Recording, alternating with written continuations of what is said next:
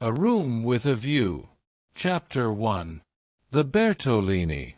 "The Signora had no business to do it," said Miss Bartlett. "No business at all. She promised us south rooms with a view close together, instead of which here are north rooms, looking into a courtyard, and a long way apart." "Oh, Lucy! And a cockney besides," said Lucy, who had been further saddened by the Signora's unexpected accent. "It might be London." She looked at the 2 rows of English people who were sitting at the table, at the row of white bottles of water and red bottles of wine that ran between the English people, at the portraits of the late Queen and the late Poet Laureate that hung behind the English people, heavily framed, at the notice of the English Church, Reverend Cuthbert Eager, M.A. Oxon. That was the only other decoration of the wall. "Charlotte, don't you feel, too, that we might be in London? I can hardly believe that all kinds of other things are just outside. I suppose it is one's being so tired." "This meat has surely been used for soup," said Miss Bartlett, laying down her fork. "I want so to see the Arno. The rooms the Signora promised us in her letter would have looked over the Arno. The Signora had no business to do it at all. Oh, it is a shame." "Any nook does for me," Miss Bartlett continued. "But it does seem hard that you shouldn't have a view." Lucy felt that she had been selfish. "Charlotte, you mustn't spoil me. Of course, you must look over the Arno, too." "I meant that. The first vacant room in the front." "You must have it," said Miss Bartlett, part of whose travelling expenses were paid by Lucy's mother, a piece of generosity to which she made many a tactful allusion. "No, no. You must have it. I insist on it. Your mother would never forgive me, Lucy. She would never forgive me." The ladies' voices grew animated, and, if the sad truth be owned, a little peevish. They were tired, and under the guise of unselfishness they wrangled. Some of their neighbors interchanged glances, and one of them, one of the ill-bred people whom one does meet abroad, leant forward over the table and actually intruded into their argument. He said, "I have a view, I have a view." Miss Bartlett was startled. Generally, at a pension, people looked them over for a day or two before speaking, and often did not find out that they would do till they had gone. She knew that the intruder was ill-bred, even before she glanced at him. He was an old man of heavy build, with a fair, shaven face and large eyes. There was something childish in those eyes, though it was not the childishness of senility. What exactly it was Miss Bartlett did not stop to consider, for her glance passed on to his clothes. These did not attract her. He was probably trying to become acquainted with them before they got into the swim. So she assumed a dazed expression when he spoke to her, and then said, "A view? Oh, a view. How delightful a view is." "This is my son," said the old man. "His name's George. He has a view, too." "Ah," said Miss Bartlett, repressing Lucy, who was about to speak. "What I mean," he continued, "is that you can have our rooms, and we'll have yours. We'll change." The better class of tourist was shocked at this, and sympathized with the newcomers. Miss Bartlett, in reply, opened her mouth as little as possible, and said, "Thank you very much indeed. That is out of the question." "Why?" said the old man, with both fists on the table. "Because it is quite out of the question, thank you. You see, we don't like to take," began Lucy. Her cousin again repressed her. "But why?" he persisted. "Women like looking at a view. Men don't." And he thumped with his fists like a naughty child, and turned to his son, saying, "George, persuade them." "It's so obvious they should have the rooms," said the son. "There's nothing else to say." He did not look at the ladies as he spoke, but his voice was perplexed and sorrowful. Lucy, too, was perplexed, but she saw that they were in for what is known as quite a scene, and she had an odd feeling that whenever these ill-bred tourists spoke the contest widened and deepened till it dealt, not with rooms and views, but with, well, with something quite different, whose existence she had not realized before. Now the old man attacked Miss Bartlett almost violently. Why should she not change? What possible objection had she? They would clear out in half an hour.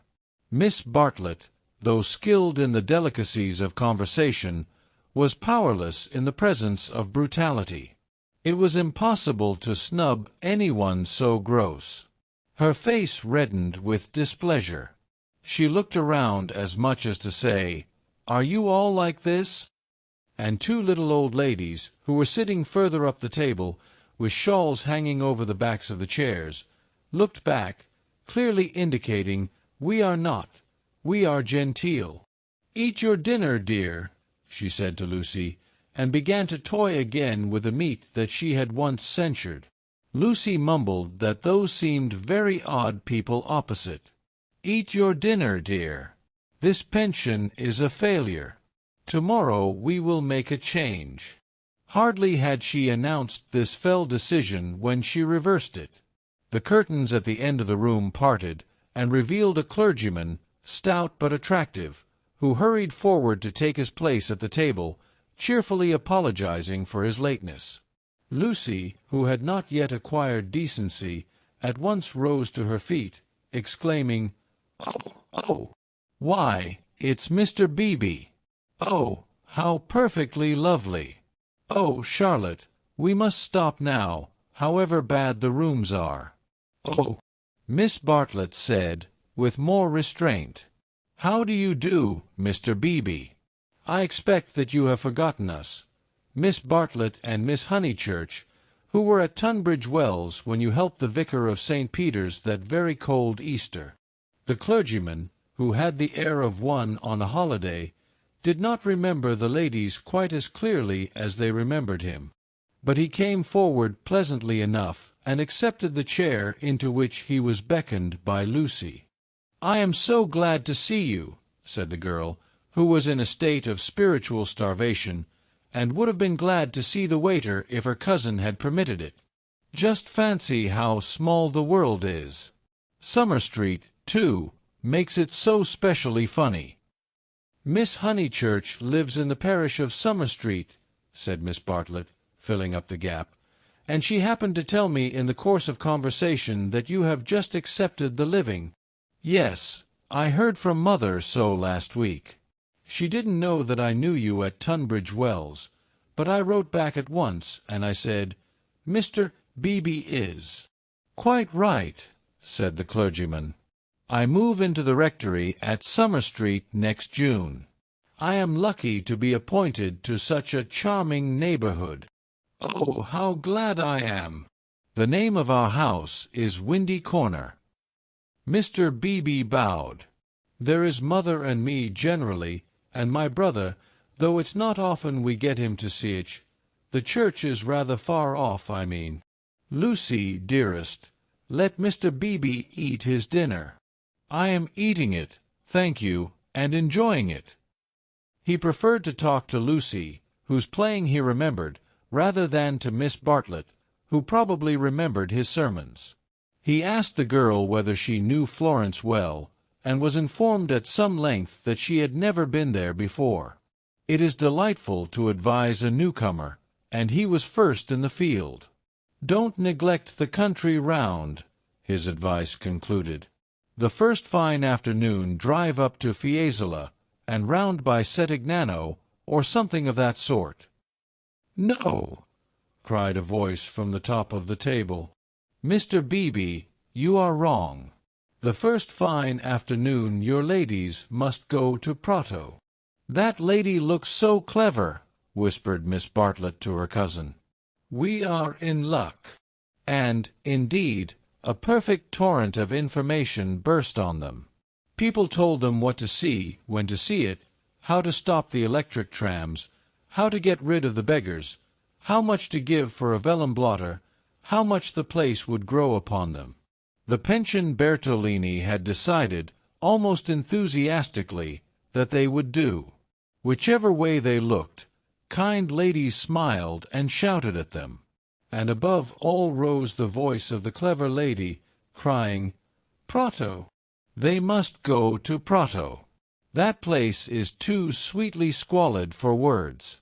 I love it. I revel in shaking off the trammels of respectability, as you know." The young man named George glanced at the clever lady, and then returned moodily to his plate. Obviously, he and his father did not do. Lucy, in the midst of her success, found time to wish they did. It gave her no extra pleasure that anyone should be left in the cold, and when she rose to go, she turned back and gave the two outsiders a nervous little bow. The father did not see it. The son acknowledged it, not by another bow, but by raising his eyebrows and smiling. He seemed to be smiling across something. She hastened after her cousin, who had already disappeared through the curtains which smote one in the face, and seemed heavy with more than cloth. Beyond them stood the unreliable Signora, bowing good evening to her guests, and supported by Henry, her little boy, and Victoire, her daughter. It made a curious little scene, this attempt of the Cockney to convey the grace and geniality of the South. And even more curious was the drawing-room, which attempted to rival the solid comfort of a Bloomsbury boarding-house. Was this really Italy? Miss Bartlett was already seated on a tightly stuffed armchair, which had the color and the contours of a tomato. She was talking to Mr. Beebe, and as she spoke, her long narrow head drove backwards and forwards, slowly, regularly, as though she were demolishing some invisible obstacle. "We are most grateful to you," she was saying. "The first evening means so much. When you arrived, we were in for a peculiarly mauvaise quart d'heure." He expressed his regret. "Do you, by any chance, know the name of an old man who sat opposite us at dinner?" "Emerson. Is he a friend of yours?" "We are friendly, as one is in pensions." "Then I will say no more." He pressed her very slightly, and she said more. "I am, as it were," she concluded, "the chaperone of my young cousin, Lucy, and it would be a serious thing if I put her under an obligation to people of whom we know nothing." His manner was somewhat unfortunate. "I hope I acted for the best." "You acted very naturally," said he. He seemed thoughtful, and after a few moments added, "All the same, I don't think much harm would have come of accepting." "No harm, of course. But we could not be under an obligation. He is rather a peculiar man." Again he hesitated, and then said gently, "I think he would not take advantage of your acceptance, nor expect you to show gratitude. He has the merit, if it is one, of saying exactly what he means. He has rooms he does not value, and he thinks you would value them. He no more thought of putting you under an obligation than he thought of being polite. It is so difficult, at least, I find it difficult, to understand people who speak the truth." Lucy was pleased, and said, "I was hoping that he was nice. I do so always hope that people will be nice. I think he is nice and tiresome. I differ from him on almost every point of any importance, and so I expect, I may say I hope, you will differ. But his is a type one disagrees with rather than deplores. When he first came here, he not unnaturally put people's backs up. He has no tact and no manners. I don't mean by that he has bad manners, and he will not keep his opinions to himself. We nearly complained about him to our depressing Signora, but I am glad to say we thought better of it." "Am I to conclude," said Miss Bartlett, "that he is a socialist?" Mr. Beebe accepted the convenient word, not without a slight twitching of the lips. And presumably he has brought up his son to be a socialist, too? I hardly know George, for he hasn't learnt to talk yet. He seems a nice creature, and I think he has brains. Of course, he has all his father's mannerisms, and it is quite possible that he, too, may be a socialist." "Oh, you relieve me," said Miss Bartlett. "So you think I ought to have accepted their offer? You feel I have been narrow-minded and suspicious." "Not at all," he answered. "I never suggested that. But ought I not to apologize, at all events, for my apparent rudeness?" He replied, with some irritation, that it would be quite unnecessary, and got up from his seat to go to the smoking-room. "Was I a bore?" said Miss Bartlett, as soon as he had disappeared. "Why didn't you talk, Lucy? He prefers young people, I'm sure. I do hope I haven't monopolized him. I hoped you would have him all the evening, as well as all dinner-time." "He is nice," exclaimed Lucy. "Just what I remember. He seems to see good in everyone. No one would take him for a clergyman." "My dear Lucia." "Well, you know what I mean. And you know how clergymen generally laugh. Mr. Beebe laughs just like an ordinary man." "Funny girl. How you do remind me of your mother. I wonder if she will approve of Mr. Beebe." "I'm sure she will, and so will Freddie. I think everyone at Windy Corner will approve. It is the fashionable world. I am used to Tunbridge Wells, where we are all hopelessly behind the times." "Yes," said Lucy despondently. There was a haze of disapproval in the air, but whether the disapproval was of herself, or of Mr. Beebe, or of the fashionable world at Windy Corner, or of the narrow world at Tunbridge Wells, she could not determine. She tried to locate it, but as usual she blundered. Miss Bartlett sedulously denied disapproving of anyone, and added, "I am afraid you are finding me a very depressing companion." And the girl again thought, "I must have been selfish or unkind. I must be more careful. It is so dreadful for Charlotte, being poor." Fortunately, one of the little old ladies, who for some time had been smiling very benignly, now approached and asked if she might be allowed to sit where Mr. Beebe had sat. Permission granted, she began to chatter gently about Italy, the plunge it had been to come there, the gratifying success of the plunge, the improvement in her sister's health, the necessity of closing the bedroom windows at night, and of thoroughly emptying the water bottles in the morning. She handled her subjects agreeably, and they were, perhaps, more worthy of attention than the high discourse upon Guelphs and Ghibellines which was proceeding tempestuously at the other end of the room. It was a real catastrophe, not a mere episode, that evening of hers at Venice, when she had found in her bedroom something that is one worse than a flea, though one better than something else. But here you are as safe as in England. Signora Bertolini is so English.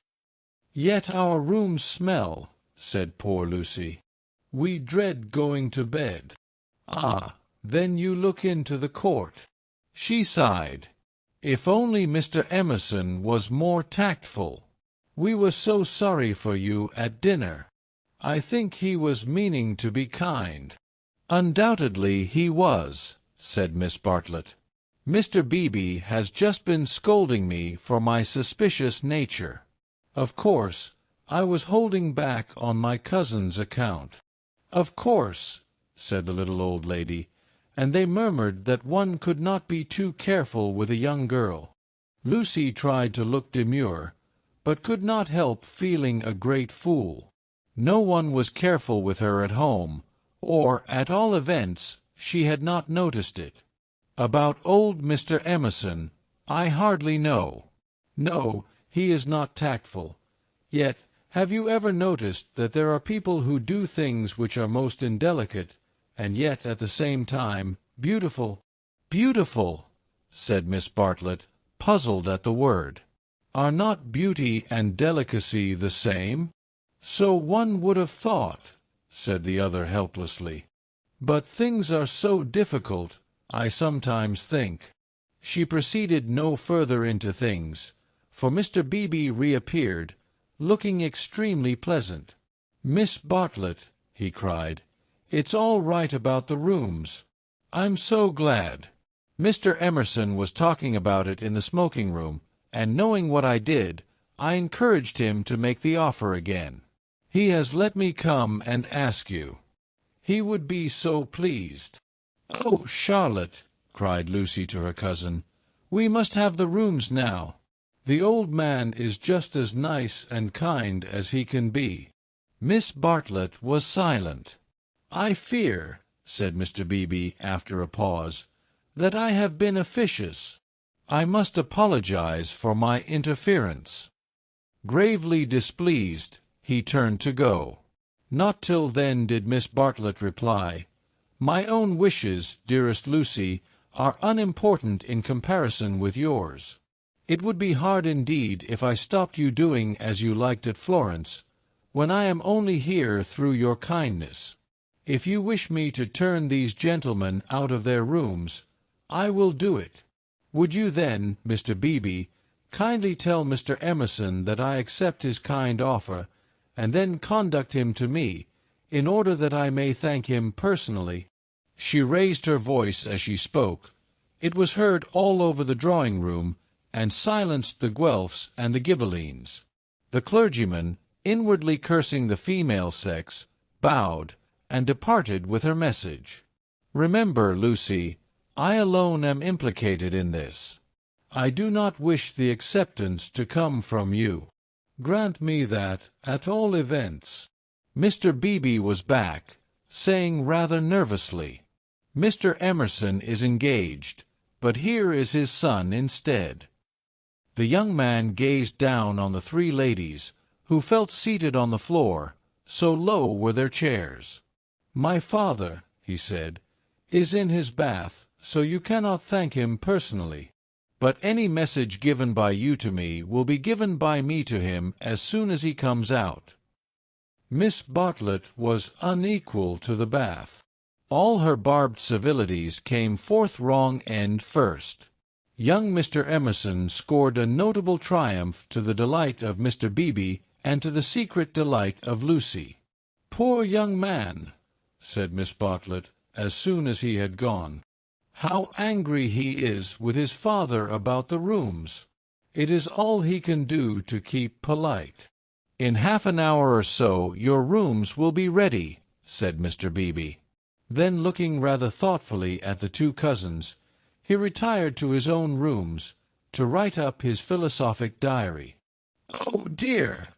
breathed the little old lady, and shuddered as if all the winds of heaven had entered the apartment. "Gentlemen sometimes do not realize—" her voice faded away, but Miss Bartlett seemed to understand, and a conversation developed, in which gentlemen who did not thoroughly realize played a principal part. Lucy, not realizing either, was reduced to literature. Taking up Baedeker's Handbook to Northern Italy, she committed to memory the most important dates of Florentine history, for she was determined to enjoy herself on the morrow. Thus the half-hour crept profitably away, and at last Miss Bartlett rose with a sigh, and said, "I think one might venture now. No, Lucy, do not stir. I will superintend the move." "How you do everything," said Lucy. "Naturally, dear. It is my affair. But I would like to help you." "No, dear."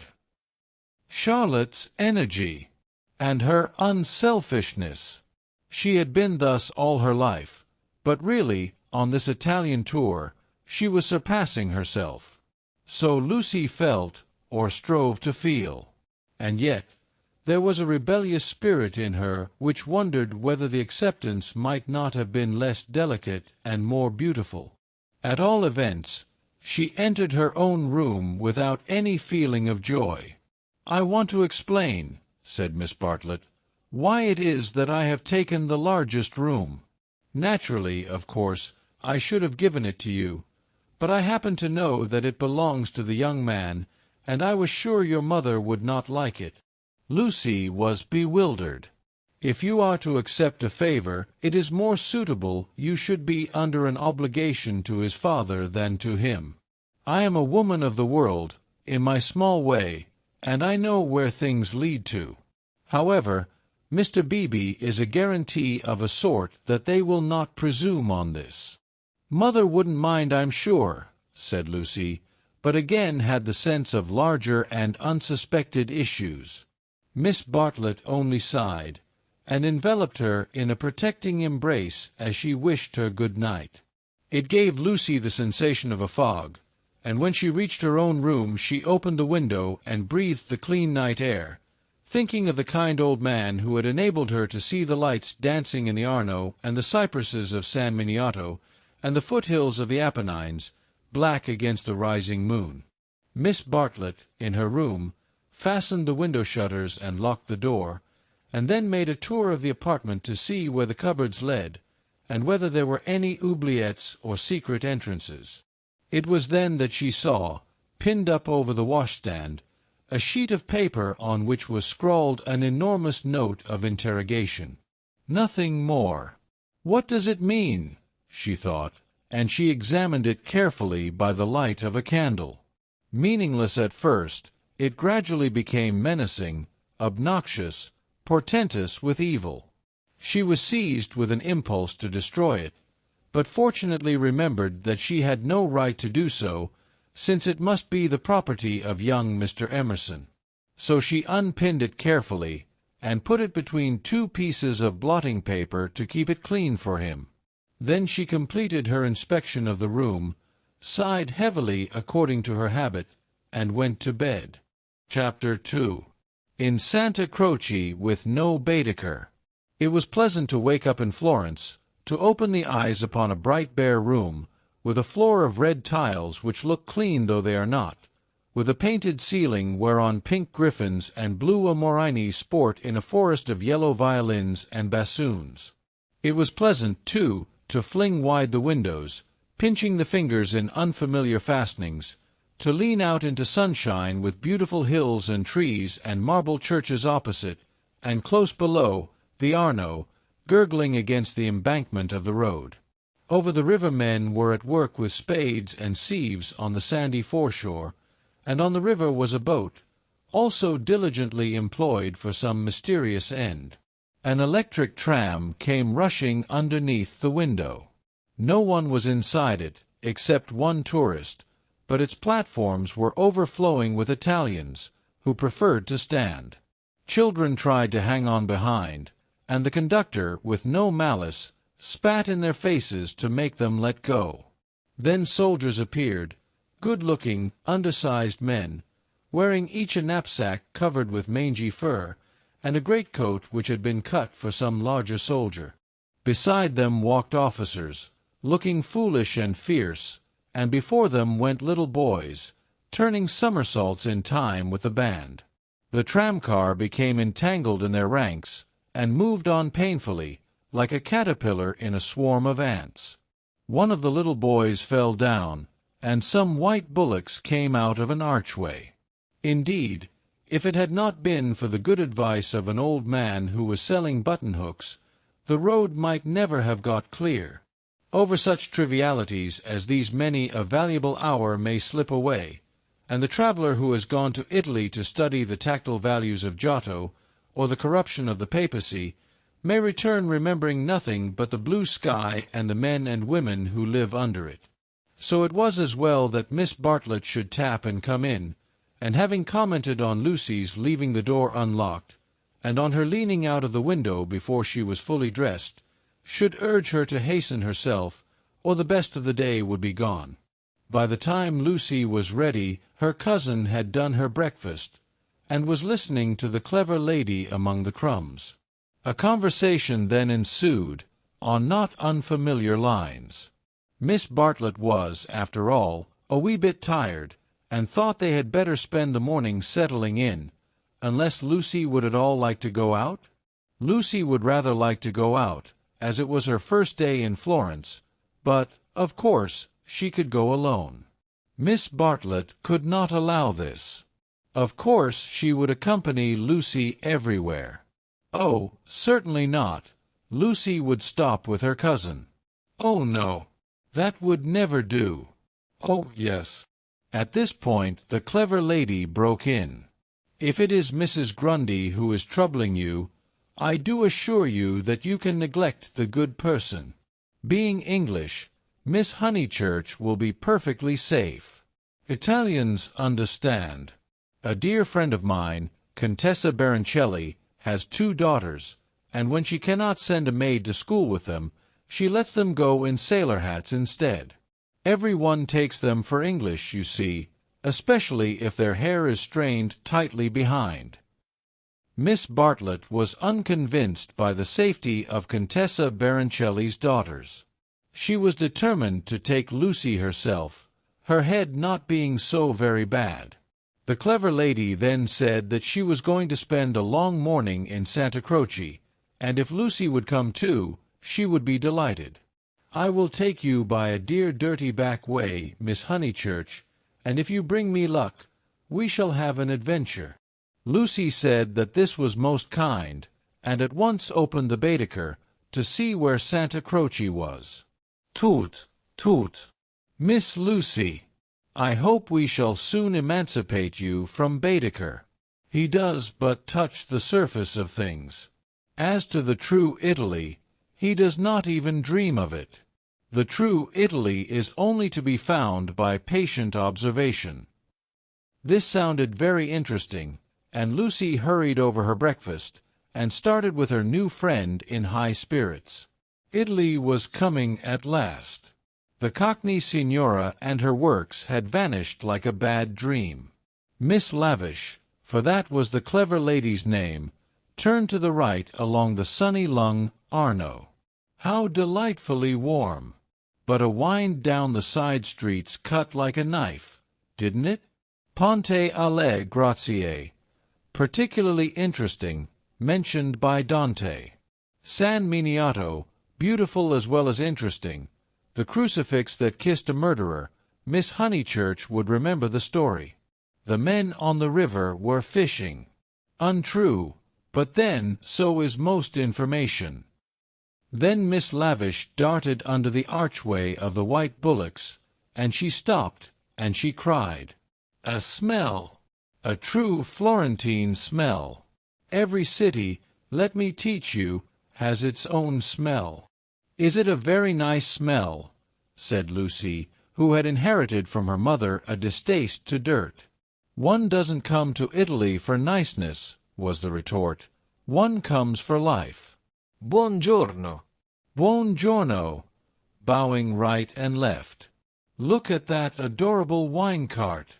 How the driver stares at us. Dear, simple soul." So Miss Lavish proceeded through the streets of the city of Florence, short, fidgety, and playful as a kitten, though without a kitten's grace. It was a treat for the girl to be with anyone so clever and so cheerful, and a blue military cloak, such as an Italian officer wears, only increased the sense of festivity. "Buongiorno." Take the word of an old woman, Miss Lucy. You will never repent of a little civility to your inferiors. That is the true democracy. Though I am a real radical as well. There, now you're shocked. "Indeed I'm not," exclaimed Lucy. "We are radicals, too, out and out. My father always voted for Mr. Gladstone, until he was so dreadful about Ireland." I see, I see. And now you have gone over to the enemy." "Oh, please. If my father was alive, I am sure he would vote radical again now that Ireland is all right. And as it is, the glass over our front door was broken last election, and Freddie is sure it was the Tories. But mother says nonsense, a tramp." "Shameful! A manufacturing district, I suppose." "No, in the Surrey Hills. About 5 miles from Dorking, looking over the Weald." Miss Lavish seemed interested, and slackened her trot. What a delightful part! I know it so well.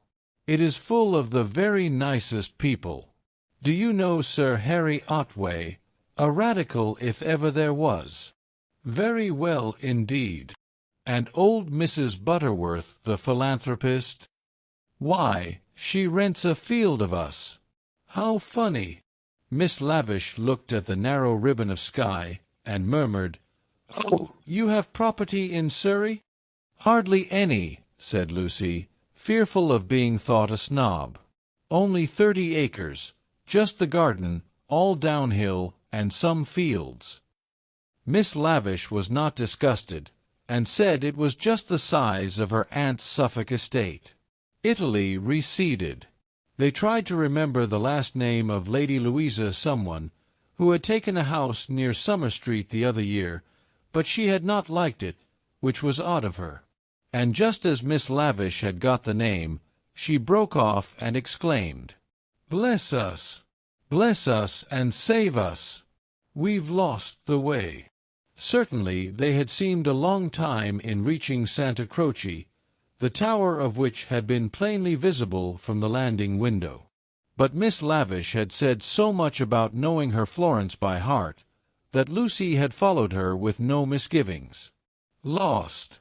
Lost! My dear Miss Lucy, during our political diatribes we have taken a wrong turning. How those horrid Conservatives would jeer at us! What are we to do? 2 lone females in an unknown town. Now, this is what I call an adventure. Lucy, who wanted to see Santa Croce, suggested, as a possible solution, that they should ask the way there.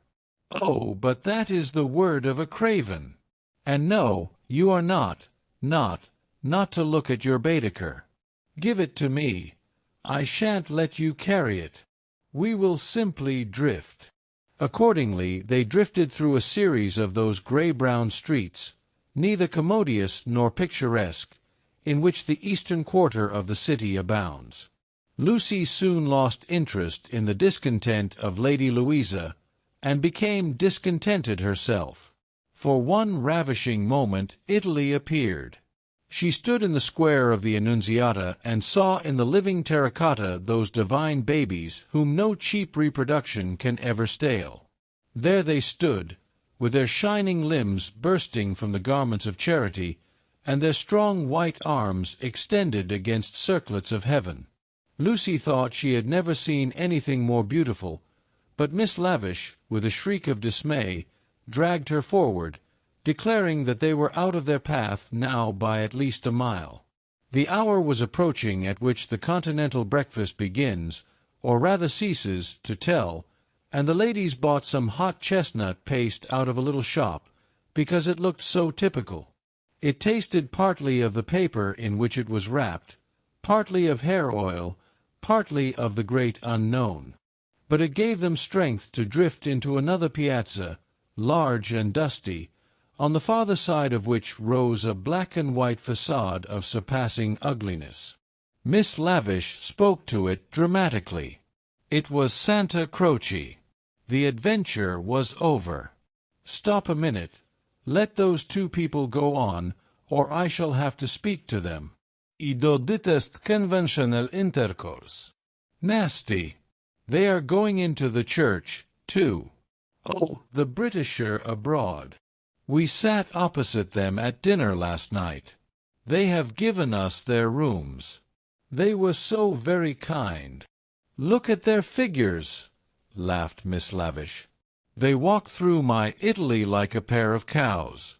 It's very naughty of me, but I would like to set an examination paper at Dover and turn back every tourist who couldn't pass it. What would you ask us? Miss Lavish laid her hand pleasantly on Lucy's arm, as if to suggest that she, at all events, would get full marks. In this exalted mood they reached the steps of the great church, and were about to enter it when Miss Lavish stopped, squeaked, flung up her arms, and cried, "There goes my local colour-box. I must have a word with him." And in a moment she was away over the piazza, her military cloak flapping in the wind, nor did she slacken speed till she caught up an old man with white whiskers and nipped him playfully upon the arm. Lucy waited for nearly 10 minutes. Then she began to get tired.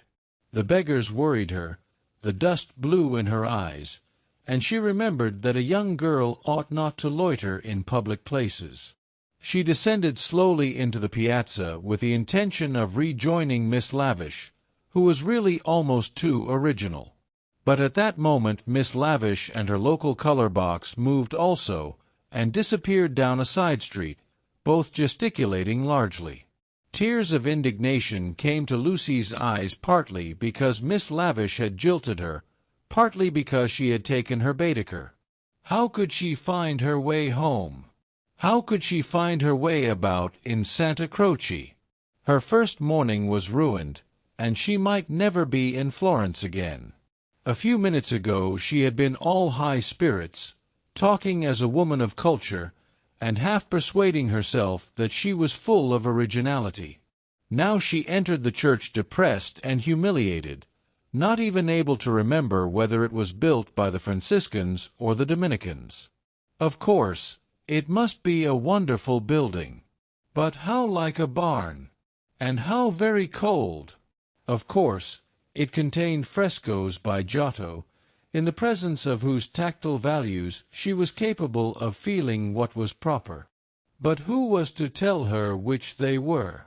She walked about disdainfully, unwilling to be enthusiastic over monuments of uncertain authorship or date.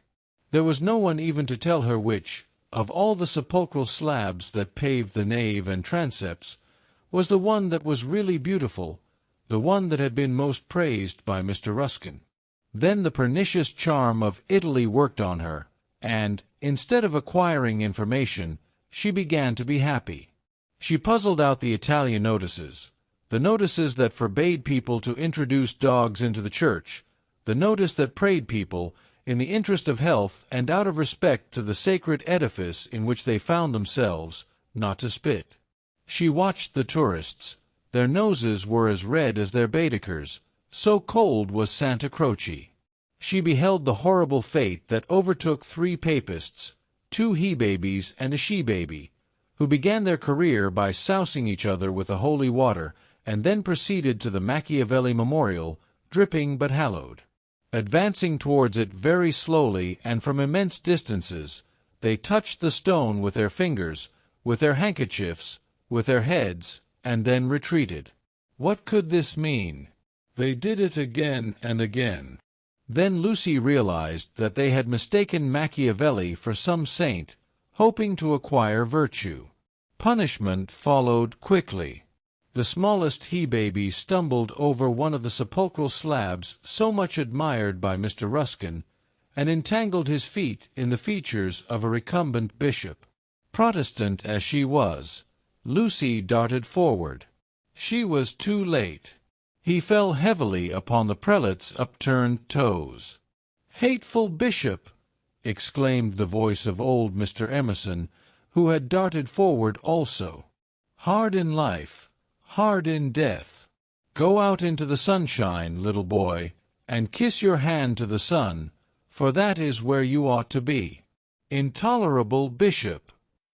The child screamed frantically at these words, and at these dreadful people who picked him up, dusted him, rubbed his bruises, and told him not to be superstitious.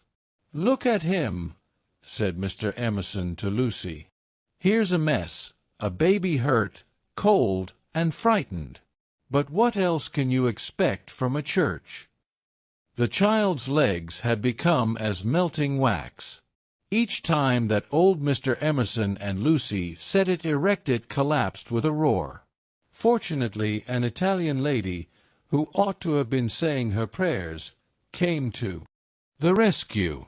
By some mysterious virtue, which mothers alone possess, she stiffened the little boy's backbone and imparted strength to his knees. He stood. Still gibbering with agitation, he walked away. "You are a clever woman," said Mr. Emerson. "You have done more than all the relics in the world. I am not of your creed, but I do believe in those who make their fellow creatures happy. There is no scheme of the universe." He paused for a phrase. "Niente," said the Italian lady, and returned to her prayers. "I'm not sure she understands English," suggested Lucy. In her chastened mood she no longer despised the Emersons. She was determined to be gracious to them, beautiful rather than delicate, and, if possible, to erase Miss Bartlett's civility by some gracious reference to the pleasant rooms. "That woman understands everything," was Mr. Emerson's reply. "But what are you doing here? Are you doing the church? Are you through with the church?" "No," cried Lucy, remembering her grievance. "I came here with Miss Lavish, who was to explain everything, and just by the door, it is too bad." She simply ran away, and after waiting quite a time, I had to come in by myself. "Why shouldn't you?" said Mr. Emerson. "Yes, why shouldn't you come by yourself?" said the son, addressing the young lady for the first time. "But Miss Lavish has even taken away Baedeker." "Baedeker," said Mr. Emerson. "I'm glad it's that you minded. It's worth minding, the loss of a Baedeker. That's worth minding." Lucy was puzzled. She was again conscious of some new idea, and was not sure whither it would lead her. "If you've no Baedeker," said the son, "you'd better join us." Was this where the idea would lead? She took refuge in her dignity. "Thank you very much, but I could not think of that. I hope you do not suppose that I came to join on to you. I really came to help with the child, and to thank you for so kindly giving us your rooms last night. I hope that you have not been put to any great inconvenience." "My dear," said the old man gently, "I think that you are repeating what you have heard older people say. You are pretending to be touchy, but you are not really. Stop being so tiresome, and tell me instead what part of the church you want to see. To take you to it will be a real pleasure."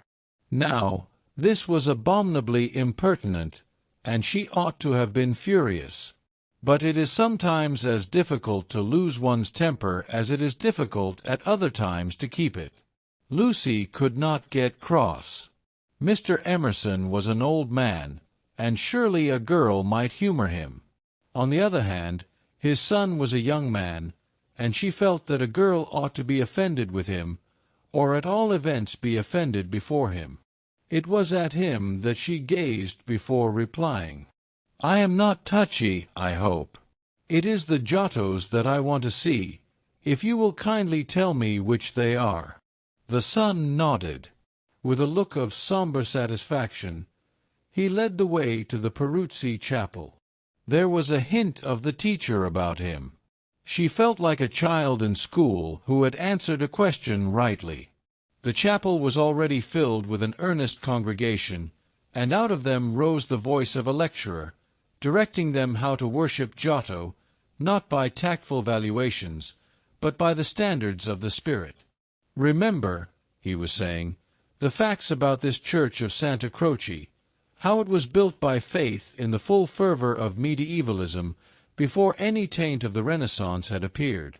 Observe how Giotto in these frescoes, now, unhappily, ruined by restoration, is untroubled by the snares of anatomy and perspective. Could anything be more majestic, more pathetic, beautiful, true? How little, we feel, avails knowledge and technical cleverness against a man who truly feels."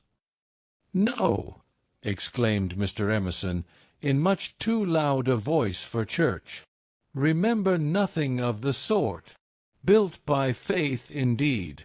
That simply means the workmen weren't paid properly. And as for the frescoes, I see no truth in them. Look at that fat man in blue. He must weigh as much as I do, and he is shooting into the sky like an air balloon." He was referring to the fresco of the Ascension of St. John. Inside, the lecturer's voice faltered, as well it might. The audience shifted uneasily, and so did Lucy. She was sure that she ought not to be with these men, but they had cast a spell over her. They were so serious and so strange that she could not remember how to behave. Now, did this happen, or didn't it? Yes or no? George replied, "It happened like this, if it happened at all. I would rather go up to heaven by myself than be pushed by cherubs, and if I got there I should like my friends to lean out of it, just as they do here." "You will never go up," said his father. "You and I, dear boy, will lie at peace in the earth that bore us, and our names will disappear as surely as our work survives. Some of the people can only see the empty grave, not the saint, whoever he is, going up. It did happen like that, if it happened at all." "Pardon me," said a frigid voice. "The chapel is somewhat small for 2 parties. We will incommode you no longer." The lecturer was a clergyman, and his audience must be also his flock, for they held prayer books as well as guide books in their hands. They filed out of the chapel in silence. Amongst them were the 2 little old ladies of the pension Bertolini, Miss Teresa and Miss Catherine Allen. "Stop!" cried Mr. Emerson. "There's plenty of room for us all. Stop!" The procession disappeared without a word. Soon the lecturer could be heard in the next chapel, describing the life of St. Francis. "George, I do believe that clergyman is the Brixton curate." George went into the next chapel and returned, saying, "Perhaps he is. I don't remember. Then I had better speak to him and remind him who I am. It's that Mr. Eager. Why did he go? Did we talk too loud? How vexatious! I shall go and say we are sorry. Hadn't I better? Then perhaps he will come back." "He will not come back," said George. But Mr. Emerson, contrite and unhappy, hurried away to apologize to the Reverend Cuthbert Eager. Lucy, apparently absorbed in a lunette, could hear the lecture again interrupted, the anxious, aggressive voice of the old man, the curt, injured replies of his opponent. The son, who took every little contretemps as if it were a tragedy, was listening also. "My father has that effect on nearly everyone," he informed her. "He will try to be kind." "I hope we all try," said she, smiling nervously, "because we think it improves our characters. But he is kind to people because he loves them, and they find him out and are offended or frightened." "How silly of them," said Lucy, though in her heart she sympathized. "I think that a kind action done tactfully—" "Tact!" He threw up his head in disdain. Apparently she had given the wrong answer. She watched the singular creature pace up and down the chapel. For a young man his face was rugged, and, until the shadows fell upon it, hard. Enshadowed, it sprang into tenderness. She saw him once again at Rome, on the ceiling of the Sistine Chapel, carrying a burden of acorns. Healthy and muscular, he yet gave her the feeling of grayness, of tragedy that might only find solution in the night. The feeling soon passed. It was unlike her to have entertained anything so subtle. Born of silence and of unknown emotion, it passed when Mr. Emerson returned, and she could re-enter the world of rapid talk, which was alone familiar to her. "Were you snubbed?" asked his son tranquilly. "But we have spoilt the pleasure of I don't know how many people. They won't come back."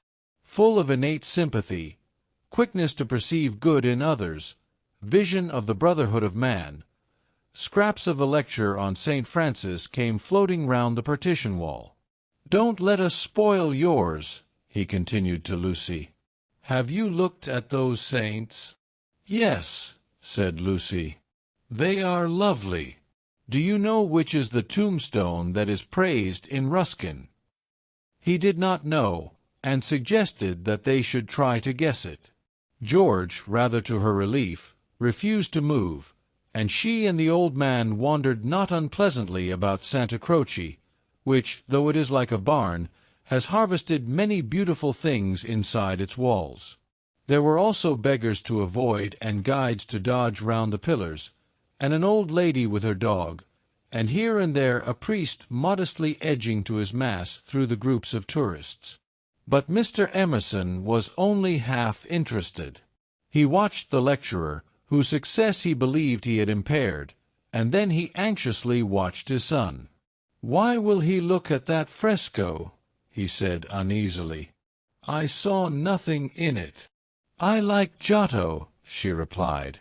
"It is so wonderful what they say about his tactile values, though I like things like the Della Robbia babies better." "So you ought. A baby is worth a dozen saints, and my baby's worth the whole of paradise, and as far as I can see he lives in hell." Lucy again felt that this did not do. "In hell," he repeated. "He's unhappy." "Oh dear," said Lucy. "How can he be unhappy when he is strong and alive? What more is one to give him? And think how he has been brought up, free from all the superstition and ignorance that lead men to hate one another in the name of God. With such an education as that, I thought he was bound to grow up happy." She was no theologian, but she felt that here was a very foolish old man, as well as a very irreligious one. She also felt that her mother might not like her talking to that kind of person, and that Charlotte would object most strongly. "What are we to do with him?" he asked. "He comes out for his holiday to Italy, and behaves like that, like the little child who ought to have been playing, and who hurt himself upon the tombstone." "What did you say?" Lucy had made no suggestion. Suddenly he said, "Now don't be stupid over this. I don't require you to fall in love with my boy, but I do think you might try and understand him. You are nearer his age, and if you let yourself go I am sure you are sensible. You might help me. He has known so few women, and you have the time. You stop here several weeks, I suppose? But let yourself go. You are inclined to get muddled, if I may judge from last night. Let yourself go. Pull out from the depths those thoughts that you do not understand, and spread them out in the sunlight and know the meaning of them. By understanding George you may learn to understand yourself. It will be good for both of you." To this extraordinary speech Lucy found no answer. "I only know what it is that's wrong with him, not why it is." "And what is it?" asked Lucy fearfully, expecting some harrowing tale. "The old trouble. Things won't fit." "What things?" "The things of the universe. It is quite true. They don't." "Oh, Mr. Emerson, whatever do you mean?" In his ordinary voice, so that she scarcely realized he was quoting poetry, he said, "From far, from eve and morning, and yon 12-winded sky, the stuff of life to knit me, blew hither, here am I." George and I both know this, but why does it distress him? We know that we come from the winds, and that we shall return to them, that all life is perhaps a knot, a tangle, a blemish in the eternal smoothness. But why should this make us unhappy? Let us rather love one another, and work and rejoice. I don't believe in this world's sorrow. Miss Honeychurch assented. Then make my boy think like us. Make him realize that by the side of the everlasting why there is a yes, a transitory yes if you like, but a yes. Suddenly she laughed. Surely one ought to laugh. A young man melancholy because the universe wouldn't fit, because life was a tangle or a wind, or a yes, or something. "I'm very sorry," she cried. "You'll think me unfeeling, but—" Then she became matronly. "Oh, but your son wants employment. Has he no particular hobby?" "Why, I myself have worries, but I can generally forget them at the piano, and collecting stamps did no end of good for my brother. Perhaps Italy bores him. You ought to try the Alps or the lakes." The old man's face saddened, and he touched her gently with his hand. This did not alarm her. She thought that her advice had impressed him and that he was thanking her for it. Indeed, he no longer alarmed her at all. She regarded him as a kind thing, but quite silly. Her feelings were as inflated spiritually as they had been an hour ago aesthetically, before she lost Baedeker. The dear George, now striding towards them over the tombstones, seemed both pitiable and absurd. He approached, his face in the shadow. He said, "Miss Bartlett." "Oh, good gracious me!" said Lucy, suddenly collapsing and again seeing the whole of life in a new perspective. "Where? Where?" "In the nave." "I see. Those gossiping little Miss Allens must have—" She checked herself. "Poor girl!" exploded Mr. Emerson. "Poor girl!" She could not let this pass, for it was just what she was feeling herself. "Poor girl! I fail to understand the point of that remark. I think myself a very fortunate girl, I assure you. I'm thoroughly happy, and having a splendid time. Pray don't waste time mourning over me. There's enough sorrow in the world, isn't there, without trying to invent it. Goodbye. Thank you both so much for all your kindness. Ah, yes, there does come my cousin. A delightful morning. Santa Croce is a wonderful church." She joined her cousin. It so happened that Lucy, who found daily life rather chaotic, entered a more solid world when she opened the piano. She was then no longer either deferential or patronizing, no longer either a rebel or a slave. The kingdom of music is not the kingdom of this world. It will accept those whom breeding and intellect and culture have alike rejected. The commonplace person begins to play, and shoots into the empyrean without effort, whilst we look up, marveling how he has escaped us, and thinking how we could worship him and love him, would he but translate his visions into human words, and his experiences into human actions. Perhaps he cannot. Certainly he does not, or does so very seldom. Lucy had done so never. She was no dazzling executant. Her runs were not at all like strings of pearls, and she struck no more right notes than was suitable for one of her age and situation. Nor was she the passionate young lady who performs so tragically on a summer's evening with the window open. Passion was there, but it could not be easily labeled. It slipped between love and hatred and jealousy and all the furniture of the pictorial style. And she was tragical only in the sense that she was great, for she loved to play on the side of victory. Victory of what and over what? That is more than the words of daily life can tell us. But that some sonatas of Beethoven are written tragic no one can gainsay. Yet they can triumph or despair as the player decides, and Lucy had decided that they should triumph. A very wet afternoon at the Bertolini permitted her to do the thing she really liked, and after lunch she opened the little draped piano. A few people lingered round and praised her playing, but finding that she made no reply, dispersed to their rooms to write up their diaries or to sleep. She took no notice of Mr. Emerson looking for his son, nor of Miss Bartlett looking for Miss Lavish, nor of Miss Lavish looking for her cigarette case. Like every true performer, she was intoxicated by the mere feel of the notes. They were fingers caressing her own, and by touch, not by sound alone, did she come to her desire.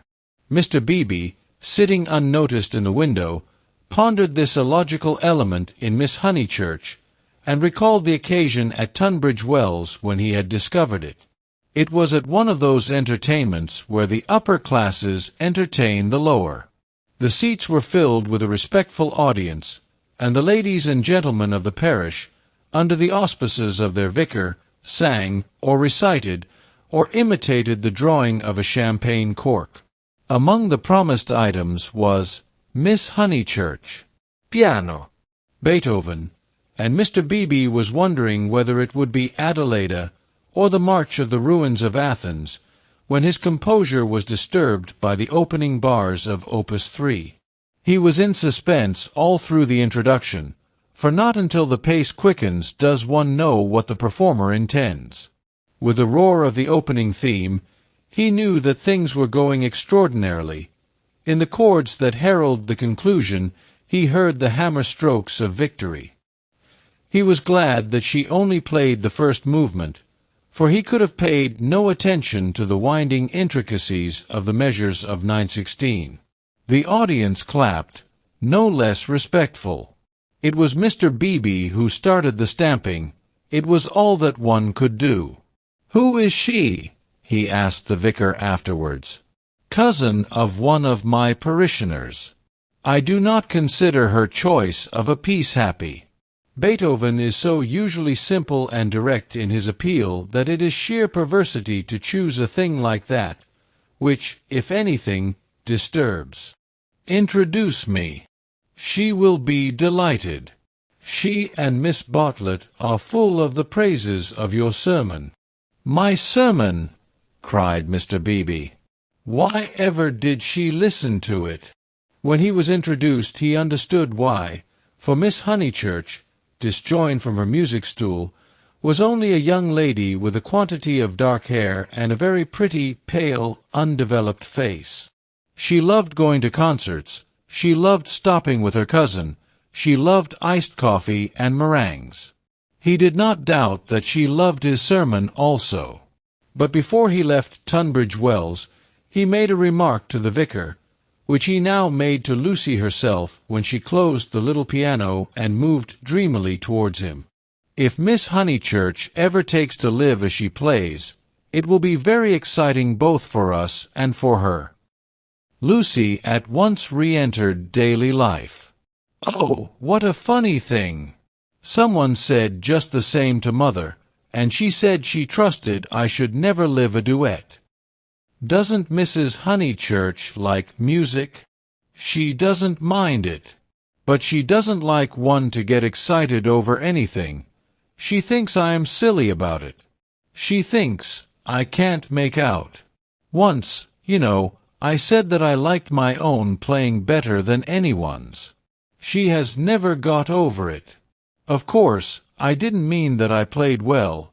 I only meant—" "Of course," said he, wondering why she bothered to explain. "Music," said Lucy, as if attempting some generality. She could not complete it, and looked out absently upon Italy in the wet. The whole life of the South was disorganized, and the most graceful nation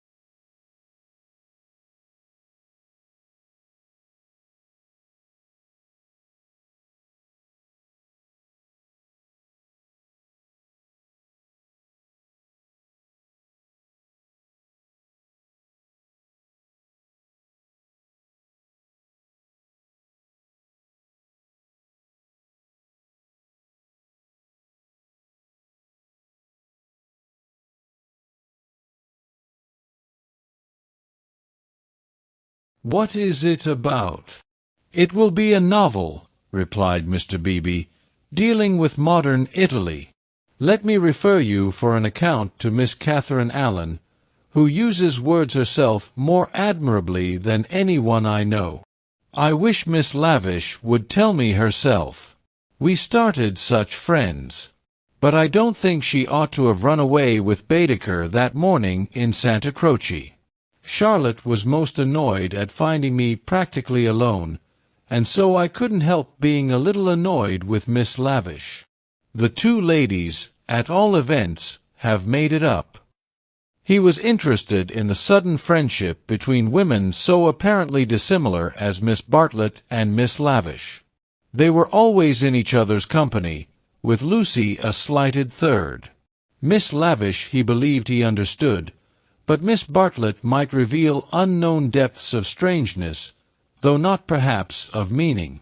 Was Italy deflecting her from the path of prim chaperone, which he had assigned to her at Tunbridge Wells? All his life he had loved to study maiden ladies.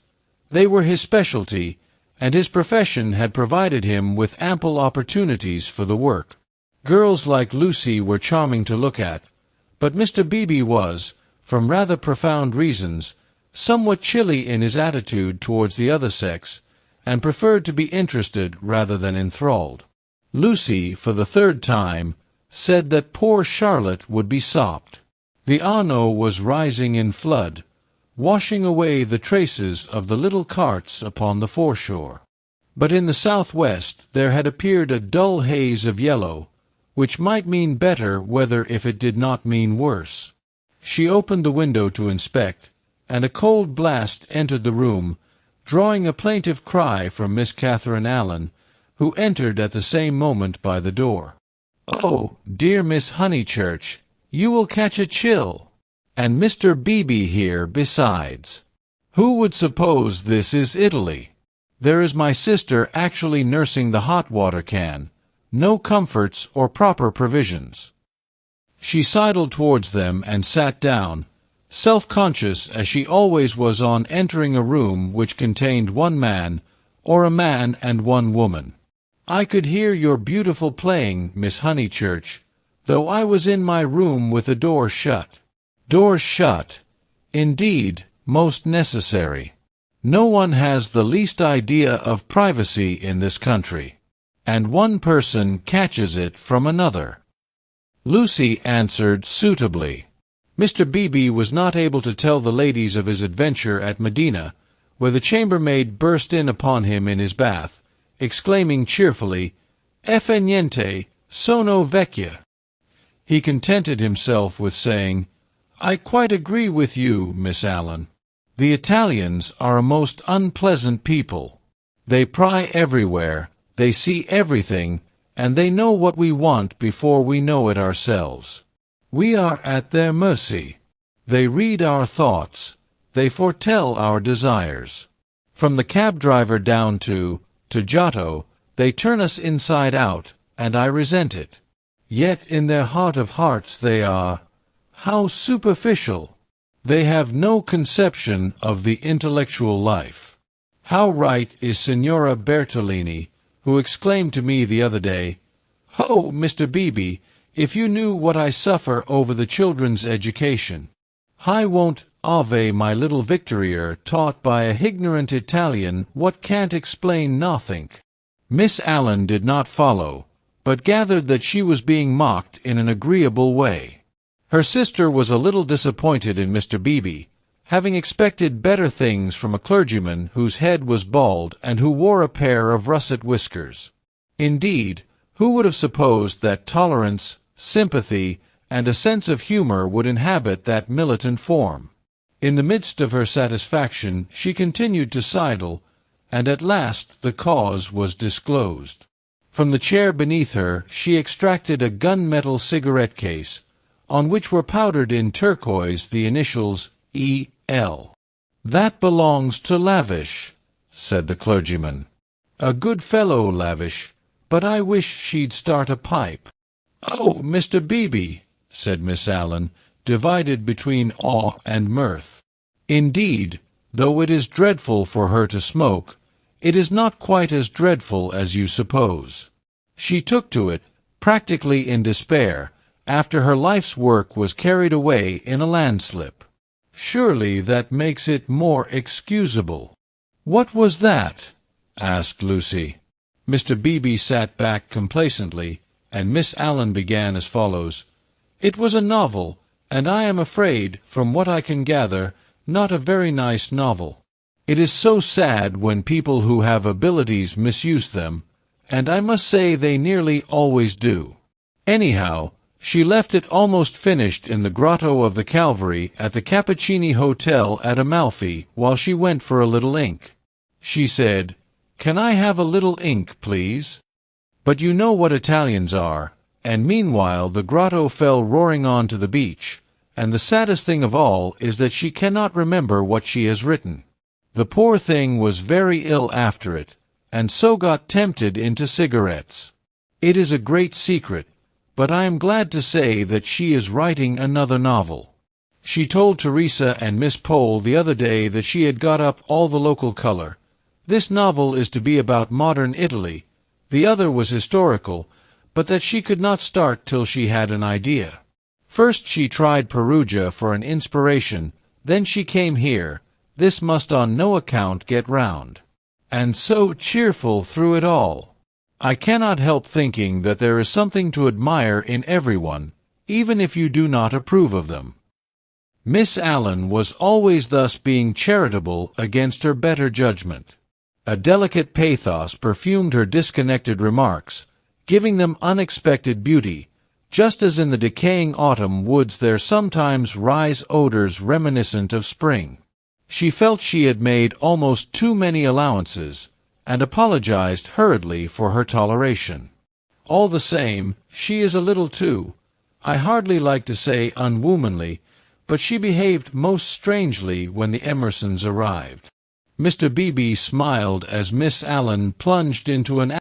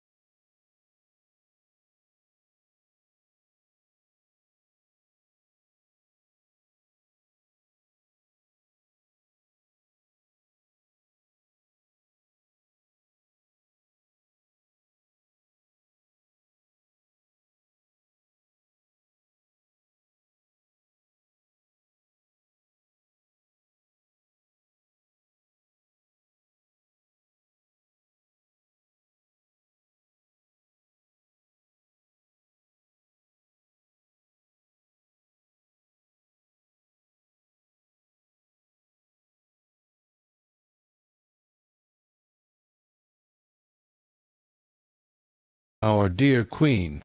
It was horrible speaking. I reminded her how the Queen had been to Ireland when she did not want to go, and I must say she was dumbfounded, and made no reply. But, unluckily, Mr. Emerson overheard this part, and called in his deep voice, "Quite so, quite so. I honor the woman for her Irish visit. The woman! I tell things so badly, but you see what a tangle we were in by this time, all on account of S having been mentioned in the first place. But that was not all. After dinner Miss Lavish actually came up and said, 'Miss Allen, I am going into the smoking-room to talk to those two nice men. Come, too.' Needless to say, I refused such an unsuitable invitation, and she had the impertinence to tell me that it would broaden my ideas, and said that she had 4 brothers, all university men, except one who was in the army, who always made a point of talking to commercial travelers. "Let me finish the story," said Mr. Beebe, who had returned. Miss Lavish tried Miss Pole, myself, everyone, and finally said, "I shall go alone." She went. At the end of 5 minutes she returned unobtrusively with a green baize board, and began playing Patience. "Whatever happened?" cried Lucy. "No one knows. No one will ever know. Miss Lavish will never dare to tell, and Mr. Emerson does not think it worth telling. Mr. Beebe, old Mr. Emerson, is he nice or not nice? I do so want to know." Mr. Beebe laughed and suggested that she should settle the question for herself. "No, but it is so difficult. Sometimes he is so silly, and then I do not mind him. Miss Allen, what do you think? Is he nice?" The little old lady shook her head, and sighed disapprovingly. Mr. Beebe, whom the conversation amused, stirred her up by saying, "I consider that you are bound to class him as nice, Miss Allen, after that business of the violets." "Violets? Oh dear! Who told you about the violets?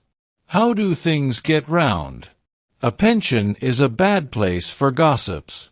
No, I cannot forget how they behaved at Mr. Eager's lecture at Santa Croce. Oh, poor Miss Honeychurch! It really was too bad. No, I have quite changed. I do not like the Emersons. They are not nice." Mr. Beebe smiled nonchalantly. He had made a gentle effort to introduce the Emersons into Bertolini society, and the effort had failed. He was almost the only person who remained friendly to them. Miss Lavish, who represented intellect, was avowedly hostile, and now the Miss Allens, who stood for good breeding, were following her. Miss Bartlett, smarting under an obligation, would scarcely be civil. The case of Lucy was different. She had given him a hazy account of her adventures in Santa Croce, and he gathered that the 2 men had made a curious and possibly concerted attempt to annex her, to show her the world from their own strange standpoint, to interest her in their private sorrows and joys. This was impertinent. He did not wish their cause to be championed by a young girl. He would rather it should fail.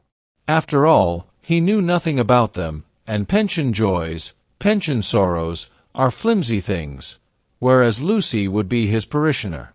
Lucy, with one eye upon the weather, finally said that she thought the Emersons were nice, not that she saw anything of them now. Even their seats at dinner had been moved.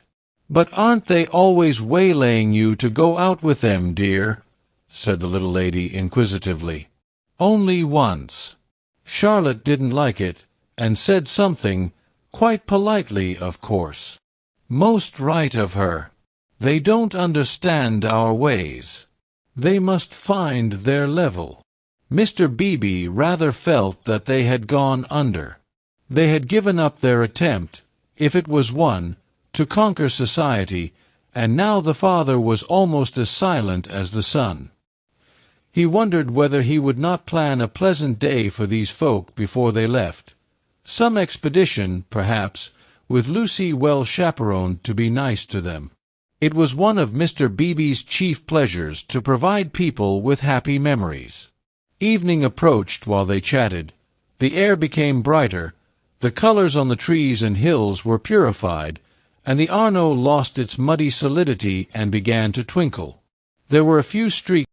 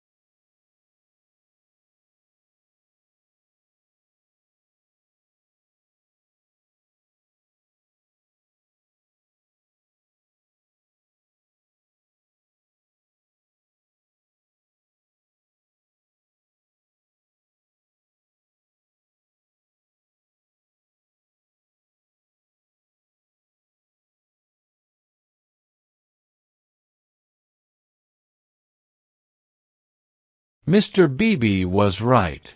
Lucy never knew her desires so clearly as after music. She had not really appreciated the clergyman's wit, nor the suggestive twitterings of Miss Allen. Conversation was tedious. She wanted something big, and she believed that it would have come to her on the wind-swept platform of an electric tram. This she might not attempt. It was unladylike. Why were most big things unladylike? Charlotte had once explained to her why. It was not that ladies were inferior to men, it was that they were different. Their mission was to inspire others to achievement rather than to achieve themselves. Indirectly, by means of tact and a spotless name, a lady could accomplish much. But if she rushed into the fray herself, she would be first censured, then despised, and finally ignored. Poems had been written to illustrate this point. There is much that is immortal in this medieval lady. The dragons have gone, and so have the knights, but still she lingers in our midst. She reigned in many an early Victorian castle, and was queen of much early Victorian song. It is sweet to protect her in the intervals of business, sweet to pay her honor when she has cooked our dinner well. But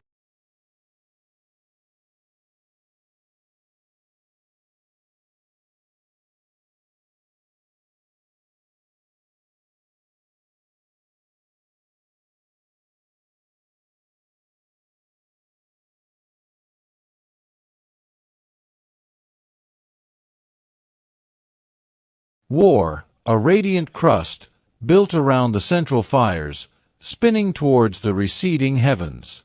Men, declaring that she inspires them to it, move joyfully over the surface, having the most delightful meetings with other men, happy, not because they are masculine, but because they are alive.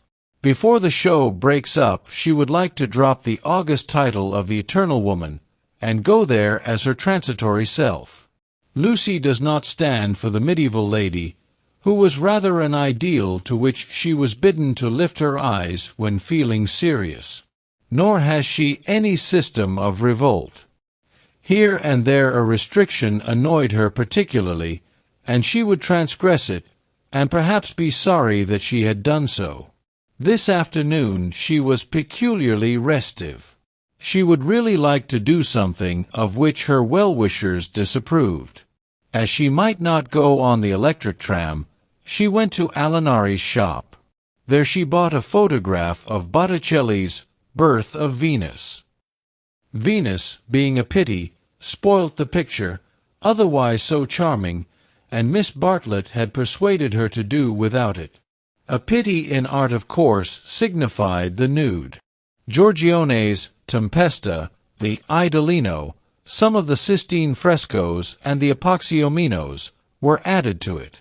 She felt a little calmer then, and bought for Angelico's Coronation, Giotto's Ascension of St. John, some Della Robbia babies, and some Guido Reni Madonnas.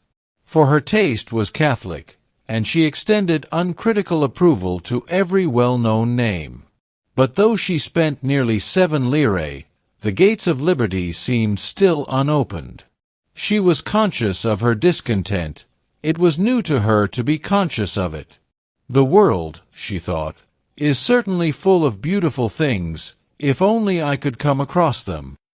It was not surprising that Mrs. Honeychurch disapproved of music, declaring that it always left her daughter peevish, unpractical, and touchy. "Nothing ever happens to me," she reflected, as she entered the Piazza Signoria and looked nonchalantly at its marvels, now fairly familiar to her. The great square was in shadow. The sunshine had come too late to strike it. Neptune was already unsubstantial in the twilight, half god, half ghost, and his fountain plashed dreamily to the men and satyrs who idled together on its marge. The loggia showed as the triple entrance of a cave, wherein many a deity, shadowy, but immortal, looking forth upon the arrivals and departures of mankind. It was the hour of unreality, the hour, that is, when unfamiliar things are real. An older person at such an hour and in such a place might think that sufficient was happening to him, and rest content. Lucy desired more. She fixed her eyes wistfully on the tower of the palace, which rose out of the lower darkness like a pillar of roughened gold. It seemed no longer a tower, no longer supported by earth, but some unattainable treasure throbbing in the tranquil sky. Its brightness mesmerized her, still dancing before her eyes when she bent them to the ground and started towards home. Then something did happen. 2 Italians by the loggia had been bickering about a debt. 5 lire, they had cried. 5 lire. They sparred at each other, and one of them was hit lightly upon the chest. He frowned. He bent towards Lucy with a look of interest, as if he had an important message for her. He opened his lips to deliver it, and a stream of red came out between them and trickled down his unshaven chin. That was all. A crowd rose out of the dusk. It hid this extraordinary man from her, and bore him away to the fountain. Mr. George Emerson happened to be a few paces away, looking at her across the spot where the man had been. How very odd! Across something. Even as she caught sight of him, he grew dim. The palace itself grew dim, swayed above her, fell on to her softly, slowly, noiselessly, and the sky fell with it. She thought, "Oh, what have I done? Oh, what have I done?" she murmured, and opened her eyes. George Emerson still looked at her, but not across anything. She had complained of dullness, and lo! One man was stabbed, and another held her in his arms. They were sitting on some steps in the Uffizi arcade. He must have carried her. He rose when she spoke, and began to dust his knees. She repeated, "Oh, what have I done? You fainted. I am very sorry. How are you now?" "Perfectly well. Absolutely well." And she began to nod and smile.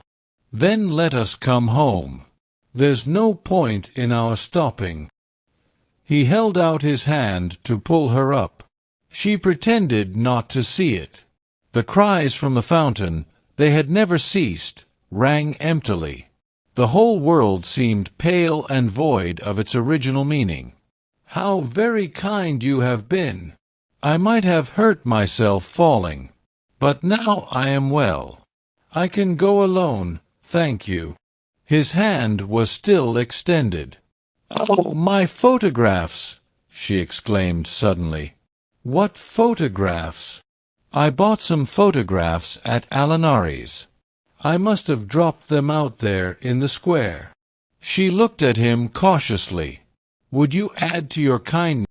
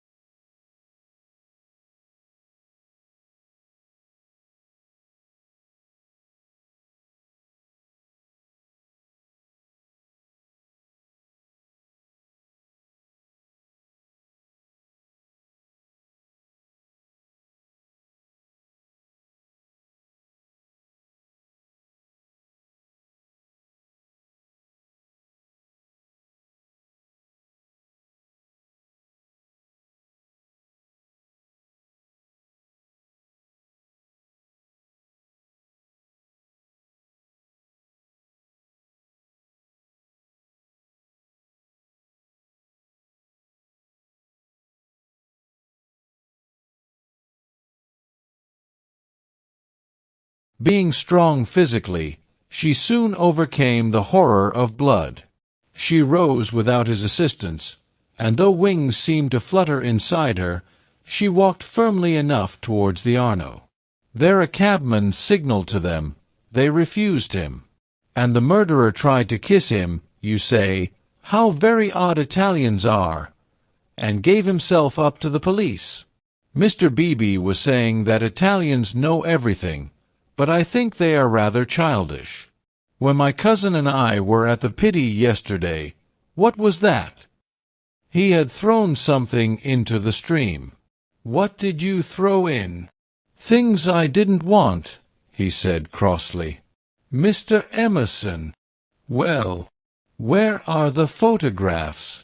He was silent. I believe it was my photographs that you threw away. I didn't know what to do with them, he cried, and his voice was that of an anxious boy. Her heart warmed towards him for the first time. They were covered with blood. There. I'm glad I've told you, and all the time we were making conversation I was wondering what to do with them. He pointed downstream. They've gone. The river swirled under the bridge. I did mind them so, and one is so foolish. It seemed better that they should go out to the sea. I don't know. I may just mean that they frightened me. Then the boy verged into a man. For something tremendous has happened. I must face it without getting muddled. It isn't exactly that a man has died. Something warned Lucy that she must stop him. It has happened, he repeated, and I mean to find out what it is. Mr. Emerson. He turned towards her frowning, as if she had disturbed him in some abstract quest. I want to ask you something before we go in. They were close to their pension. She stopped and leant her elbows against the parapet of the embankment. He did likewise. There is at times a magic in identity of position. It is one of the things that have suggested to us eternal comradeship. She moved her elbows before saying, I have behaved ridiculously. He was following his own thoughts. I was never so much ashamed of myself in my life. I cannot think what came over me.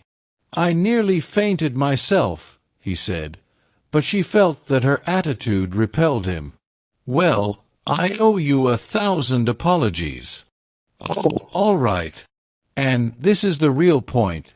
You know how silly people are gossiping, ladies especially. I am afraid. You understand what I mean? I'm afraid I don't.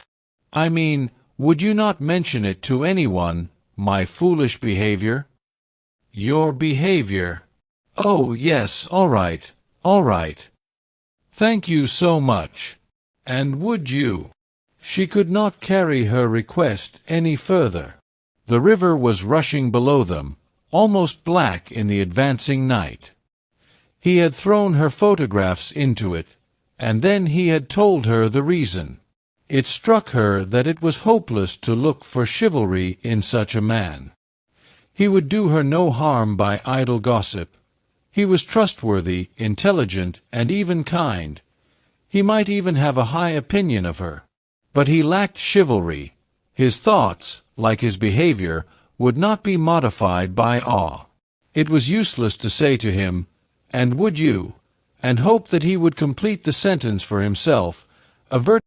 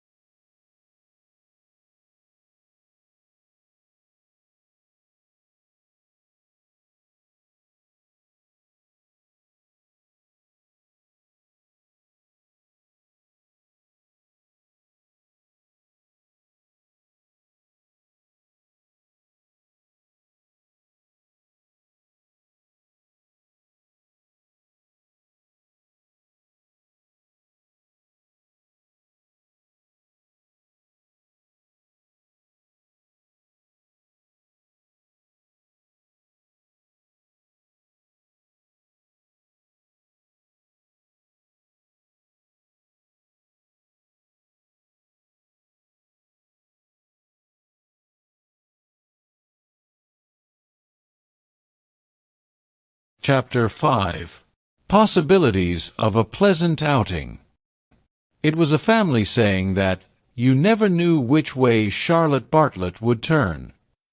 She was perfectly pleasant and sensible over Lucy's adventure, found the abridged account of it quite adequate, and paid suitable tribute to the courtesy of Mr. George Emerson. She and Miss Lavish had had an adventure also. They had been stopped at the Daisio coming back, and the young officials there, who seemed impudent and décevant, had tried to search their reticules for provisions. It might have been most unpleasant. Fortunately, Miss Lavish was a match for anyone. For good or for evil, Lucy was left to face her problem alone. None of her friends had seen her, either in the piazza or, later on, by the embankment.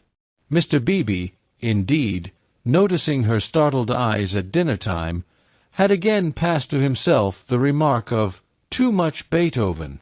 But he only supposed that she was ready for an adventure, not that she had encountered it. This solitude oppressed her. She was accustomed to have her thoughts confirmed by others, or, at all events, contradicted. It was too dreadful not to know whether she was thinking right or wrong. At breakfast next morning she took decisive action. There were two plans between which she had to choose. Mr. Beebe was walking up to the Torre del Gallo with the Emersons and some American ladies. Would Miss Bartlett and Miss Honeychurch join the party? Charlotte declined for herself. She had been there in the rain the previous afternoon. But she thought it an admirable idea for Lucy, who hated shopping, changing money, fetching letters, and other irksome duties, all of which Miss Bartlett must accomplish this morning and could easily accomplish alone. "No, Charlotte," cried the girl with real warmth. "It's very kind of Mr. Beebe, but I am certainly coming with you. I had much rather." "Very well, dear," said Miss Bartlett, with a faint flush of pleasure that called forth a deep flush of shame on the cheeks of Lucy. How abominably she behaved to Charlotte, now as always. But now she should alter. All morning she would be really nice to her. She slipped her arm into her cousin's, and they started off along the Lung Arno. The river was a lion that morning in strength, voice, and color. Miss Bartlett insisted on leaning over the parapet to look at it. She then made her usual remark, which was, "How I do wish Freddie and your mother could see this, too." Lucy fidgeted. It was tiresome of Charlotte to have stopped exactly where she did. "Look, Lucia. Oh, you are watching for the Torre del Gallo party. I feared you would repent you of your choice." Serious as the choice had been, Lucy did not repent. Yesterday had been a muddle, queer and odd, the kind of thing one could not write down easily on paper, but she had a feeling that Charlotte and her shopping were preferable to George Emerson and the summit of the Torre del Gallo. Since she could not unravel the tangle, she must take care not to re-enter it. She could protest sincerely against Miss Bartlett's insinuations. But though she had avoided the chief actor, the scenery unfortunately remained. Charlotte, with the complacency of fate, led her from the river to the Piazza Signoria. She could not have believed that stones, a loggia, a fountain, a palace tower, would have such significance. For a moment she understood the nature of ghosts. The exact site of the murder was occupied, not by a ghost, but by Miss Lavish, who had the morning newspaper in her hand. She hailed them briskly. The dreadful catastrophe of the previous day had given her an idea which she thought would work up into a book. "Oh, let me congratulate you," said Miss Bartlett. "After your despair of yesterday. What a fortunate thing! Aha! Miss Honeychurch, come you here, I am in luck. Now, you are to tell me absolutely everything that you saw from the beginning." Lucy poked at the ground with her parasol. "But perhaps you would rather not." "I'm sorry. If you could manage without it, I think I would rather not." The elder ladies exchanged glances, not of disapproval. It is suitable that a girl should feel deeply. "It is I who am sorry," said Miss Lavish. "We literary hacks are shameless creatures. I believe there's no secret of the human heart into which we wouldn't pry." She marched cheerfully to the fountain and back, and did a few calculations in realism. Then she said that she had been in the piazza since 8 o'clock collecting material. A good deal of it was unsuitable, but of course one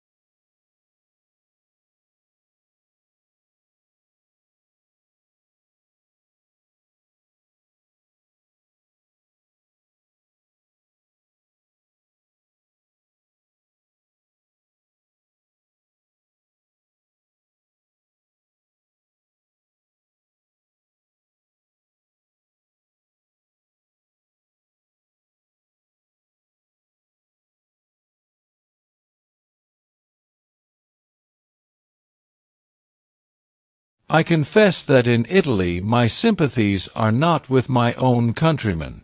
It is the neglected Italians who attract me, and whose lives I am going to paint so far as I can.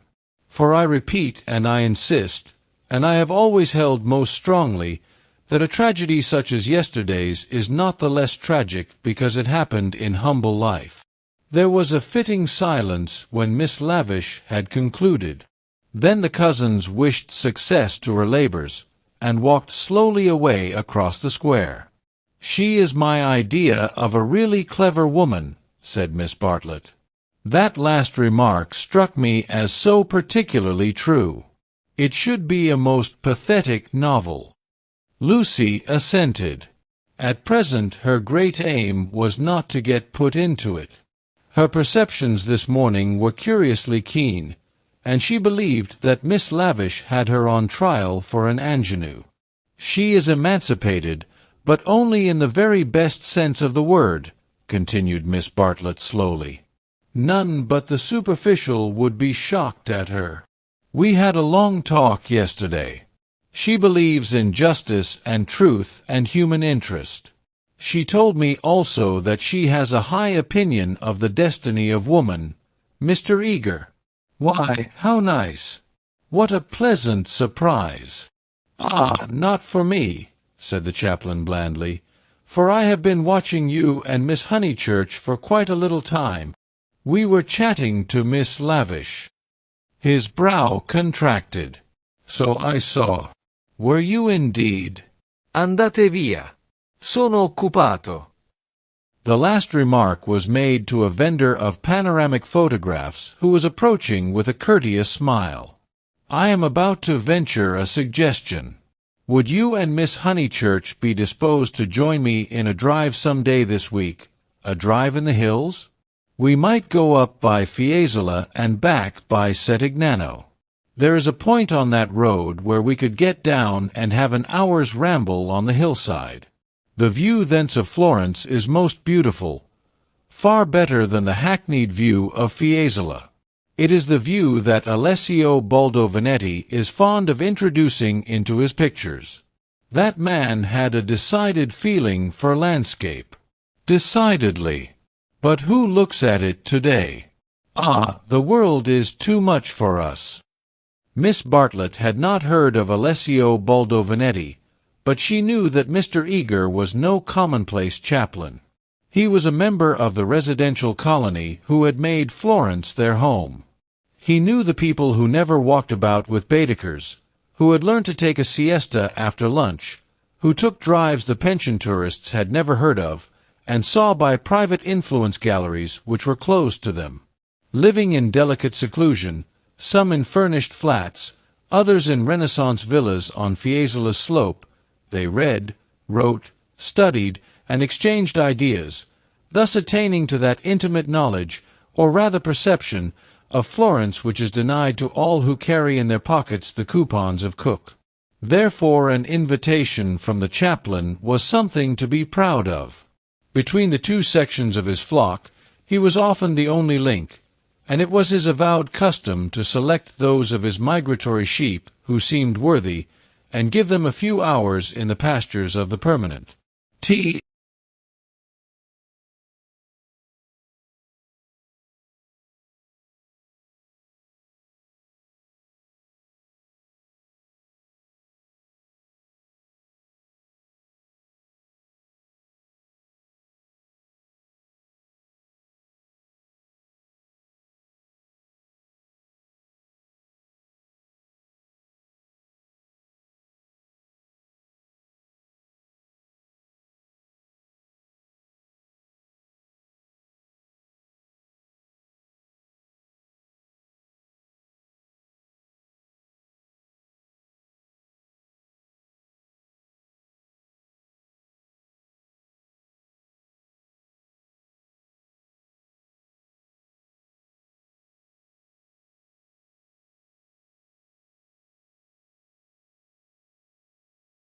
They assented.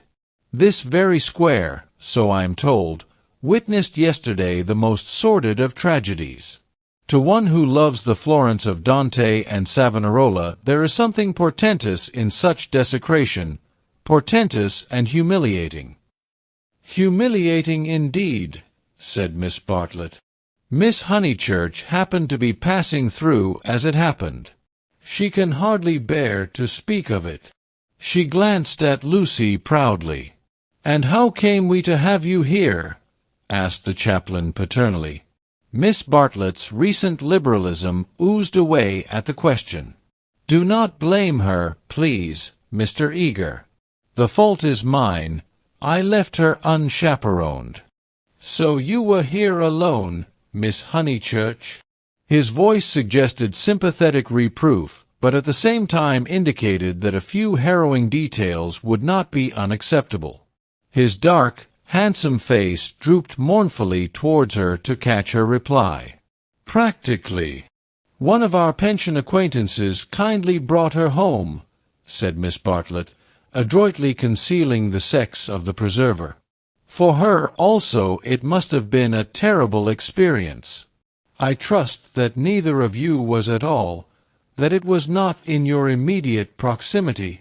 Of the many things Lucy was noticing today, not the least remarkable was this, the ghoulish fashion in which respectable people will nibble after blood. George Emerson had kept the subject strangely pure. "He died by the fountain, I believe," was her reply. "And you and your friend were over at the loggia. That must have saved you much. You have not, of course, seen the disgraceful illustrations which the gutter press. This man is a public nuisance. He knows that I am a resident perfectly well, and yet he goes on worrying me to buy his vulgar views. Surely the vendor of photographs was in league with Lucy, in the eternal league of Italy with youth." He had suddenly extended his book before Miss Bartlett and Mr. Eager, binding their hands together by a long glossy ribbon of churches, pictures, and views. "This is too much," cried the chaplain, striking petulantly at one of Fra Angelico's angels. "She tore." A shrill cry rose from the vendor. The book, it seemed, was more valuable than one would have supposed. "Willingly would I purchase," began Miss Bartlett.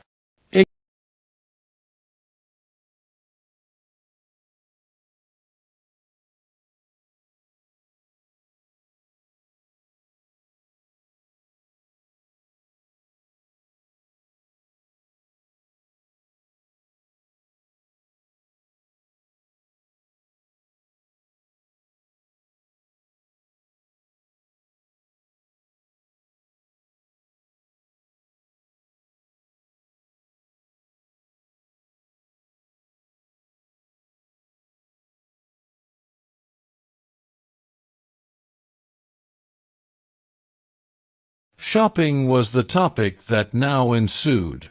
Under the chaplain's guidance they selected many hideous presents and mementos, florid little picture frames that seemed fashioned in gilded pastry, other little frames, more severe, that stood on little easels and were carven out of oak, a blotting book of vellum, a Dante of the same material, cheap mosaic brooches, which the maids, next Christmas, would never tell from real, pins, pots, heraldic saucers, brown art photographs, Eros and Psyche in alabaster, St. Peter to match, all of which would have cost less in London. This successful morning left no pleasant impressions on Lucy. She had been a little frightened, both by Miss Lavish and by Mr. Eager, she knew not why. And as they frightened her, she had, strangely enough, ceased to respect them. She doubted that Miss Lavish was a great artist. She doubted that Mr. Eager was as full of spirituality and culture as she had been led to suppose.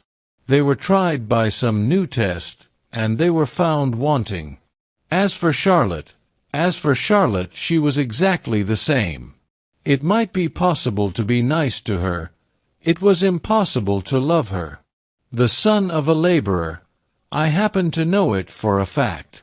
A mechanic of some sort himself when he was young. Then he took to writing for the socialistic press. I came across him at Brixton. They were talking about the Emersons. How wonderfully people rise in these days, sighed Miss Bartlett, fingering a model of the Leaning Tower of Pisa. Generally, replied Mr. Eager, one has only sympathy for their success, the desire for education and for social advance. In these things there is something not wholly vile. There are some working men whom one would be very willing to see out here in Florence, little as they would make of it. Is he a journalist now? Miss Bartlett asked. He is not. He made an advantageous marriage. He uttered this remark with a voice full of meaning, and ended with a sigh. Oh, so he has a wife. Dead, Miss Bartlett, dead. I wonder. Yes, I wonder how he has the effrontery to look me in the face, to dare to claim acquaintance with me. He was in my London parish long ago. The other day in Santa Croce, when he was with Miss Honeychurch, I snubbed him. Let him beware that he does not get more than a snub. What? Cried Lucy, flushing. Exposure, hissed Mr. Eager. He tried to change the subject, but in scoring a dramatic point he had interested his audience more than he had intended. Miss Bartlett was full of very natural curiosity. Lucy, though she wished never to see the Emersons again, was not disposed to condemn them on a single word. Do you mean, she asked, that he is an irreligious man? We know that already. Lucy, dear, said Miss Bartlett, gently reproving her cousin's penetration, I should be astonished if you knew all. The boy, an innocent child at the time, I will exclude.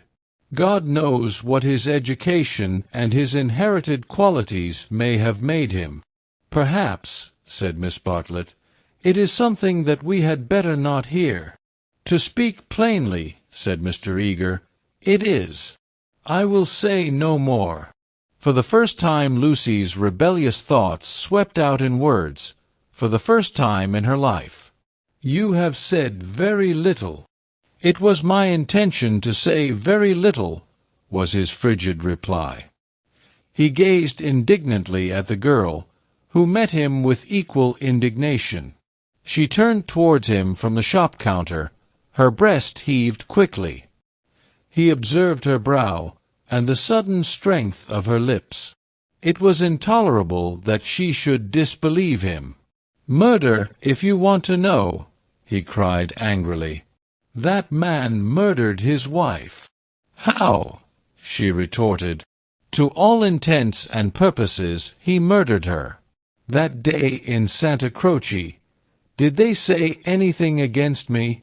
Not a word, Mr. Eager, not a single word. "Oh, I thought they had been libeling me to you.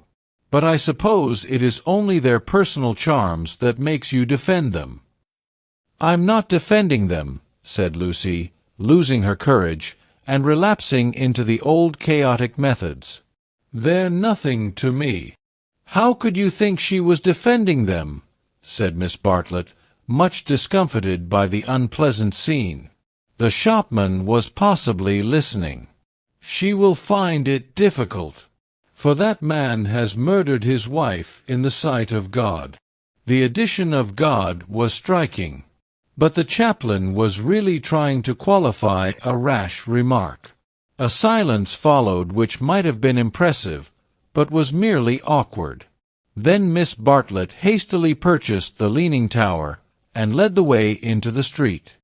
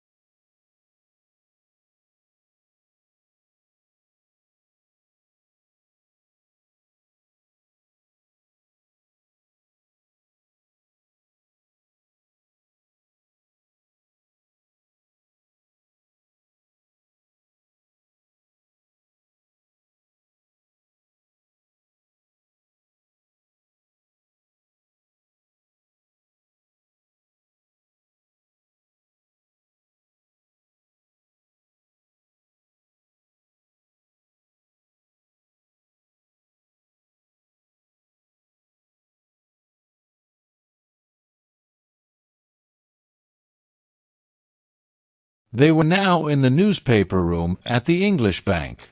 Lucy stood by the central table, heedless of Punch and the Graphic, trying to answer, or at all events to formulate the questions rioting in her brain. The well-known world had broken up, and there emerged Florence, a magic city where people thought and did the most extraordinary things. Murder, accusations of murder, a lady clinging to one man and being rude to another. Were these the daily incidents of her streets? Was there more in her frank beauty than met the eye? The power, perhaps, to evoke passions, good and bad, and to bring them speedily to a fulfillment? Happy Charlotte, who, though greatly troubled over things that did not matter, seemed oblivious to things that did, who could conjecture with admirable delicacy where things might lead to, but apparently lost sight of the goal as she approached it. Now she was crouching in the corner, trying to extract a circular note from a kind of linen nose-bag which hung in chaste concealment round her neck. She had been told that this was the only safe way to carry money in Italy. It must only be broached within the walls of the English Bank. As she groped, she murmured, "Whether it is Mr. Beebe who forgot to tell Mr. Eager, or Mr. Eager who forgot when he told us, or whether they have decided to leave Eleanor out altogether, which they could scarcely do, but in any case we must be prepared. It is you they really want. I am only asked for appearances. You shall go with the two gentlemen, and I and Eleanor will follow behind. A one-horse carriage would do for us. Yet how difficult it is." "It is indeed," replied the girl, with a gravity that sounded sympathetic. "What do you think about it?" asked Miss Bartlett, flushed from the struggle, and buttoning up her dress. "I don't know what I think, nor what I want." "Oh, dear Lucy! I do hope Florence isn't boring you. Speak the word, and, as you know, I would take you to the ends of the earth tomorrow." "Thank you, Charlotte," said Lucy, and pondered over the offer. There were letters for her at the bureau, one from her brother, full of athletics and biology, one from her mother, delightful as only her mother's letters could be. She had read in it of the crocuses which had been bought for yellow and were coming up puce, of the new parlour-maid, who had watered the ferns with essence of lemonade, of the semi-detached cottages which were ruining Summer Street and breaking the heart of Sir Harry Otway. She recalled the free, pleasant life of her home, where she was allowed to do everything, and where nothing ever happened to her. The road up through the pine woods, the clean drawing-room, the view over the Sussex Weald, all hung before her bright and distinct, but pathetic as the pictures in a gallery to which, after much experience, a traveller returns. "And the news?" asked Miss Bartlett. "Mrs. Vyse and her son have gone to Rome," said Lucy, giving the news that interested her least. "Do you know the Vyses?" "Oh, not that way back. We can never have too much of the dear Piazza Signoria. They're nice people, the Vyses. So clever. My idea of what's really clever. Don't you long to be in Rome? I die for it. The Piazza Signoria is too stony to be brilliant. It has no grass, no flowers, no frescoes, no glittering walls of marble or comforting patches of ruddy brick. By an odd chance, unless we believe in a presiding genius of places, the statues that relieve its severity suggest, not the innocence of childhood, nor the glorious bewilderment of youth, but the conscious achievements of maturity. Perseus and Judith, Hercules and Thusnelda, they have done or suffered something, and though they are immortal, immortality has come to them after experience, not before. Here, not only in the solitude of nature, might a hero meet a goddess, or a heroine a god. "Charlotte," cried the girl suddenly, "here's an idea. What if we popped off to Rome tomorrow, straight to the Vyses' hotel? For I do know what I want. I'm sick of Florence. No, you said you'd go to the ends of the earth." "Do. Miss Bartlett, with equal vivacity, replied, "Oh, you droll person! Pray, what would become of your drive in the hills?" They passed together through the gaunt beauty of the square, laughing over the unpractical suggestion. It was Phaeton who drove them to Fiesole that memorable day, a youth all irresponsibility and fire, recklessly urging his master's horses up the stony hill. Mr. Beebe recognized him at once. Neither the ages of faith nor the age of doubt had touched him. He was Phaeton in Tuscany driving a cab, and it was Persephone whom he asked leave to pick up on the way, saying that she was his sister. Persephone, tall and slender and pale, returning with the spring to her mother's cottage, and still shading her eyes from the unaccustomed light. To her Mr. Eager objected, saying that here was the thin edge of the wedge, and one must guard against imposition. But the ladies interceded, and when it had been made clear that it was a very great favor, the goddess was allowed to mount beside the god. Phaeton at once slipped the left rein over her head, thus enabling himself to drive with his arm round her waist. She did not mind. Mr. Eager, who sat with his back to the horses, saw nothing of the indecorous proceeding, and continued his conversation with Lucy. The other two occupants of the carriage were old Mr. Emerson and Miss Lavish. For a dreadful thing had happened. Mr. Beebe, without consulting Mr. Eager, had doubled the size of the party. And though Miss Bartlett and Miss Lavish had planned all the morning how the people were to sit, at the critical moment when the carriages came round they lost their heads, and Miss Lavish got in with Lucy, while Miss Bartlett, with George Emerson and Mr. Beebe, followed on behind. It was hard on the poor chaplain to have his party carry thus transformed. Tea at a Renaissance villa, if he had ever meditated it, was now impossible. Lucy and Miss Bartlett had a certain style about them, and Mr. Beebe, though unreliable, was a man of parts. But a shoddy lady writer and a journalist who had murdered his wife in the sight of God, they should enter no villa at his introduction. Lucy, elegantly dressed in white, sat erect and nervous amid these explosive ingredients, attentive to Mr. Eager, repressive towards Miss Lavish, watchful of old Mr. Emerson, hitherto fortunately asleep, thanks to a heavy lunch and the drowsy atmosphere of spring. She looked on the expedition as the work of fate. But for it she would have avoided George Emerson successfully. In an open manner, he had shown that he wished to continue their intimacy. She had refused, not because she disliked him, but because she did not know what had happened, and suspected that he did know. And this frightened her.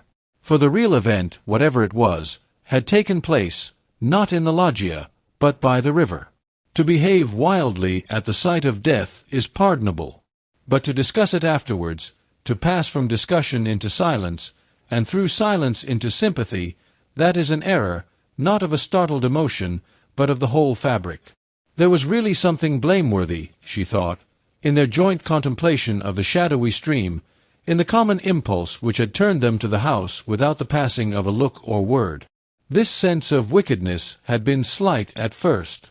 She had nearly joined the party to the Torre del Gallo. But each time that she avoided George it became more imperative that she should avoid him again. And now celestial irony, working through her cousin and 2 clergymen, did not suffer her to leave Florence till she had made this expedition with him through the hills. Meanwhile Mr. Eager held her in civil converse. Their little tiff was over.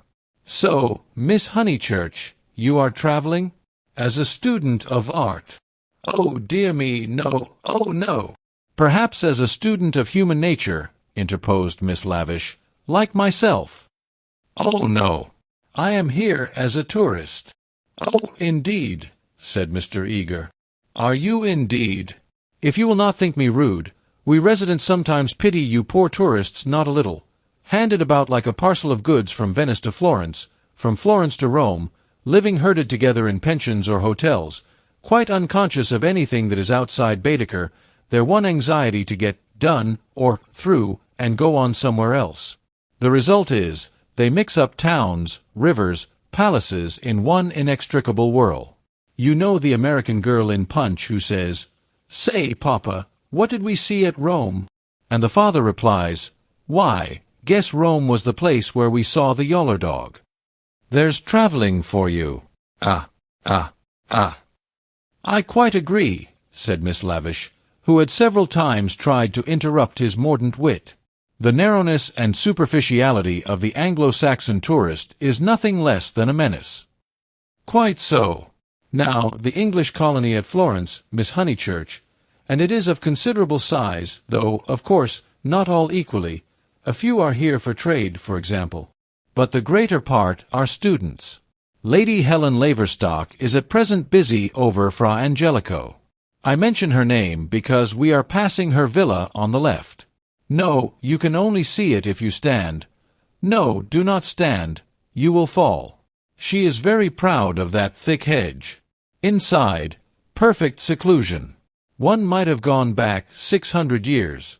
Some critics believe that her garden was the scene of the Decameron, which lends it an additional interest, does it not?" "It does indeed," cried Miss Lavish. "Tell me, where do they place the scene of that wonderful 7th day?" But Mr. Eager proceeded to tell Miss Honeychurch that on the right lived Mr. Someone-something, an American of the best type, so rare, and that the somebody else's were farther down the hill. Doubtless you know her monographs in the series of Medieval Byways? He is working at Gemistus Pletho.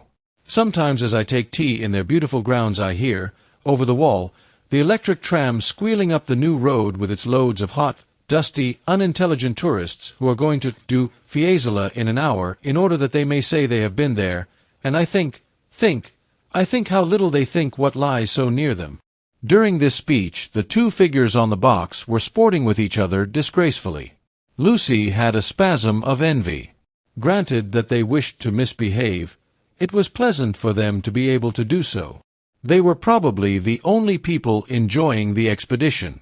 The carriage swept with agonizing jolts up through the piazza of Fiesole and into the Settignano road. "Piano! Piano!" said Mr. Eager, elegantly waving his hand over his head. "Via bene, signore, va bene," crooned the driver, and whipped his horses up again. Now Mr. Eager and Miss Lavish began to talk against each other on the subject of Alessio Baldovinetti. Was he a cause of the Renaissance, or was he one of its manifestations? The other carriage was left behind. As the pace increased to a gallop, the large, slumbering form of Mr. Emerson was thrown against the chaplain with the regularity of a machine. Piano. "Piano," said he, with a martyred look at Lucy. An extra lurch made him turn angrily in his seat. Phaeton, who for some time had been endeavoring to kiss Persephone, had just succeeded. A little scene ensued, which, as Miss Bartlett said afterwards, was most unpleasant. The horses were stopped, the lovers were ordered to disentangle themselves, the boy was to lose his pourboire, the girl was immediately to get down. "She is my sister," said he.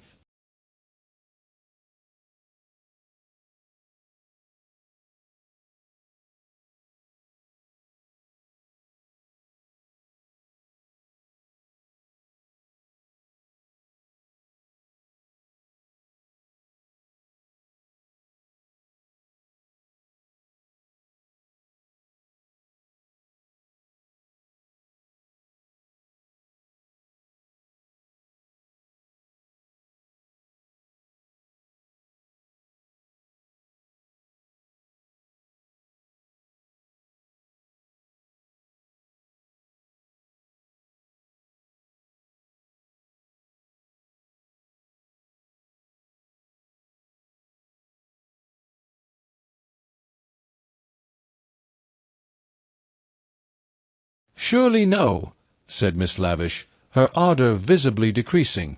The other carriage had drawn up behind, and sensible Mr. Beebe called out that after this warning the couple would be sure to behave themselves properly. "Leave them alone," Mr. Emerson begged the chaplain, of whom he stood in no awe.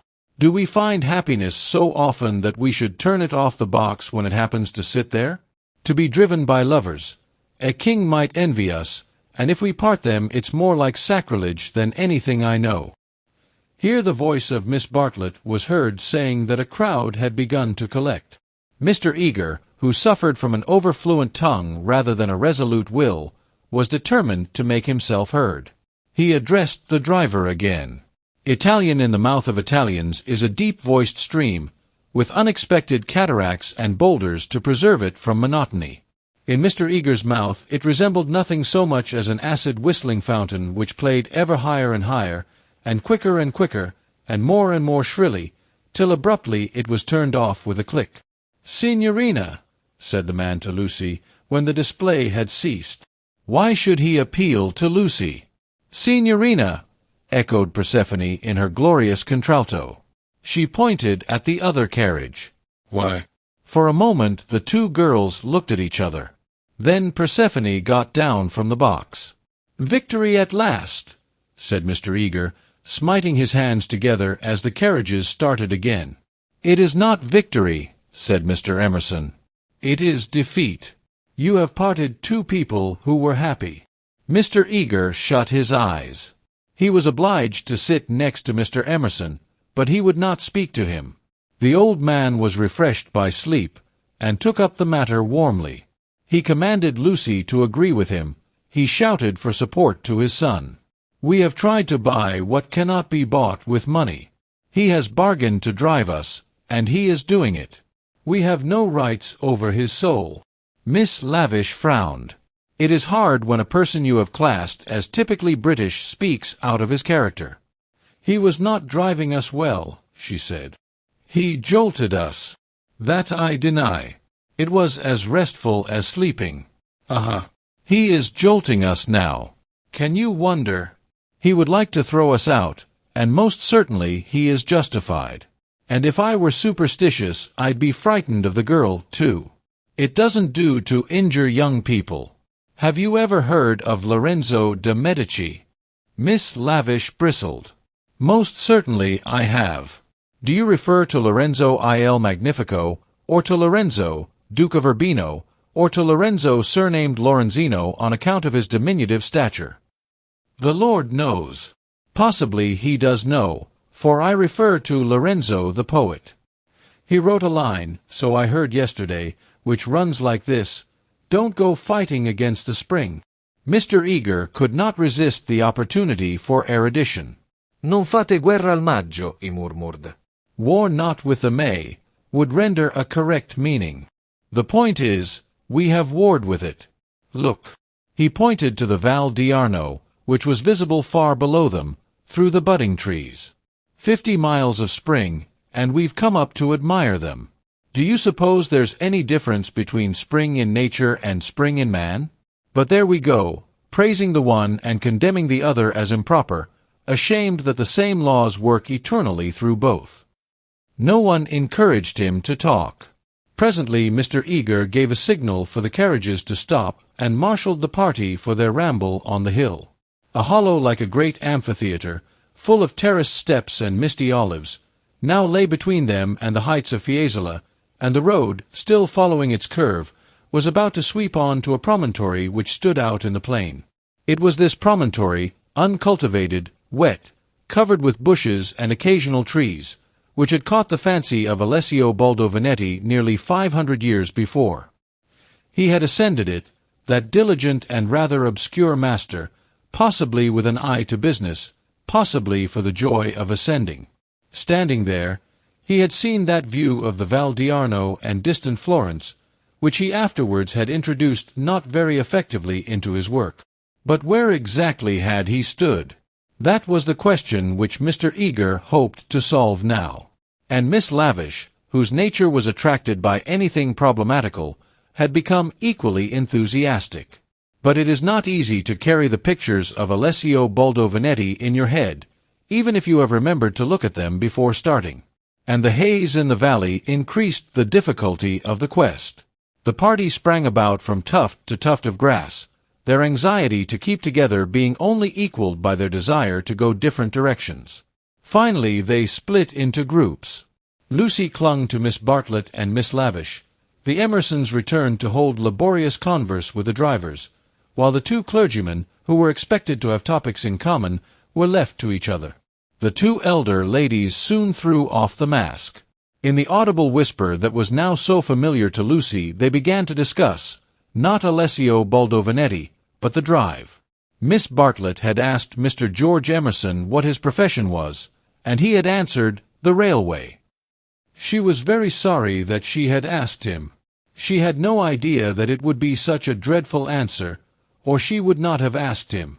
Mr. Beebe had turned the conversation so cleverly, and she hoped that the young man was not very much hurt at her asking him. "The railway," gasped Miss Lavish. "Oh, but I shall die." Of course it was the railway. She could not control her mirth. He is the image of a porter on the Southeastern. Eleanor, be quiet, plucking at her vivacious companion. Hush. They'll hear, the Emersons. I can't stop. Let me go my wicked way. Apportez. Eleanor. I'm sure it's all right, put in Lucy. The Emersons won't hear, and they wouldn't mind if they did. Miss Lavish did not seem pleased at this.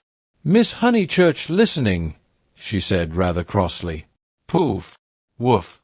You naughty girl. Go away. Oh, Lucy, you ought to be with Mr. Eager, I'm sure. I can't find them now, and I don't want to either. Mr. Eager will be offended. It is your party.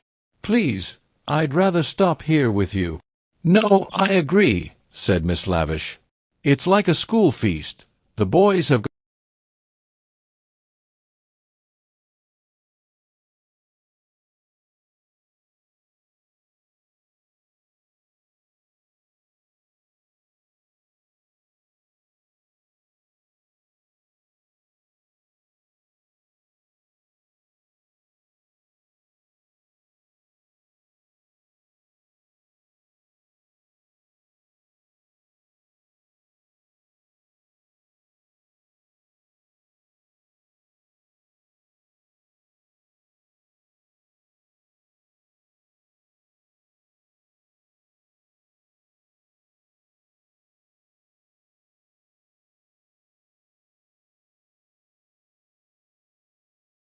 Then sit you down, said Miss Lavish.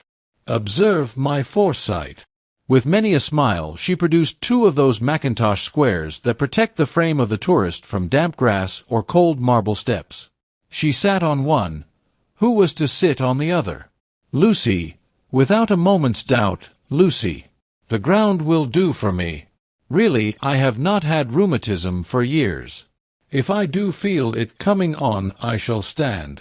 Imagine your mother's feelings if I let you sit in the wet in your white linen. She sat down heavily where the ground looked particularly moist.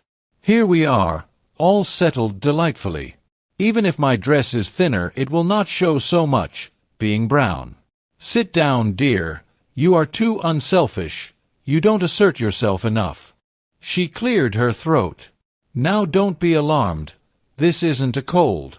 It's the tiniest cough, and I have had it 3 days. It's nothing to do with sitting here at all. There was only one way of treating the situation. At the end of 5 minutes, Lucy departed in search of Mr. Beebe and Mr. Eager, vanquished by the mackintosh square. She addressed herself to the drivers, who were sprawling in the carriages, perfuming the cushions with cigars. The miscreant, a bony young man scorched black by the sun, rose to greet her with the courtesy of a host and the assurance of a relative. "Dove," said Lucy after much anxious thought. His face lit up. Of course he knew where. Not so far either. His arm swept 3/4 of the horizon. He should just think he did know where. He pressed his fingertips to his forehead and then pushed them towards her, as if oozing with visible extract of knowledge. More seemed necessary. What was the Italian for clergyman? "Dove buoni uomini," said she at last. "Good." Scarcely the adjective for those noble beings. He showed her his cigar. "Uno più piccolo," was her next remark, implying, "Has the cigar been given to you by Mr. Beebe, the smaller of the 2 good men?" She was correct as usual. He tied the horse to a tree, kicked it to make it stay quiet, dusted the carriage, arranged his hair, remolded his hat, encouraged his mustache, and in rather less than a quarter of a minute was ready to conduct her. Italians are born knowing the way. It would seem that the whole earth lay before them, not as a map, but as a chessboard, whereon they continually behold the changing pieces as well as the squares. Anyone can find places, but the finding of people is a gift from God. He only stopped once, to pick her some great blue violets. She thanked him with real pleasure. In the company of this common man, the world was beautiful and direct. For the first time she felt the influence of spring. His arm swept the horizon gracefully. Violets, like other things, existed in great profusion there. Would she like to see them? Ma buoni uomini. He bowed. Certainly. Good men first, violets afterwards. They proceeded briskly through the undergrowth, which became thicker and thicker. They were nearing the edge of the promontory, and the view was stealing round them, but the brown network of the bushes shattered it into countless pieces. He was occupied in his cigar, and in holding back the pliant boughs. She was rejoicing in her escape from dullness. Not a step, not a twig, was unimportant to her. What is that? There was a voice in the wood, in the distance behind them. The voice of Mr. Eager? He shrugged his shoulders. An Italian's ignorance is sometimes more remarkable than his knowledge. She could not make him understand that perhaps they had missed the clergyman. The view was forming at last. She could discern the river, the golden plain, other hills. "Eccolo!" he exclaimed. At the same moment the ground gave way, and with a cry she fell out of the wood. Light and beauty enveloped her. She had fallen on to a little open terrace, which was covered with violets from end to end. "Courage!" cried her companion, now standing some 6 feet above. "Courage and love." She did not answer. From her feet the ground sloped sharply into view, and violets ran down in rivulets and streams and cataracts, irrigating the hillside with blue, eddying round the tree stems, collecting into pools in the hollows, covering the grass with spots of azure foam. But never again were they in such profusion. This terrace was the wellhead, the primal source whence beauty gushed out to water the earth. Standing at its brink, like a swimmer who prepares, was the good man. But he was not the good man that she had expected.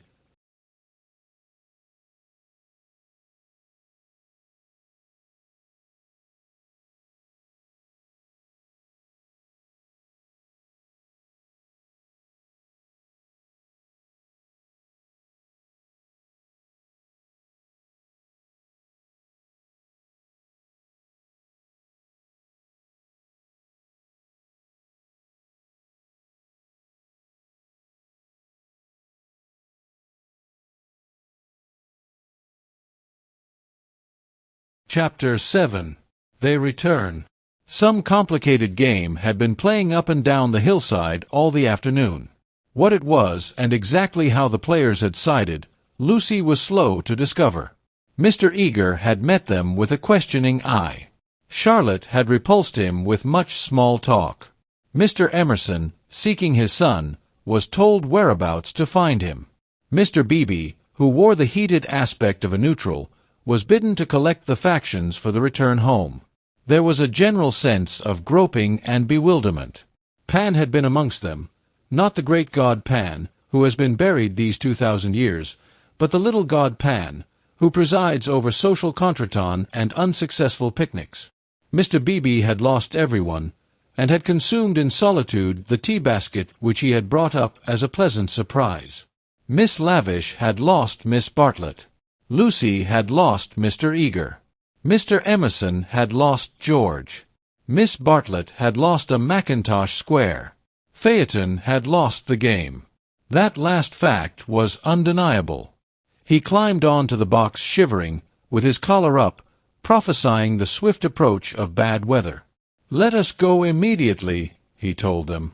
"The signorino will walk all the way." "He will be ours," said Mr. Beebe. "Apparently. I told him it was unwise. He would look no one in the face. Perhaps defeat was particularly mortifying for him. He alone had played skillfully, using the whole of his instinct, while the others had used scraps of their intelligence. He alone had divined what things were, and what he wished them to be. He alone had interpreted the message that Lucy had received 5 days before from the lips of a dying man. Persephone, who spends half her life in the grave, she could interpret it also. Not so these English. They gain knowledge slowly, and perhaps too late. The thoughts of a cab driver, however just, seldom affect the lives of his employers. He was the most competent of Miss Bartlett's opponents, but infinitely the least dangerous. Once back in the town, he and his insight and his knowledge would trouble English ladies no more. Of course, it was most unpleasant. She had seen his black head in the bushes. He might make a tavern story out of it. But after all, what have we to do with taverns? Real menace belongs to the drawing-room. It was of drawing-room people that Miss Bartlett thought as she journeyed downwards towards the fading sun. Lucy sat beside her. Mr. Eager sat opposite, trying to catch her eye. He was vaguely suspicious. They spoke of Alessio Baldovinetti. Rain and darkness came on together. The two ladies huddled together under an inadequate parasol. There was a lightning flash, and Miss Lavish, who was nervous, screamed from the carriage in front. At the next flash, Lucy screamed also. Mr. Eager addressed her professionally. "Courage, Miss Honeychurch, courage and faith. If I might say so, there is something almost blasphemous in this horror of the elements. Are we seriously to suppose that all these clouds, all this immense electrical display, is simply called into existence to extinguish you or me?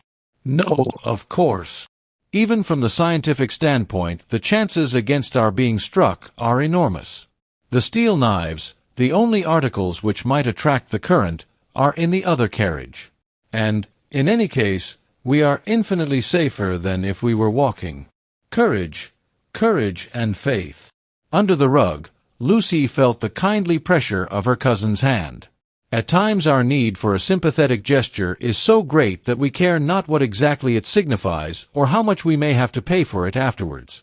Miss Bartlett, by this timely exercise of her muscles, gained more than she would have got in hours of preaching or cross-examination. She renewed it when the two carriages stopped, half into Florence. "Mr. Eager," called Mr. Beebe, "we want your assistance. Will you interpret for us?" "George," cried Mr. Emerson, "ask your driver which way George went. The boy may lose his way. He may be killed." "Go, Mr. Eager," said Miss Bartlett. "Don't ask our driver. Our driver is no help. Go and support poor Mr. Beebe. He is nearly demented." "He may be killed," cried the old man. "He may be killed." "Typical behavior," said the chaplain, as he quitted the carriage. In the presence of reality, that kind of person invariably breaks down. "What does he know?" whispered Lucy as soon as they were alone. "Charlotte, how much does Mr. Eager know?" "Nothing, dearest. He knows nothing. But," she pointed at the driver, "he knows everything. Dearest, had we better? Shall I?" She took out her purse. "It is dreadful to be entangled with low-class people." He saw it all. Tapping Phaeton's back with her guidebook, she said, "Silenzio," and offered him a franc. "Vie bene," he replied, and accepted it. As well this ending to his day as any. But Lucy, a mortal maid, was disappointed in him. There was an explosion up the road. The storm had struck the overhead wire of the tram line, and one of the great supports had fallen. If they had not stopped, perhaps they might have been hurt. They chose to regard it as a miraculous preservation, and the floods of love and sincerity, which fructify every hour of life, burst forth in tumult. They descended from the carriages. They embraced each other. It was as joyful to be forgiven past unworthinesses as to forgive them. For a moment they realized vast possibilities of good. The older people recovered quickly. In the very height of their emotion they knew it to be unmanly or unladylike. Miss Lavish calculated that, even if they had continued, they would not have been caught in the accident. Mr. Eager mumbled a temperate prayer. But the drivers, through miles of dark squalid road, poured out their souls to the Dryads and the saints, and Lucy poured out hers to her cousin. "Charlotte, dear Charlotte, kiss me. Kiss me again. Only you can understand me. You warned me to be careful. And I thought I was developing. Do not cry, dearest. Take your time. I have been obstinate and silly, worse than you know, far worse. Once by the river. Oh, but he isn't killed. He wouldn't be killed, would he?" The thought disturbed her repentance. As a matter of fact, the storm was worst along the road, but she had been near danger, and so she thought it must be near to everyone. "I trust not. One would always pray against that. He is really, I think he was taken by surprise, just as I was before. But this time I'm not to blame. I want you to believe that. I simply slipped into those violets. No, I want to be really truthful. I am a little to blame. I had silly thoughts. The sky, you know, was gold, and the ground all blue, and for a moment he looked like someone in a book. In a book. Heroes, gods, the nonsense of schoolgirls. And then... But, Charlotte, you know what happened then." Miss Bartlett was silent.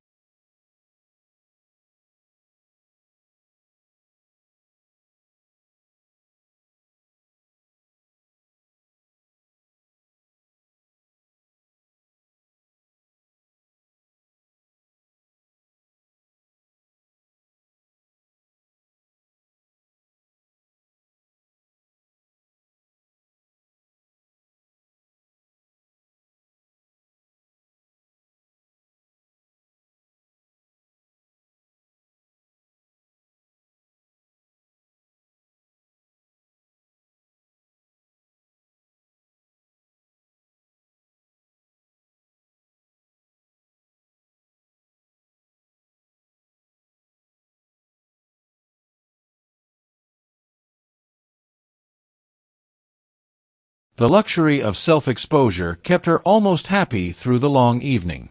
She thought not so much of what had happened as of how she should describe it. All her sensations, her spasms of courage, her moments of unreasonable joy, her mysterious discontent, should be carefully laid before her cousin. and together in divine confidence they would disentangle and interpret them all. At last, thought she, I shall understand myself. I shan't again be troubled by things that come out of nothing, and mean I don't know what. Miss Allen asked her to play. She refused vehemently. Music seemed to her the employment of a child. She sat close to her cousin, who, with commendable patience, was listening to a long story about lost luggage. When it was over, she capped it by a story of her own. Lucy became rather hysterical with the delay. In vain she tried to check, or at all events to accelerate, the tale. It was not till a late hour that Miss Bartlett had recovered her luggage and could say in her usual tone of gentle reproach, "Well, dear, I at all events am ready for Bedfordshire. Come into my room, and I will give a good brush to your hair." With some solemnity the door was shut, and a cane chair placed for the girl. Then Miss Bartlett said, "So what is to be done?" She was unprepared for the question. It had not occurred to her that she would have to do anything. A detailed exhibition of her emotions was all that she had counted upon. What is to be done? A point, dearest, which you alone can settle. The rain was streaming down the black windows, and the great room felt damp and chilly.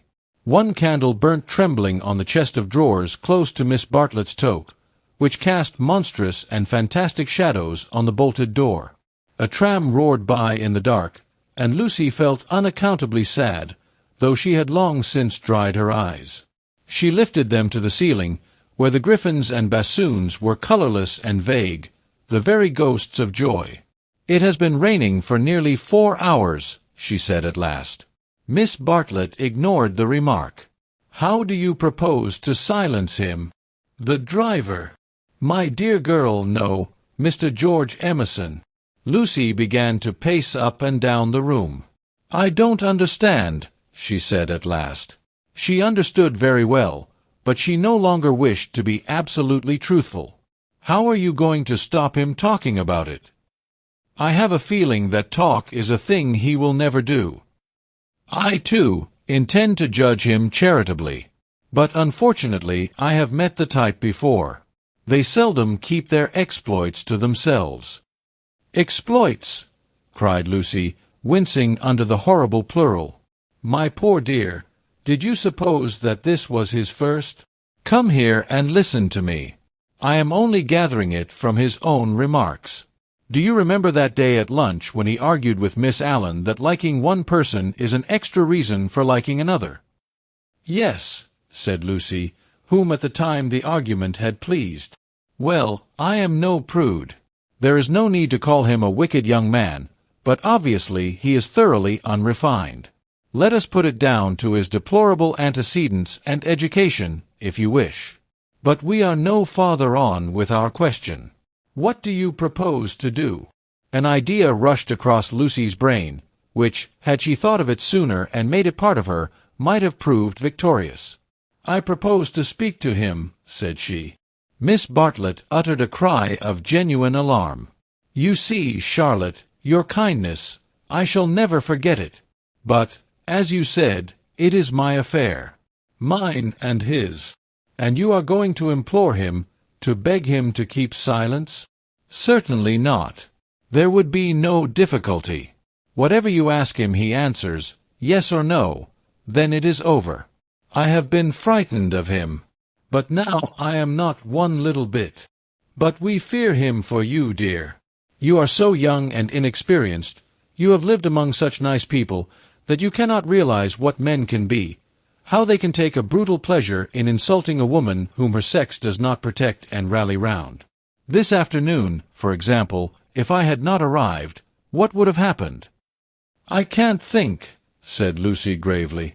Something in her voice made Miss Bartlett repeat her question, intoning it more vigorously. "What would have happened if I hadn't arrived?" "I can't think," said Lucy again. "When he insulted you, how would you have replied?" "I hadn't time to think. You came." "Yes, but won't you tell me now what you would have done?" "I should have—" She checked herself and broke the sentence off. She went up to the dripping window and strained her eyes into the darkness. She could not think what she would have done. "Come away from the window, dear," said Miss Bartlett. "You will be seen from the road."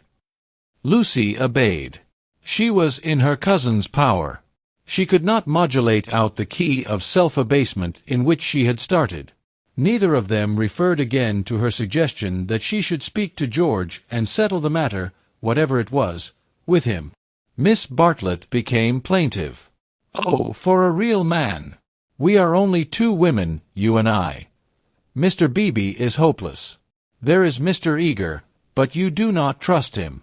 Oh, for your brother! He is young, but I know that his sister's insult would rouse in him a very lion. Thank God, chivalry is not yet dead. There are still left some men who can reverence woman." As she spoke, she pulled off her rings, of which she wore several, and ranged them upon the pin-cushion. Then she blew into her gloves and said, "It will be a push to catch the morning train, but we must try." "What train?" "The train to Rome." She looked at her gloves critically. The girl received the announcement as easily as it had been given. "When does the train to Rome go?" "At 8. Signora Bertolini would be upset." "We must face that," said Miss Bartlett, not liking to say that she had given notice already. "She will make us pay for a whole week's pension." "I expect she will. However, we shall be much more comfortable at the Vice's Hotel. Isn't afternoon tea given there for nothing?" "Yes, but they pay extra for wine." After this remark she remained motionless and silent. To her tired eyes Charlotte throbbed and swelled like a ghostly figure in a dream. They began to sort their clothes for packing, for there was no time to lose, if they were to catch the train to Rome. Lucy, when admonished, began to move to and fro between the rooms, more conscious of the discomforts of packing by candlelight than of a subtler ill. Charlotte, who was practical without ability, knelt by the side of an empty trunk, vainly endeavoring to pave it with books of varying thickness and size. She gave 2 or 3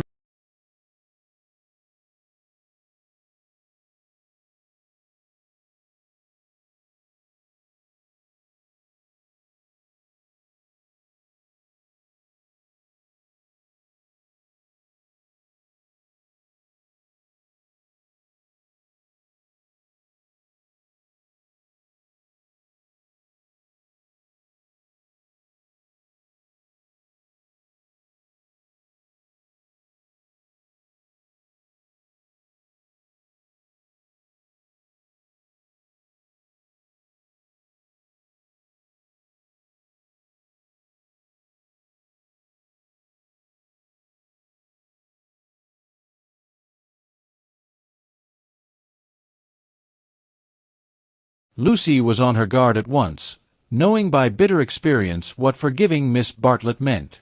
Her emotion relaxed, she modified her embrace a little, and she said, "Charlotte, dear, what do you mean? As if I have anything to forgive. You have a great deal, and I have a very great deal to forgive myself, too. I know well how much I vex you at every turn. But no." Miss Bartlett assumed her favorite role, that of the prematurely aged martyr. "Ah, but yes. I feel that our tour together is hardly the success I had hoped. I might have known it would not do. You want someone younger and stronger and more in sympathy with you. I am too uninteresting and old-fashioned, only fit to pack and unpack your things. Please. My only consolation was that you found people more to your taste, and were often able to leave me at home. I had my own poor ideas of what a lady ought to do, but I hope I did not inflict them on you more than was necessary. You had your own way about these rooms, at all events." "You mustn't say these things," said Lucy softly. She still clung to the hope that she and Charlotte loved each other, heart and soul. They continued to pack in silence. "I have been a failure," said Miss Bartlett, as she struggled with the straps of Lucy's trunk instead of strapping her own. "Failed to make you happy, failed in my duty to your mother. She has been so generous to me. I shall never face her again after this disaster. But Mother will understand. It is not your fault, this trouble, and it isn't a disaster either. It is my fault, it is a disaster. She will never forgive me, and rightly. For instance, what right had I to make friends with Miss Lavish? Every right. When I was here for your sake. If I have vexed you, it is equally true that I have neglected you. Your mother will see this as clearly as I do, when you tell her. Lucy, from a cowardly wish to improve the situation, said, "Why need Mother hear of it? But you tell her everything. I suppose I do generally. I dare not break your confidence. There is something sacred in it. Unless you feel that it is a thing you could not tell her. The girl would not be degraded to this. Naturally, I should have told her. But in case she should blame you in any way, I promise I will not. I am very willing not to. I will never speak of it either to her or to anyone." Her promise brought the long-drawn interview to a sudden close. Miss Bartlett pecked her smartly on both cheeks, wished her good night, and sent her to her own room. For a moment the original trouble was in the background. George would seem to have behaved like a cad throughout. Perhaps that was the view which one would take eventually. At present she neither acquitted nor condemned him. She did not pass judgment. At the moment when she was about to judge him, her cousin's voice had intervened, and ever since it was Miss Bartlett who had dominated. Miss Bartlett who, even now, could be heard sighing into a crack in the partition wall. Miss Bartlett, who had really been neither pliable nor humble nor inconsistent.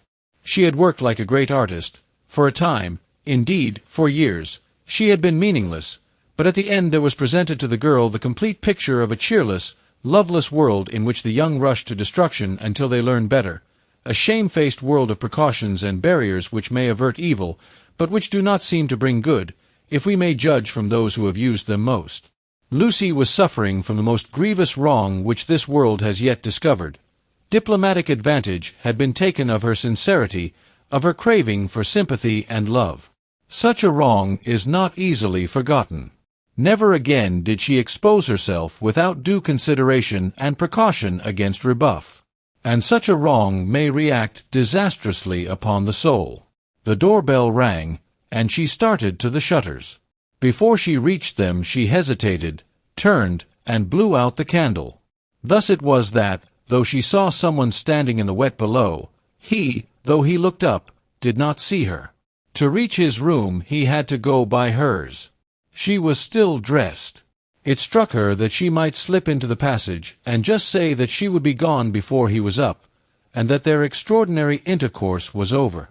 Whether she would have dared to do this was never proved.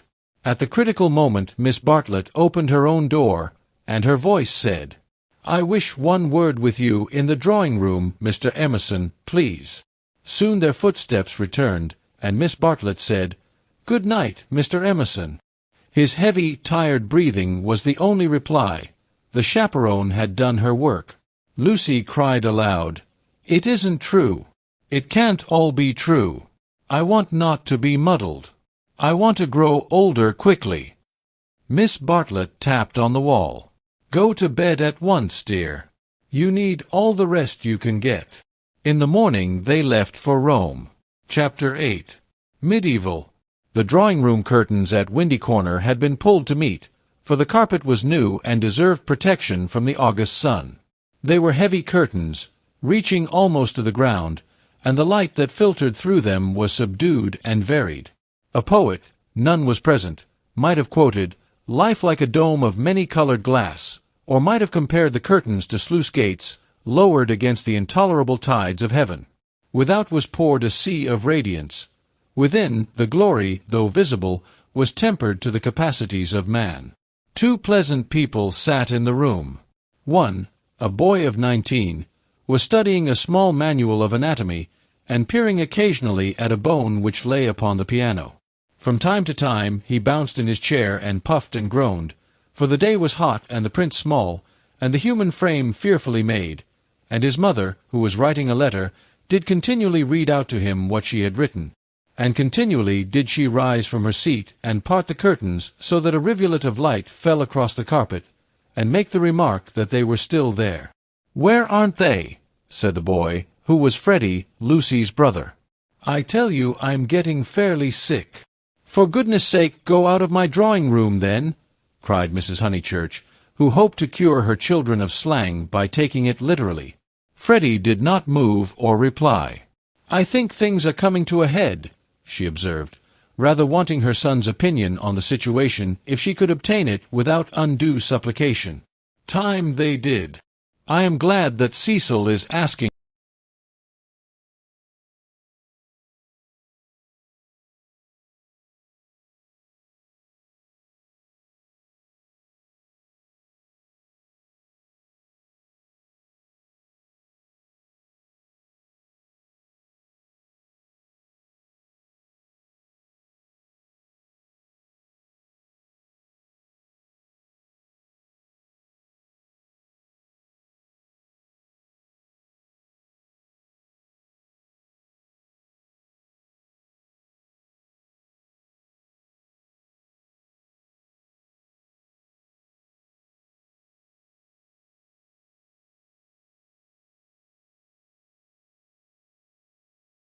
I said, "Dear Mrs. Vyse, Cecil has just asked my permission about it, and I should be delighted if Lucy wishes it. But—" she stopped reading. "I was rather amused at Cecil asking my permission at all. He has always gone in for unconventionality, and parents nowhere, and so forth. When it comes to the point, he can't get on without me." "Nor me." "You." Freddie nodded. "What do you mean?" "He asked me for my permission also." She exclaimed, "How very odd of him!" "Why so?" asked the son and heir. "Why shouldn't my permission be asked? What do you know about Lucy or girls or anything? Whatever did you say?" I said to Cecil, "Take her or leave her. It's no business of mine." What a helpful answer! But her own answer, though more normal in its wording, had been to the same effect. "The bother is this," began Freddie. Then he took up his work again, too shy to say what the bother was. Mrs. Honeychurch went back to the window. "Freddie, you must come. There they still are. I don't see you ought to go peeping like that." "Peeping like that? Can't I look out of my own window?" But she returned to the writing-table, observing, as she passed her son, "Still page 322? Freddie snorted, and turned over 2 leaves. For a brief space they were silent. Close by, beyond the curtains, the gentle murmur of a long conversation had never ceased. "The bother is this. I have put my foot in it with Cecil most awfully." He gave a nervous gulp. Not content with permission, which I did give, that is to say, I said, "I don't mind." Well, not content with that, he wanted to know whether I wasn't off my head with joy. He practically put it like this: wasn't it a splendid thing for Lucy and for Windy Corner generally if he married her? And he would have an answer. He said it would strengthen his hand. "I hope you gave a careful answer, dear." "I answered no," said the boy, grinding his teeth. "There. Fly into a stew. I can't help it. Had to say it. I had to say no. He ought never to have asked me." "Ridiculous child!" cried his mother. "You think you're so holy and truthful, but really it's only abominable conceit. Do you suppose that a man like Cecil would take the slightest notice of anything you say? I hope he boxed your ears. How dare you say no?" "Oh, do keep quiet, mother." I had to say no when I couldn't say yes. I tried to laugh as if I didn't mean what I said, and, as Cecil laughed too, and went away, it may be all right. But I feel my foot's in it. "Oh, do keep quiet, though, and let a man do some work." "No," said Mrs. Honeychurch, with the air of one who has considered the subject, "I shall not keep quiet. You know all that has passed between them in Rome. You know why he is down here, and yet you deliberately insult him, and try to turn him out of my house." "Not a bit," he pleaded. "I only let out I didn't like him. I don't hate him, but I don't like him. What I mind is that he'll tell Lucy." He glanced at the curtains dismally. "Well, I like him," said Mrs. Honeychurch. "I know his mother. He's good, he's clever, he's rich, he's well-connected. Oh, you needn't kick the piano. He's well-connected. I'll say it again if you like. He's well-connected." She paused, as if rehearsing her eulogy, but her face remained dissatisfied. She added, "And he has beautiful manners. I liked him till just now. I suppose it's having him spoiling Lucy's first week at home, and it's also something that Mr. Beebe said, not knowing." "Mr. Beebe," said his mother, trying to conceal her interest. "I don't see how Mr. Beebe comes in. You know Mr. Beebe's funny way, when you never quite know what he means. He said, 'Mr. Vyse is an ideal bachelor.' I was very cute. I asked him what he meant. He said, 'Oh, he's like me, better detached.' I couldn't make him say any more, but it set me thinking. Since Cecil has come after Lucy, he hasn't been so pleasant, at least. I can't explain." "You never can, dear." "But I can. You are jealous of Cecil because he may stop Lucy knitting you silk ties." The explanation seemed plausible, and Freddie tried to accept it. But at the back of his brain there lurked a dim mistrust. Cecil praised one too much for being athletic. Was that it? Cecil made one talk in one's own way. This tired one. Was that it? And Cecil was the kind of fellow who would never wear another fellow's cap. Unaware of his own profundity, Freddie checked himself. He must be jealous, or he would not dislike a man for such foolish reasons. "Will this do?" called his mother. "Dear Mrs. Vyse, Cecil has just asked my permission about it, and I should be delighted if Lucy wishes it." Then I put in at the top, "and I have told Lucy so." I must write the letter out again, "and I have told Lucy so." But Lucy seems very uncertain, and in these days young people must decide for themselves. I said that because I didn't want Mrs. Vyse to think us old-fashioned. She goes in for lectures and improving her mind, and all the time a thick layer of flue under the beds, and the maid's dirty thumb marks where you turn on the electric light. She keeps that flat abominably. Suppose Lucy marries Cecil, would she live in a flat, or in the country? Don't interrupt so foolishly. Where was I? Oh yes, young people must decide for themselves. I know that Lucy likes your son, because she tells me everything, and she wrote to me from Rome when he asked her first. No, I'll cross that last bit out. It looks patronizing. I'll stop at, because she tells me everything. Or shall I cross that out, too? Cross it out, too, said Freddie. Mrs. Honeychurch left it in. Then the whole thing runs. Dear Mrs. Vyse, Cecil has just asked my permission about it, and I should be delighted if Lucy wishes it, and I have told Lucy so.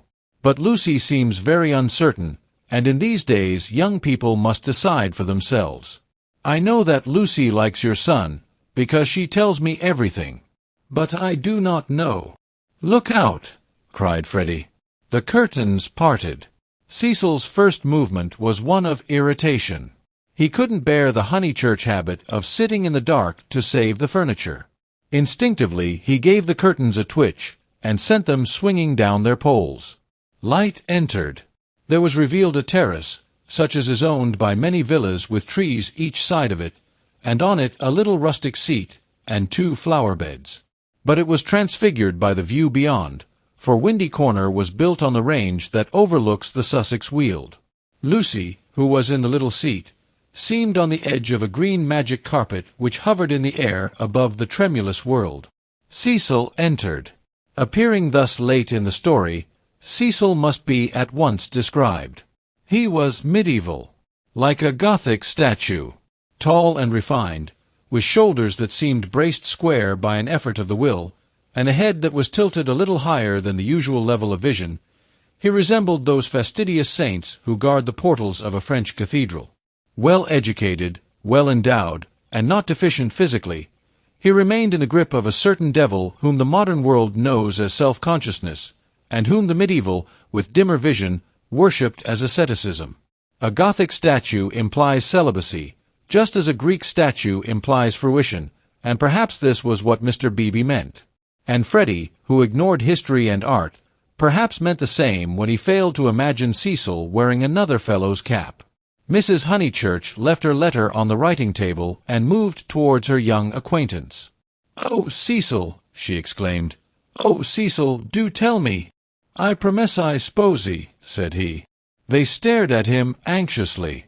"She has accepted me," he said, and the sound of the thing in English made him flush and smile with pleasure and look more human. "I am so glad," said Mrs. Honeychurch, while Freddie proffered a hand that was yellow with chemicals. They wished that they also knew Italian, for our phrases of approval and of amazement are so connected with little occasions that we fear to use them on great ones. We are obliged to become vaguely poetic, or to take refuge in scriptural reminiscences. "Welcome as one of the family," said Mrs. Honeychurch, waving her hand at the furniture. "This is indeed a joyous day. I feel sure that you will make our dear Lucy happy."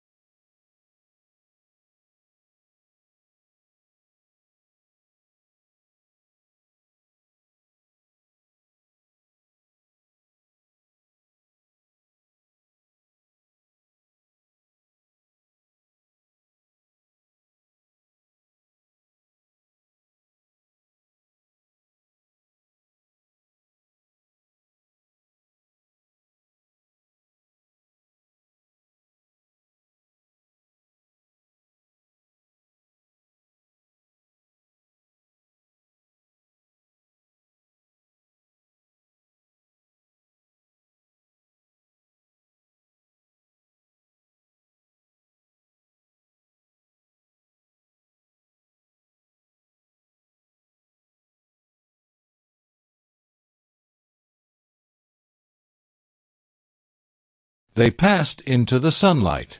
Cecil watched them cross the terrace and descend out of sight by the steps. They would descend, he knew their ways, past the shrubbery and past the tennis lawn and the dahlia bed, until they reached the kitchen garden, and there, in the presence of the potatoes and the peas, the great event would be discussed. Smiling indulgently, he lit a cigarette and rehearsed the events that had led to such a happy conclusion. He had known Lucy for several years, but only as a commonplace girl who happened to be musical.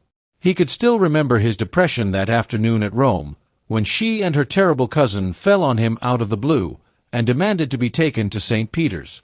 That day she had seemed a typical tourist, shrill, crude, and gaunt with travel. But Italy worked some marvel in her. It gave her light, and which he held more precious, it gave her shadow. Soon he detected in her a wonderful reticence. She was like a woman of Leonardo da Vinci's, whom we love not so much for herself as for the things that she will not tell us. The things are assuredly not of this life. No woman of Leonardo's could have anything so vulgar as a story. She did develop most wonderfully day by day. So it happened that from patronizing civility he had slowly passed, if not to passion, at least to a profound uneasiness. Already at Rome, he had hinted to her that they might be suitable for each other. It had touched him greatly that she had not broken away at the suggestion. Her refusal had been clear and gentle. After it, as the horrid phrase went, she had been exactly the same to him as before.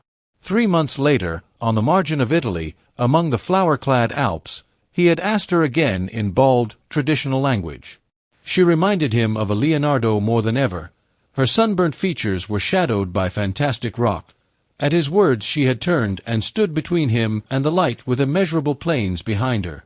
He walked home with her unashamed, feeling not at all like a rejected suitor.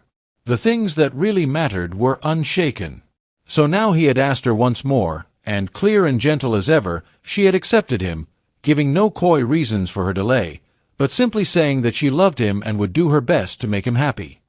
His mother, too, would be pleased. She had counseled the step. He must write her a long account. Glancing at his hand, in case any of Freddie's chemicals had come off on it, he moved to the writing table. There he saw "Dear Mrs. Weiss," followed by many erasures. He recoiled without reading any more, and after a little hesitation sat down elsewhere and penciled a note on his knee. Then he lit another cigarette, which did not seem quite as divine as the first, and considered what might be done to make Windy Corner drawing-room more distinctive. With that outlook, it should have been a successful room, but the trail of Tottenham Court Road was upon it. He could almost visualize the motor vans of Messrs. Shoolbred and Messrs. Maple arriving at the door and depositing this chair, those varnished bookcases, that writing table. The table recalled Mrs. Honeychurch's letter. He did not want to read that letter. His temptations never lay in that direction, but he worried about it none the less. It was his own fault that she was discussing him with his mother. He had wanted her support in his third attempt to win Lucy. He wanted to feel that others, no matter who they were, agreed with him, and so he had asked their permission. Mrs. Honeychurch had been civil, but obtuse in essentials, while as for Freddie, he is only a boy, he reflected. I represent all that he despises. Why should he want me for a brother-in-law? The Honeychurches were a worthy family, but he began to realize that Lucy was of another clay, and perhaps, he did not put it very definitely, he ought to introduce her into more congenial circles as soon as possible. "Mr. Beebe," said the maid, and the new rector of Summer Street was shown in. He had at once started on friendly relations, owing to Lucy's praise of him in her letters from Florence. Cecil greeted him rather critically. "I've come for tea, Mr. Vyse. Do you suppose that I shall get it?" "I should say so. Food is the thing one does get here. Don't sit in that chair. Young Honeychurch has left a bone in it." "Pfui." "I know," said Cecil. "I know. I can't think why Mrs. Honeychurch allows it." For Cecil considered the bone and the Maples furniture separately. He did not realize that, taken together, they kindled the room into the life that he desired. "I've come for tea and for gossip. Isn't this news?" "News? I don't understand you," said Cecil. "News." Mr. Beebe, whose news was of a very different nature, prattled forward. "I met Sir Harry Otway as I came up. I have every reason to hope that I am first in the field. He has bought Sissy and Albert from Mr. Flack." "Has he indeed?" said Cecil, trying to recover himself. Into what a grotesque mistake had he fallen! Was it likely that a clergyman and a gentleman would refer to his engagement in a manner so flippant? But his stiffness remained, and though he asked who Sissy and Albert might be, he still thought Mr. Beebe rather a bounder. Unpardonable question! To have stopped a week at Windy Corner and not to have met Sissy and Albert, the semi-detached villas that have been run up opposite the church. "I'll set Mrs. Honeychurch after you." "I'm shockingly stupid over local affairs," said the young man languidly. "I can't even remember the difference between a parish council and a local government board. Perhaps there is no difference, or perhaps those aren't the right names. I only go into the country to see my friends and to enjoy the scenery. It is very remiss of me. Italy and London are the only places where I don't feel to exist on sufferance." Mr. Beebe, distressed at this heavy reception of Sissy and Albert, determined to shift the subject. "Let me see, Mr. Vyse. I forget. What is your profession?" "I have no profession," said Cecil. "It is another example of my decadence. My attitude, quite an indefensible one, is that so long as I am no trouble to anyone I have a right to do as I like. I know I ought to be getting money out of people, or devoting myself to things I don't care a straw about, but somehow I've not been able to begin." "You are very fortunate," said Mr. Beebe. "It is a wonderful opportunity, the possession of leisure." His voice was rather parochial, but he did not quite see his way to answering naturally. He felt, as all who have regular occupation must feel, that others should have it also. "I am glad that you approve. I daren't face the healthy person, for example, Freddie Honeychurch." "Oh, Freddie's a good sort, isn't he?" "Admirable. The sort who has made England what she is." Cecil wondered at himself. Why, on this day of all others, was he so hopelessly contrary? He tried to get right by inquiring effusively after Mr. Beebe's mother, an old lady for whom he had no particular regard. Then he flattered the clergyman, praised his liberal-mindedness, his enlightened attitude towards philosophy and science. "Where are the others?" said Mr. Beebe at last. "I insist on extracting tea before evening service. I suppose, and never told them you were—"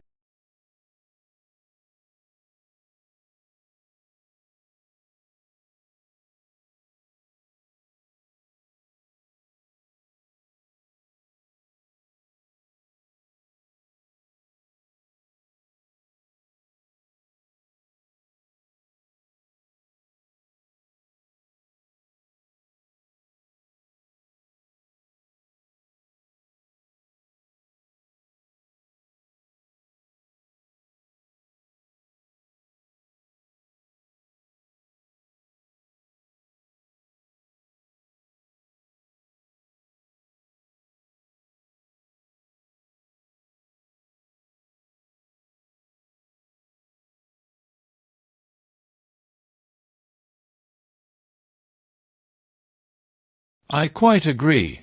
At present she has none. At present. I'm not cynical. I'm only thinking of my pet theory about Miss Honeychurch. Does it seem reasonable that she should play so wonderfully and live so quietly? I suspect that one day she will be wonderful in both. The watertight compartments in her will break down, and music and life will mingle. Then we shall have her heroically good, heroically bad, too heroic, perhaps, to be good or bad." Cecil found his companion interesting.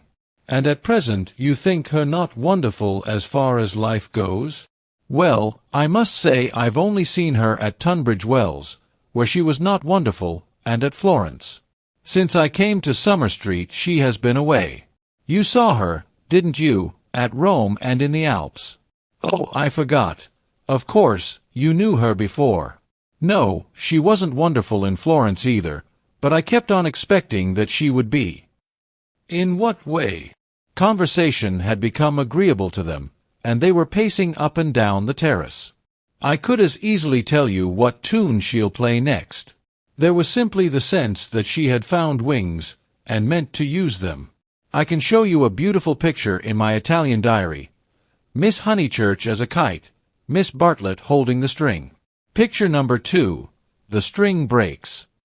The sketch was in his diary, but it had been made afterwards, when he viewed things artistically. At the time he had given surreptitious tugs to the string himself. But the string never broke. No. "I mightn't have seen Miss Honeychurch rise, but I should certainly have heard Miss Bartlett fall." "It has broken now," said the young man in low, vibrating tones. Immediately he realized that of all the conceited, ludicrous, contemptible ways of announcing an engagement this was the worst. He cursed his love of metaphor. Had he suggested that he was a star and that Lucy was soaring up to reach him? "Broken? What do you mean?" "I meant," said Cecil stiffly, "that she is going to marry me." The clergyman was conscious of some bitter disappointment which he could not keep out of his voice. "I am sorry. I must apologize. I had no idea you were intimate with her, or I should never have talked in this flippant, superficial way. Mr. Vyse, you ought to have stopped me." And down the garden he saw Lucy herself. Yes, he was disappointed.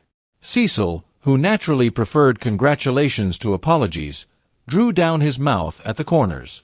Was this the reception his action would get from the world? Of course, he despised the world as a whole. Every thoughtful man should. It is almost a test of refinement. But he was sensitive to the successive particles of it which he encountered. Occasionally he could be quite crude. "I am sorry I have given you a shock," he said dryly. "I fear that Lucy's choice does not meet with your approval." "Not that. But you ought to have stopped me. I know Miss Honeychurch only a little as time goes. Perhaps I oughtn't to have discussed her so freely with anyone, certainly not with you. You are conscious of having said something indiscreet?" Mr. Beebe pulled himself together.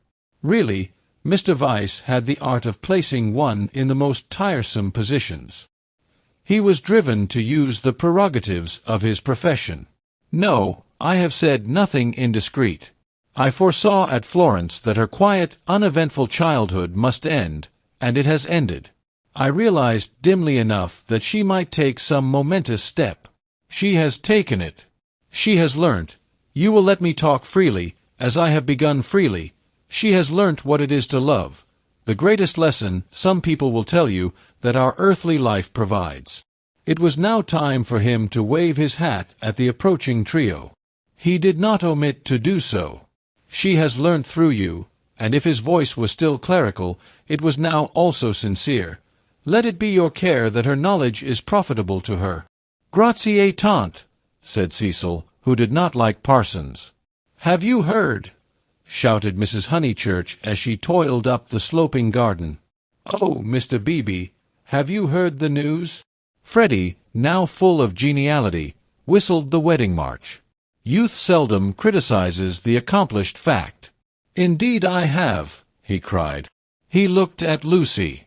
In her presence he could not act the parson any longer, at all events not without apology. Mrs. Honeychurch, I'm going to do what I am always supposed to do, but generally I'm too shy. I want to invoke every kind of blessing on them, grave and gay, great and small. I want them all their lives to be supremely good and supremely happy as husband and wife, as father and mother. And now I want my tea. You only asked for it just in time, the lady retorted. How dare you be serious at Windy Corner? He took his tone from her. There was no more heavy beneficence, no more attempts to dignify the situation with poetry or the scriptures. None of them dared or was able to be serious any more.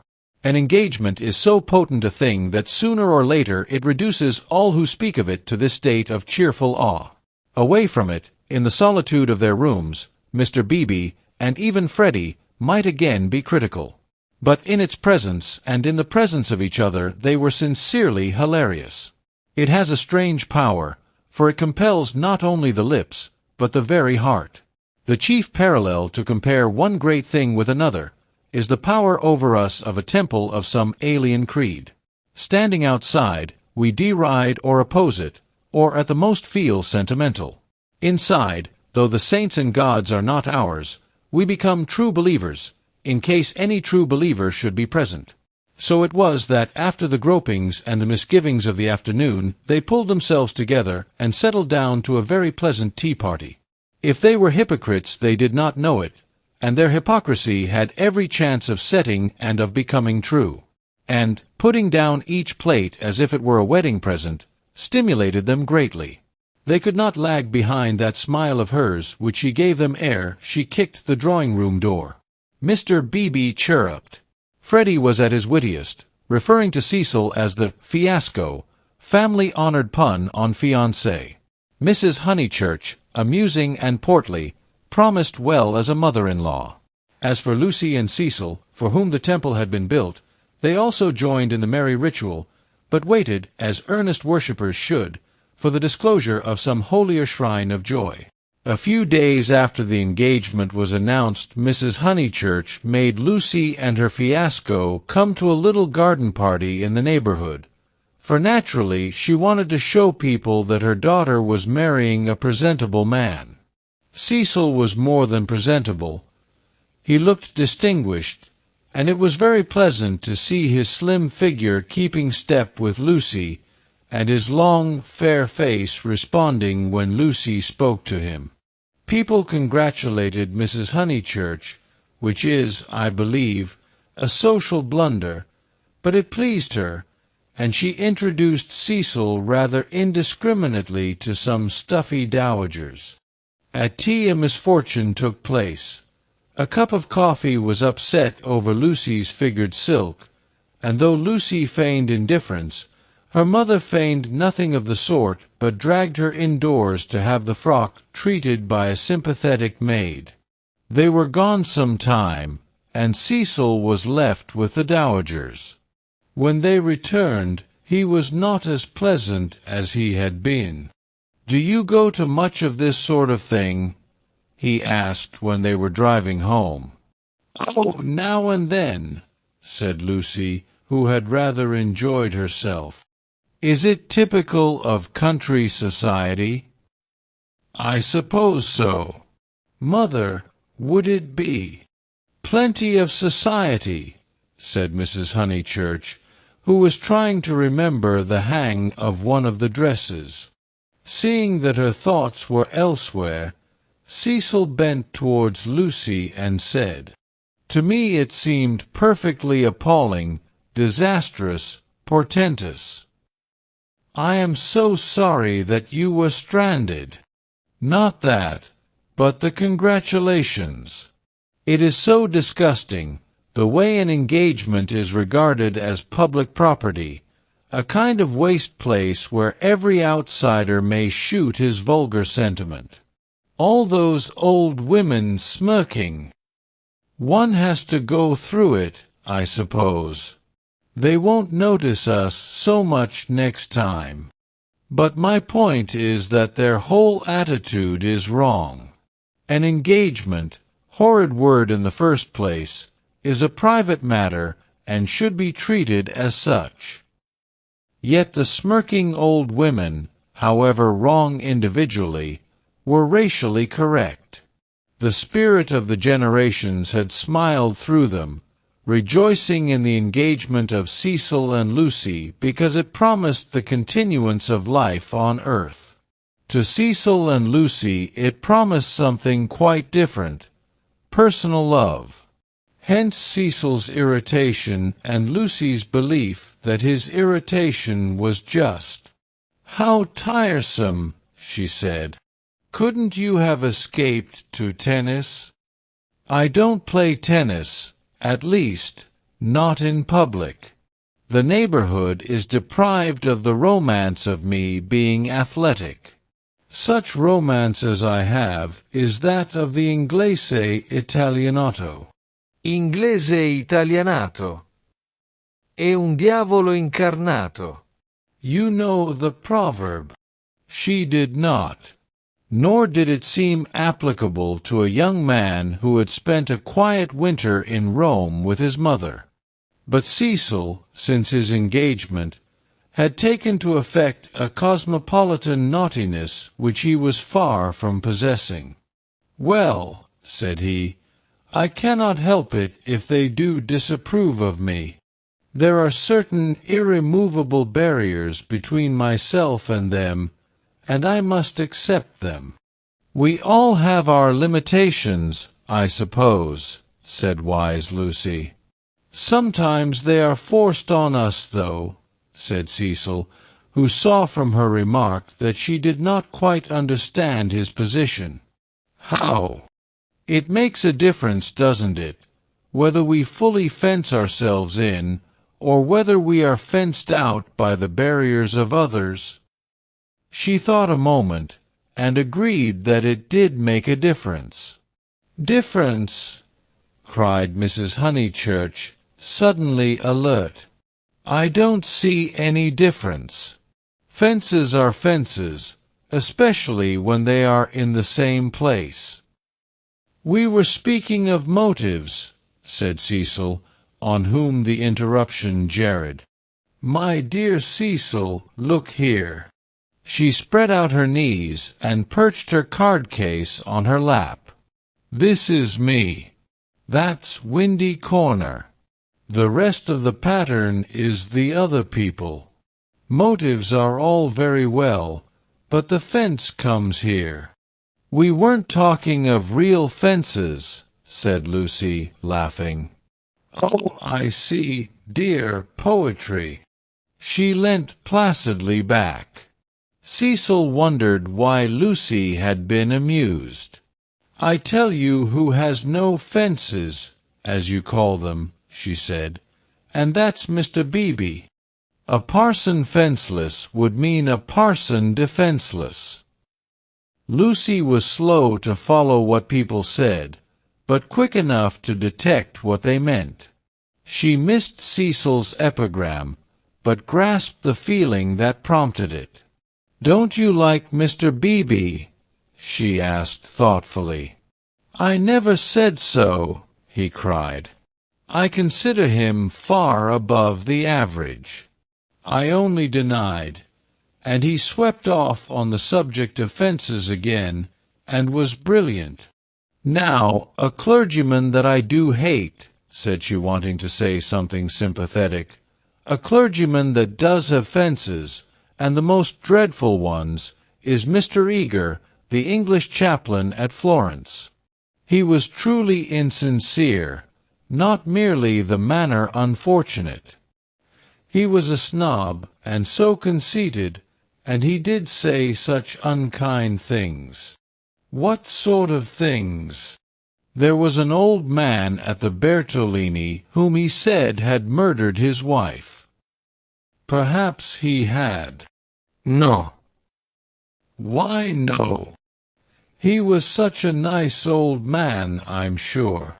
Cecil laughed at her feminine inconsequence. Well, I did try to sift the thing. Mr. Eager would never come to the point. He prefers it vague. Said the old man had practically murdered his wife, had murdered her in the sight of God. Hush, dear, said Mrs. Honeychurch absently. But isn't it intolerable that a person whom we're told to imitate should go round spreading slander? It was, I believe, chiefly owing to him that the old man was dropped. People pretended he was vulgar, but he certainly wasn't that. Poor old man! What was his name? Harris, said Lucy glibly. Let's hope that Mrs. Harris there warn't no sich person, said her mother. Cecil nodded intelligently. Isn't Mr. Eager a parson of the cultured type? He asked. I don't know. I hate him. I've heard him lecture on Giotto. I hate him. Nothing can hide a petty nature. I hate him. My goodness gracious me, child, said Mrs. Honeychurch. You'll blow my head off. Whatever is there to shout over? I forbid you and Cecil to hate any more clergymen. He smiled. There was indeed something rather incongruous in Lucy's moral outburst over Mr. Eager. It was as if one should see the Leonardo on the ceiling of the Sistine. He longed to hint to her that not here lay her vocation, that a woman's power and charm reside in mystery, not in muscular rant. But possibly rant is a sign of vitality. It mars the beautiful creature, but shows that she is alive. After a moment, he contemplated her flushed face and excited gestures with a certain approval. He forbore to repress the sources of youth.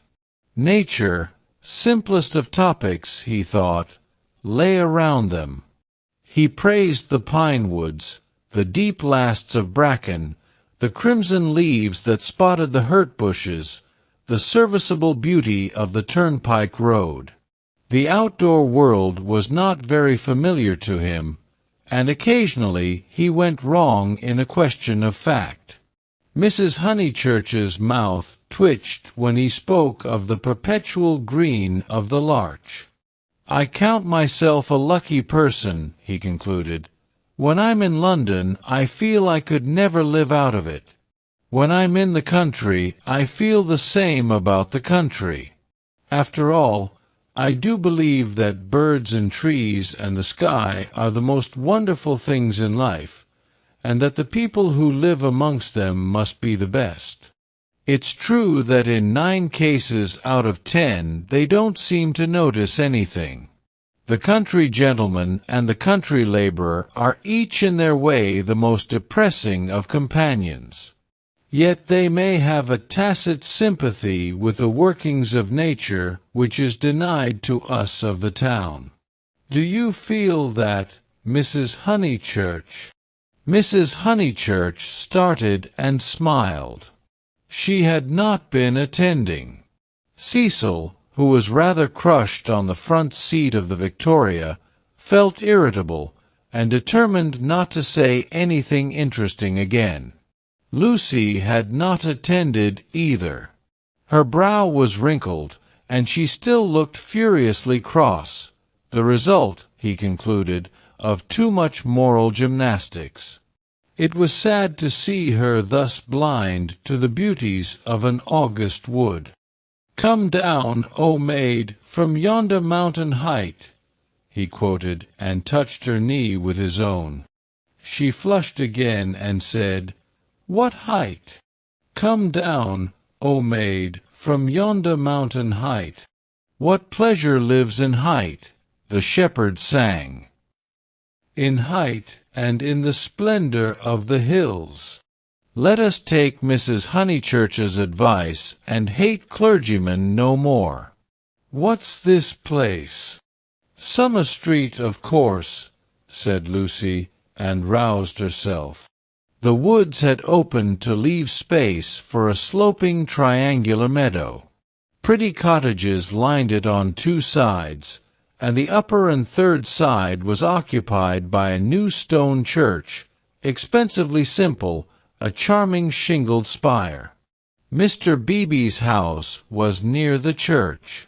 In height it scarcely exceeded the cottages. Some great mansions were at hand, but they were hidden in the trees. The scene suggested a Swiss Alp rather than the shrine and centre of a leisured world, and was marred only by two ugly little villas, the villas that had competed with Cecil's engagement, having been acquired by Sir Harry Otway the very afternoon that Lucy had been acquired by Cecil. Sissy was the name of one of these villas, Albert of the other. These titles were not only picked out in shaded Gothic on the garden gates, but appeared a second time on the porches, where they followed the semicircular curve of the entrance arch in block capitals. Albert was inhabited. His tortured garden was bright with geraniums and lobelias and polished shells. His little windows were chastely swathed in Nottingham lace. Sissy was to let. 3 notice boards, belonging to Dorking agents, lolled on her fence and announced the not surprising fact. Her paths were already weedy.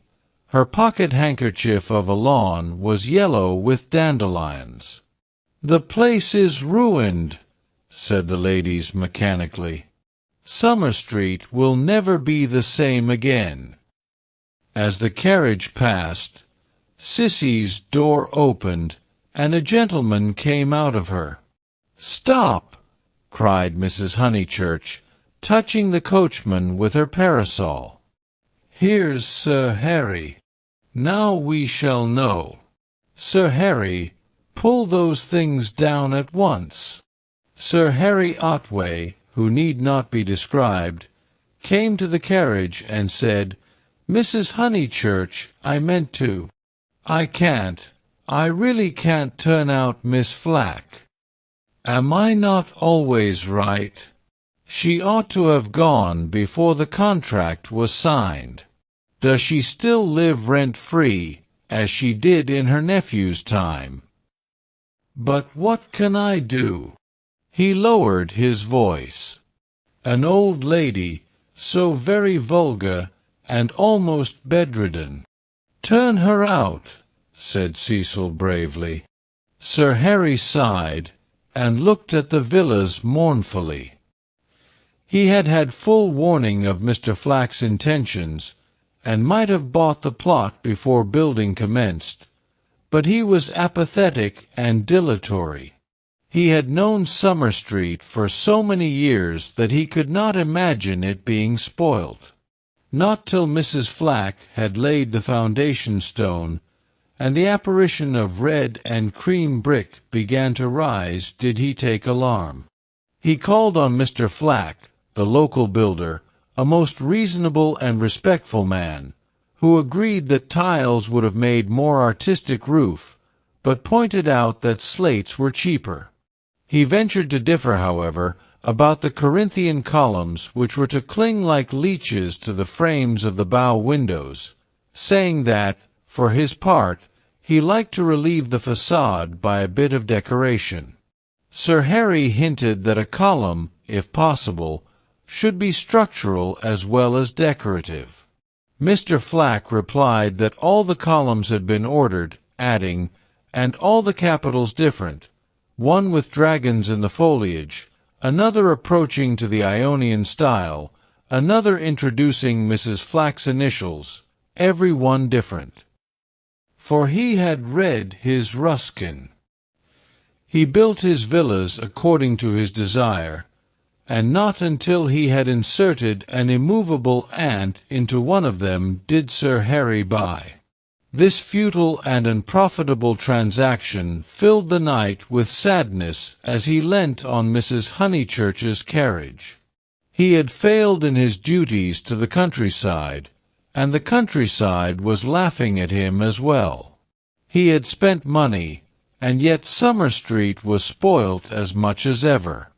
All he could do now was to find a desirable tenant for Sissy, someone really desirable. "The rent is absurdly low," he told them, "and perhaps I am an easy landlord. But it is such an awkward size. It is too large for the peasant class and too small for anyone the least like ourselves." Cecil had been hesitating whether he should despise the villas or despise Sir Harry for despising them. The latter impulse seemed the more fruitful. "You ought to find a tenant at once," he said maliciously. "It would be a perfect paradise for a bank clerk." "Exactly," said Sir Harry excitedly. "That is exactly what I fear, Mr. Vyse. It will attract the wrong type of people. The train service has improved, a fatal improvement, to my mind. And what are 5 miles from a station in these days of bicycles?" "Rather a strenuous clerk it would be," said Lucy. Cecil, who had his full share of medieval mischievousness, replied that the physique of the lower middle classes was improving at a most appalling rate. She saw that he was laughing at their harmless neighbor, and roused herself to stop him. "Sir Harry," she exclaimed, "I have an idea. How would you like spinsters?" "My dear Lucy, it would be splendid. Do you know any such?" "Yes. I met them abroad." "Gentlewomen?" he asked tentatively. "Yes, indeed, and at the present moment homeless. I heard from them last week, Miss Teresa and Miss Catherine Allen. I'm really not joking. They are quite the right people. Mr. Beebe knows them, too. May I tell them to write to you?" "Indeed you may," he cried. "Here we are with the difficulty solved already. How delightful it is! Extra facilities. Please tell them they shall have extra facilities, for I shall have no agent's fees. Oh, the agents! The appalling people they have sent me! One woman, when I wrote, a tactful letter, you know, asking her to explain her social position to me, replied that she would pay the rent in advance. As if one cares about that! And several references I took up were most unsatisfactory, people swindlers or not respectable. And oh, the deceit! I have seen a good deal of the seamy side this last week. The deceit of the most promising people. My dear Lucy, the deceit." She nodded. "My advice," put in Mrs. Honeychurch, "is to have nothing to do with Lucy and her decayed gentlewomen at all. I know the type. Preserve me from people who have seen better days, and bring heirlooms with them that make the house smell stuffy. It's a sad thing, but I'd far rather let to someone who is going up in the world than to someone who has come down." "I think I follow you," said Sir Harry, "but it is, as you say, a very sad thing." "The Misses Allen aren't that," cried Lucy. "Yes, they are," said Cecil. "I haven't met them, but I should say they were a highly unsuitable addition to the neighbourhood." "Don't listen to him, Sir Harry. He's tiresome." "It's I who am tiresome," he replied. "I oughtn't to come with my troubles to young people.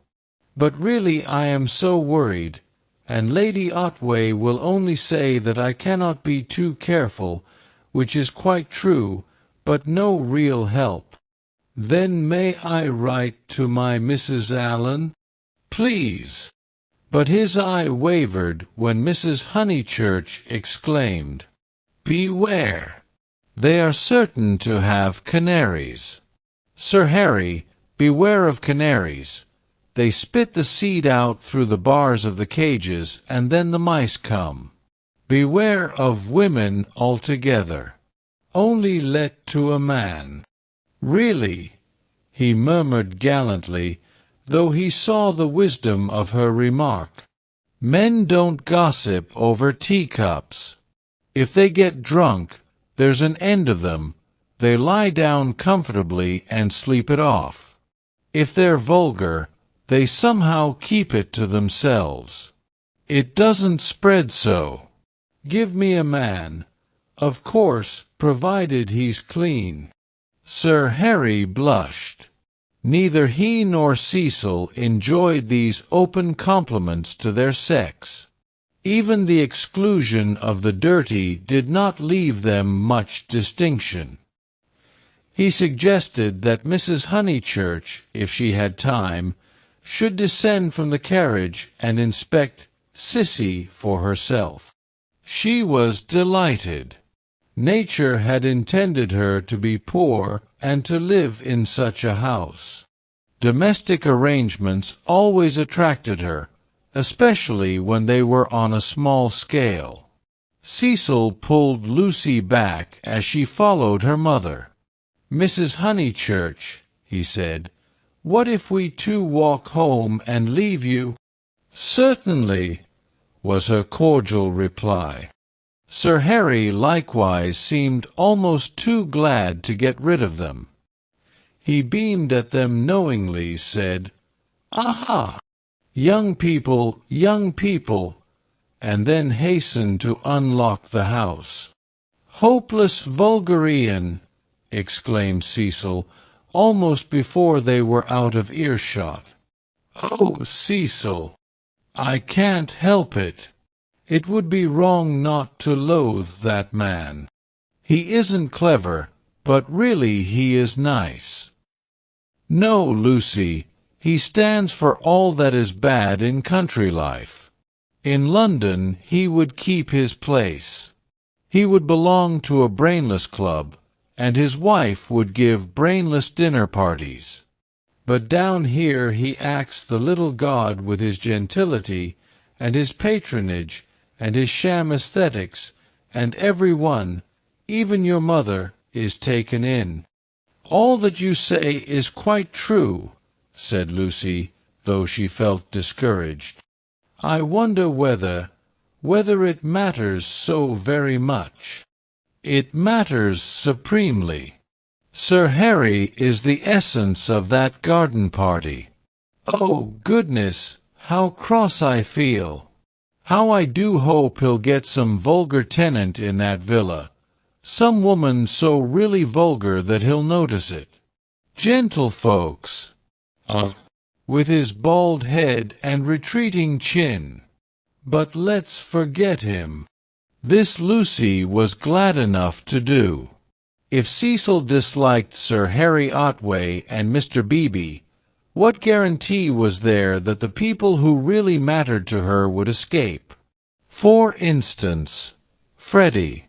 Freddie was neither clever, nor subtle, nor beautiful, and what prevented Cecil from saying, any minute, It would be wrong not to loathe Freddie. And what would she reply? Further than Freddie she did not go, but he gave her anxiety enough. She could only assure herself that Cecil had known Freddie some time, and that they had always got on pleasantly, except, perhaps, during the last few days, which was an accident, perhaps. "Which way shall we go?" she asked him. Nature, simplest of topics, she thought, was around them. Summer Street lay deep in the woods, and she had stopped where a footpath diverged from the highroad. "Are there two ways? Perhaps the road is more sensible, as we're got up smart." "I'd rather go through the wood," said Cecil, with that subdued irritation that she had noticed in him all the afternoon. "Why is it, Lucy, that you always say the road? Do you know that you have never once been with me in the fields or the woods since we were engaged?" "Haven't I?"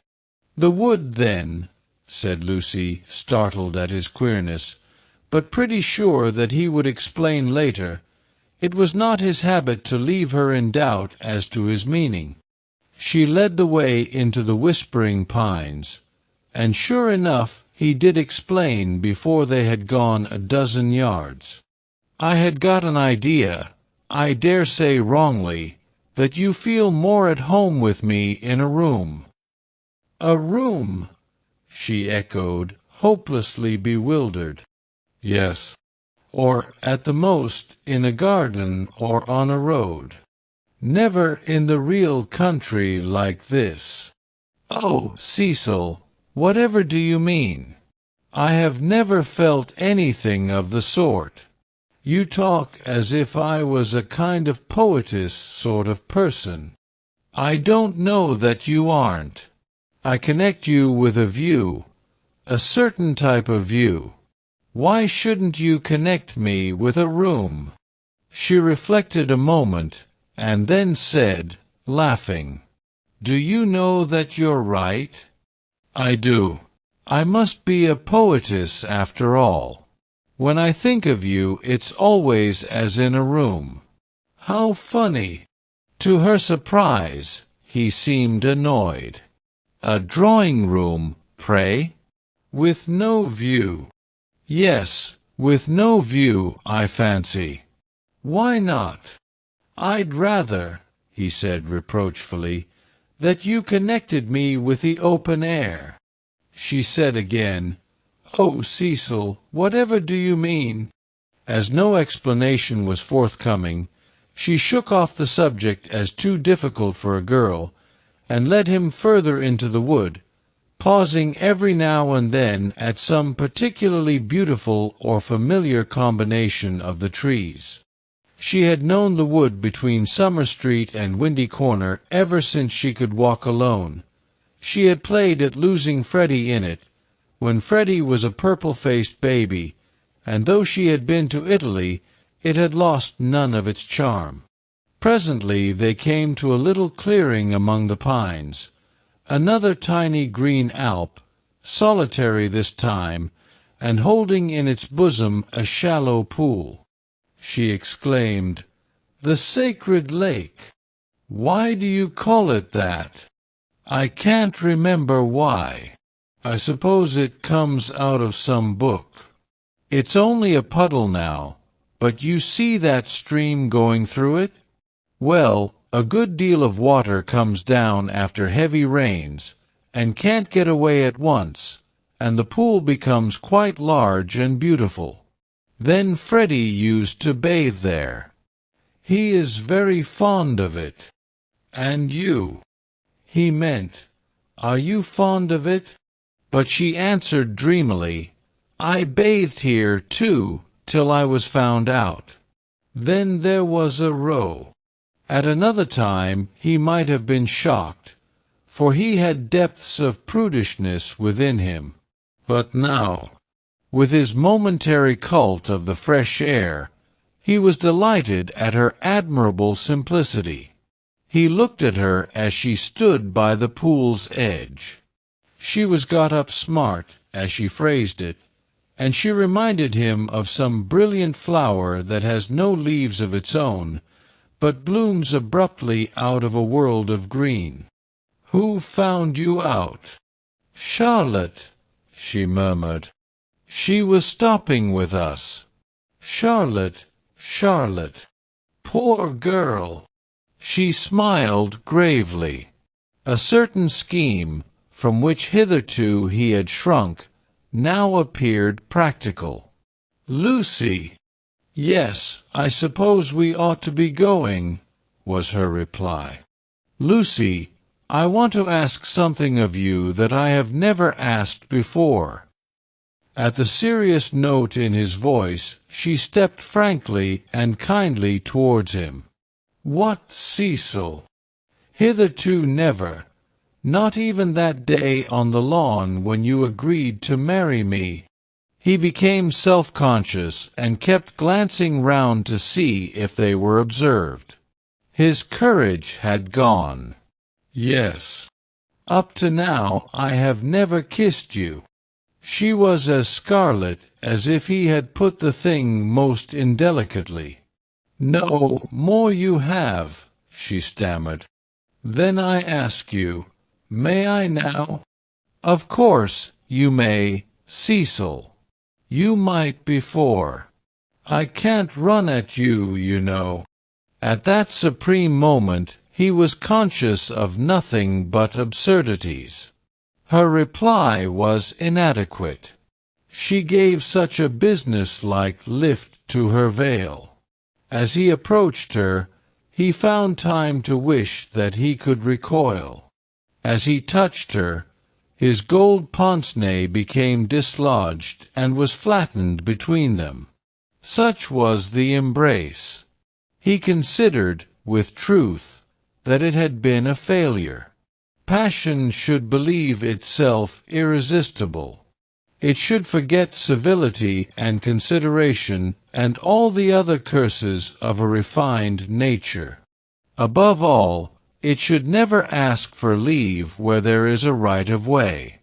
Why could he not do as any laborer or navvy, nay, as any young man behind the counter would have done? He recast the scene. Lucy was standing flower-like by the water. He rushed up and took her in his arms. She rebuked him, permitted him and revered him ever after for his manliness. For he believed that women revere men for their manliness. They left the pool in silence, after this one salutation. He waited for her to make some remark which should show him her inmost thoughts. At last she spoke, and with fitting gravity. "Emerson was the name, not Harris." "What name?" "The old man's." "What old man?" "That old man I told you about. The one Mr. Eager was so unkind to." He could not know that this was the most intimate conversation they had ever had. Chapter 10. Cecil as a humorist. The society out of which Cecil proposed to rescue Lucy was perhaps no very splendid affair, yet it was more splendid than her antecedents entitled her to. Her father, a prosperous local solicitor, had built Windy Corner, as a speculation at the time the district was opening up, and, falling in love with his own creation, had ended by living there himself. Soon after his marriage, the social atmosphere began to alter. Other houses were built on the brow of that steep southern slope, and others, again, among the pine trees behind, and northward on the chalk barrier of the downs. Most of these houses were larger than Windy Corner, and were filled by people who came, not from the district, but from London, and who mistook the Honeychurches for the remnants of an indigenous aristocracy. He was inclined to be frightened, but his wife accepted the situation without either pride or humility. "I cannot think what people are doing," she would say, "but it is extremely fortunate for the children." She called everywhere. Her calls were returned with enthusiasm, and by the time people found out that she was not exactly of their milieu, they liked her, and it did not seem to matter. When Mr. Honeychurch died, he had the satisfaction, which few honest solicitors despise, of leaving his family rooted in the best society obtainable. The best obtainable. Certainly many of the immigrants were rather dull, and Lucy realized this more vividly since her return from Italy. Hitherto she had accepted their ideals without questioning, their kindly affluence, their inexplosive religion, their dislike of paper bags, orange peel, and broken bottles.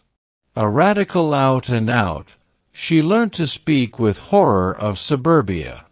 Life, so far as she troubled to conceive it, was a circle of rich, pleasant people with identical interests and identical foes. In this circle, one thought, married, and died. Outside it were poverty and vulgarity forever trying to enter, just as the London fog tries to enter the pine woods pouring through the gaps in the northern hills. But in Italy, where anyone who chooses may warm himself in equality, as in the sun, this conception of life vanished. Her senses expanded. She felt that there was no one whom she might not get to like, that social barriers were irremovable, doubtless, but not particularly high. You jump over them just as you jump into a peasant's olive yard in the Apennines, and he is glad to see you. She returned with new eyes. So did Cecil, but Italy had quickened Cecil, not to tolerance, but to irritation. He saw that the local society was narrow, but instead of saying, "Does that very much matter?" he rebelled, and tried to substitute for it the society he called broad. He did not realize that Lucy had consecrated her environment by the thousand little civilities that create a tenderness in time, and that though her eyes saw its defects, her heart refused to despise it entirely. Nor did he realize a more important point, that if she was too great for this society, she was too great for all society, and had reached the stage where personal intercourse would alone satisfy her. A rebel she was, but not of the kind he understood, a rebel who desired, not a wider dwelling-room, but equality beside the man she loved. For Italy was offering her the most priceless of all possessions, her own soul. Playing bumble puppy with Minnie Beebe, niece to the rector, and aged 13, an ancient and most honorable game, which consists in striking tennis balls high into the air, so that they fall over the net and immoderately bounce. Some hit Mrs. Honeychurch, others are lost. The sentence is confused, but the better illustrates Lucy's state of mind, for she was trying to talk to Mr. Beebe at the same time. "Oh, it has been such a nuisance. First he, then they, no one knowing what they wanted, and everyone so tiresome." "But they really are coming now," said Mr. Beebe. "I wrote to Miss Teresa a few days ago. She was wondering how often the butcher called, and my reply of once a month must have impressed her favorably. They are coming. I heard from them this morning. I shall hate those Miss Allens," Mrs. Honeychurch cried, "just because they're old and silly ones expected to say, 'How sweet!' I hate their Evangie and Butangie and Anangie.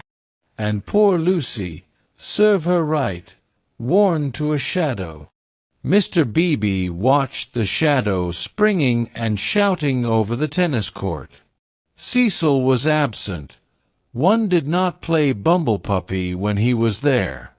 "Well, if they are coming—" "No, Minnie, not Saturn." Saturn was a tennis ball whose skin was partially unsewn. When in motion, his orb was encircled by a ring. "If they are coming, Sir Harry will let them move in before the 29th, and he will cross out the clause about whitewashing the ceilings, because it made them nervous, and put in the fair wear and tear one. That doesn't count." "I told you not Saturn." "Saturn's all right for Bumblepuppy," cried Freddie, joining them. "Minnie, don't you listen to her. Saturn doesn't bounce. Saturn bounces enough." "No, he doesn't." "Well, he bounces better than the beautiful white devil." "Hush, dear," said Mrs. Honeychurch. "But look at Lucy, complaining of Saturn, and all the time's got the beautiful white devil in her hand, ready to plug it in. That's right, Minnie, go for her. Get her over the shins with the racket. Get her over the shins." Lucy fell. The beautiful white devil rolled from her hand. Mr. Beebe picked it up and said, "The name of this ball is Vittoria Corombona, please." But his correction passed unheeded. Freddie possessed to a high degree the power of lashing little girls to fury, and in half a minute he had transformed Minnie from a well-mannered child into a howling wilderness. Up in the house Cecil heard them, and, though he was full of entertaining news, he did not come down to impart it, in case he got hurt. He was not a coward, and bore necessary pain as well as any man. But he hated the physical violence of the young. How right it was! Sure enough, it ended in a cry. "I wish the Miss Allens could see this," observed Mr. Beebe, just as Lucy, who was nursing the injured Minnie, was in turn lifted off her feet by her brother. "Who are the Miss Allens?" Freddie panted. "They have taken Sissy Villa." That wasn't the name. Here his foot slipped, and they all fell most agreeably on to the grass. An interval elapses. "Wasn't what name?" asked Lucy, with her brother's head in her lap. "Allen wasn't the name of the people Sir Harry's let to." "Nonsense, Freddie. You know nothing about it." "Nonsense yourself. I've this minute seen him. He said to me, 'Ahem, Honeychurch, Freddie was an indifferent mimic. Ahem, ahem. I have at last procured really desirable tenants.' I said, 'Hooray, old boy,' and slapped him on the back. 'Exactly. The Miss Allens. Rather not. More like Anderson. Oh, good gracious, there isn't going to be another muddle.' Mrs. Honeychurch exclaimed, 'Do you notice, Lucy, I'm always right? I said don't interfere with Sissy Villa. I'm always right. I'm quite uneasy at being always right so often. It's only another muddle of Freddie's. Freddie doesn't even know the name of the people he pretends have taken it instead.' 'Yes, I do. I've got it. Emerson.' 'What name?' 'Emerson. I'll bet you anything you like.' 'What a weathercock Sir Harry is,' said Lucy quietly. 'I wish I had never bothered over it at all.' Then she lay on her back and gazed at the cloudless sky. Mr. Beebe, whose opinion of her rose daily, whispered to his niece that that was the proper way to behave if any little thing went wrong. Meanwhile, the name of the new tenants had diverted Mrs. Honeychurch from the contemplation of her own abilities. Emerson, Freddie, do you know what Emersons they are? I don't know whether they're any Emersons, retorted Freddie, who was democratic. Like his sister, and like most young people, he was naturally attracted by the idea of equality, and the undeniable fact that there are different kinds of Emersons annoyed him beyond measure. I trust they are the right sort of person. All right, Lucy, she was sitting up again. I see you looking down your nose and thinking your mother's a snob. But there is a right sort and a wrong sort, and it's affectation to pretend there isn't. Emerson's a common enough name, Lucy remarked. She was gazing sideways. Seated on a promontory herself, she could see the pine-clad promontories descending one beyond another into the Weald. The further one descended the garden, the more glorious was this lateral view. I was merely going to remark, Freddie, that I trusted they were no relations of Emerson the philosopher, a most trying man. Pray, does that satisfy you? Oh, yes, he grumbled. And you will be satisfied, too, for they're friends of Cecil, so, elaborate irony, you and the other country families will be able to call in perfect safety. Cecil, exclaimed Lucy. Don't be rude, dear, said his mother placidly. Lucy, don't screech. It's a new bad habit you're getting into. But has Cecil... Friends of Cecil's, he repeated, and so really desirable. Ahem. Honeychurch, I have just telegraphed to them. She got up from the grass. It was hard on Lucy. Mr. Beebe sympathized with her very much. While she believed that her snub about the Miss Allens came from Sir Harry Otway, she had borne it like a good girl. She might well screech when she heard that it came partly from her lover. Mr. Vyse was a tease, something worse than a tease. He took a malicious pleasure in thwarting people. The clergyman, knowing this, looked at Miss Honeychurch with more than his usual kindness.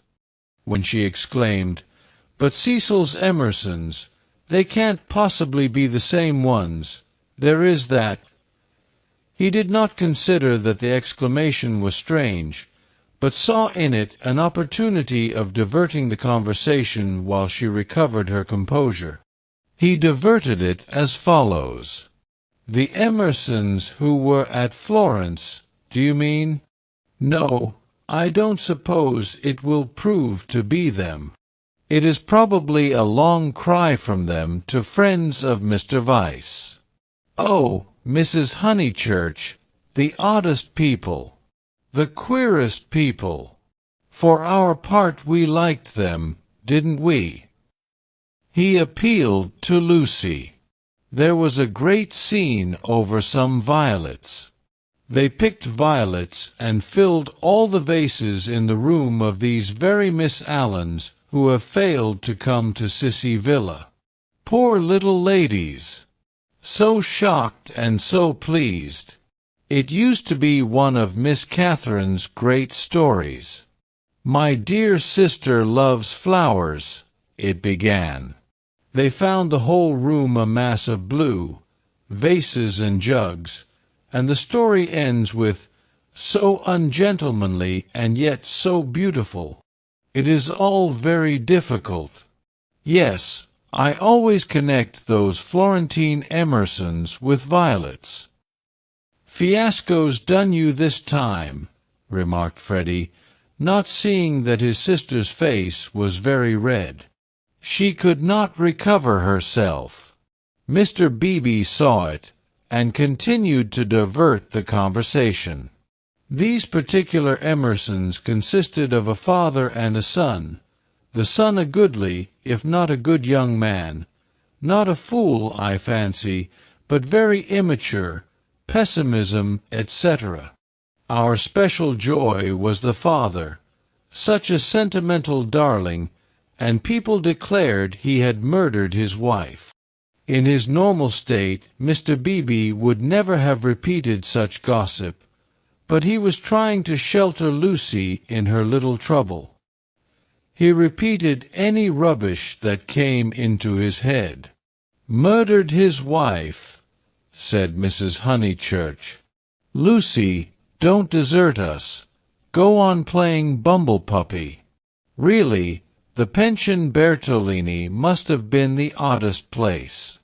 That's the second murderer I've heard of as being there. Whatever was Charlotte doing to stop? By the by, we really must ask Charlotte here some time." Mr. Beebe could recall no second murderer. He suggested that his hostess was mistaken. At the hint of opposition she warmed. She was perfectly sure that there had been a second tourist of whom the same story had been told. The name escaped her. What was the name? Oh, what was the name? She clasped her knees for the name. Something in Thackeray. She struck her matronly forehead. Lucy asked her brother whether Cecil was in. "Oh, don't go!" he cried, and tried to catch her by the ankles. "I must go," she said gravely.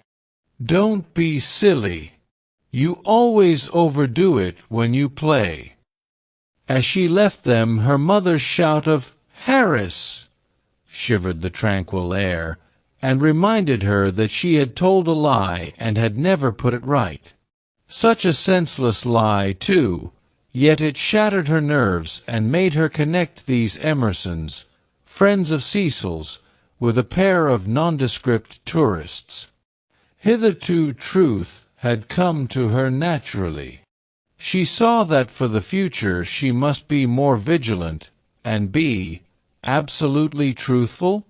Well, at all events, she must not tell lies. She hurried up the garden, still flushed with shame. A word from Cecil would soothe her, she was sure. "Cecil!" "Hello!" he called, and leant out of the smoking-room window. He seemed in high spirits. "I was hoping you'd come. I heard you all bear gardening, but there's better fun up here. Even I, have won a great victory for the comic muse. George Meredith's right. The cause of comedy and the cause of truth are really the same, and even I, have found tenants for the distressful Sissy Villa. Don't be angry. Don't be angry. You'll forgive me when you hear it all." He looked very attractive when his face was bright, and he dispelled her ridiculous forebodings at once. "I have heard," she said. "Freddie has told us. Naughty Cecil. I suppose I must forgive you. Just think of all the trouble I took for nothing.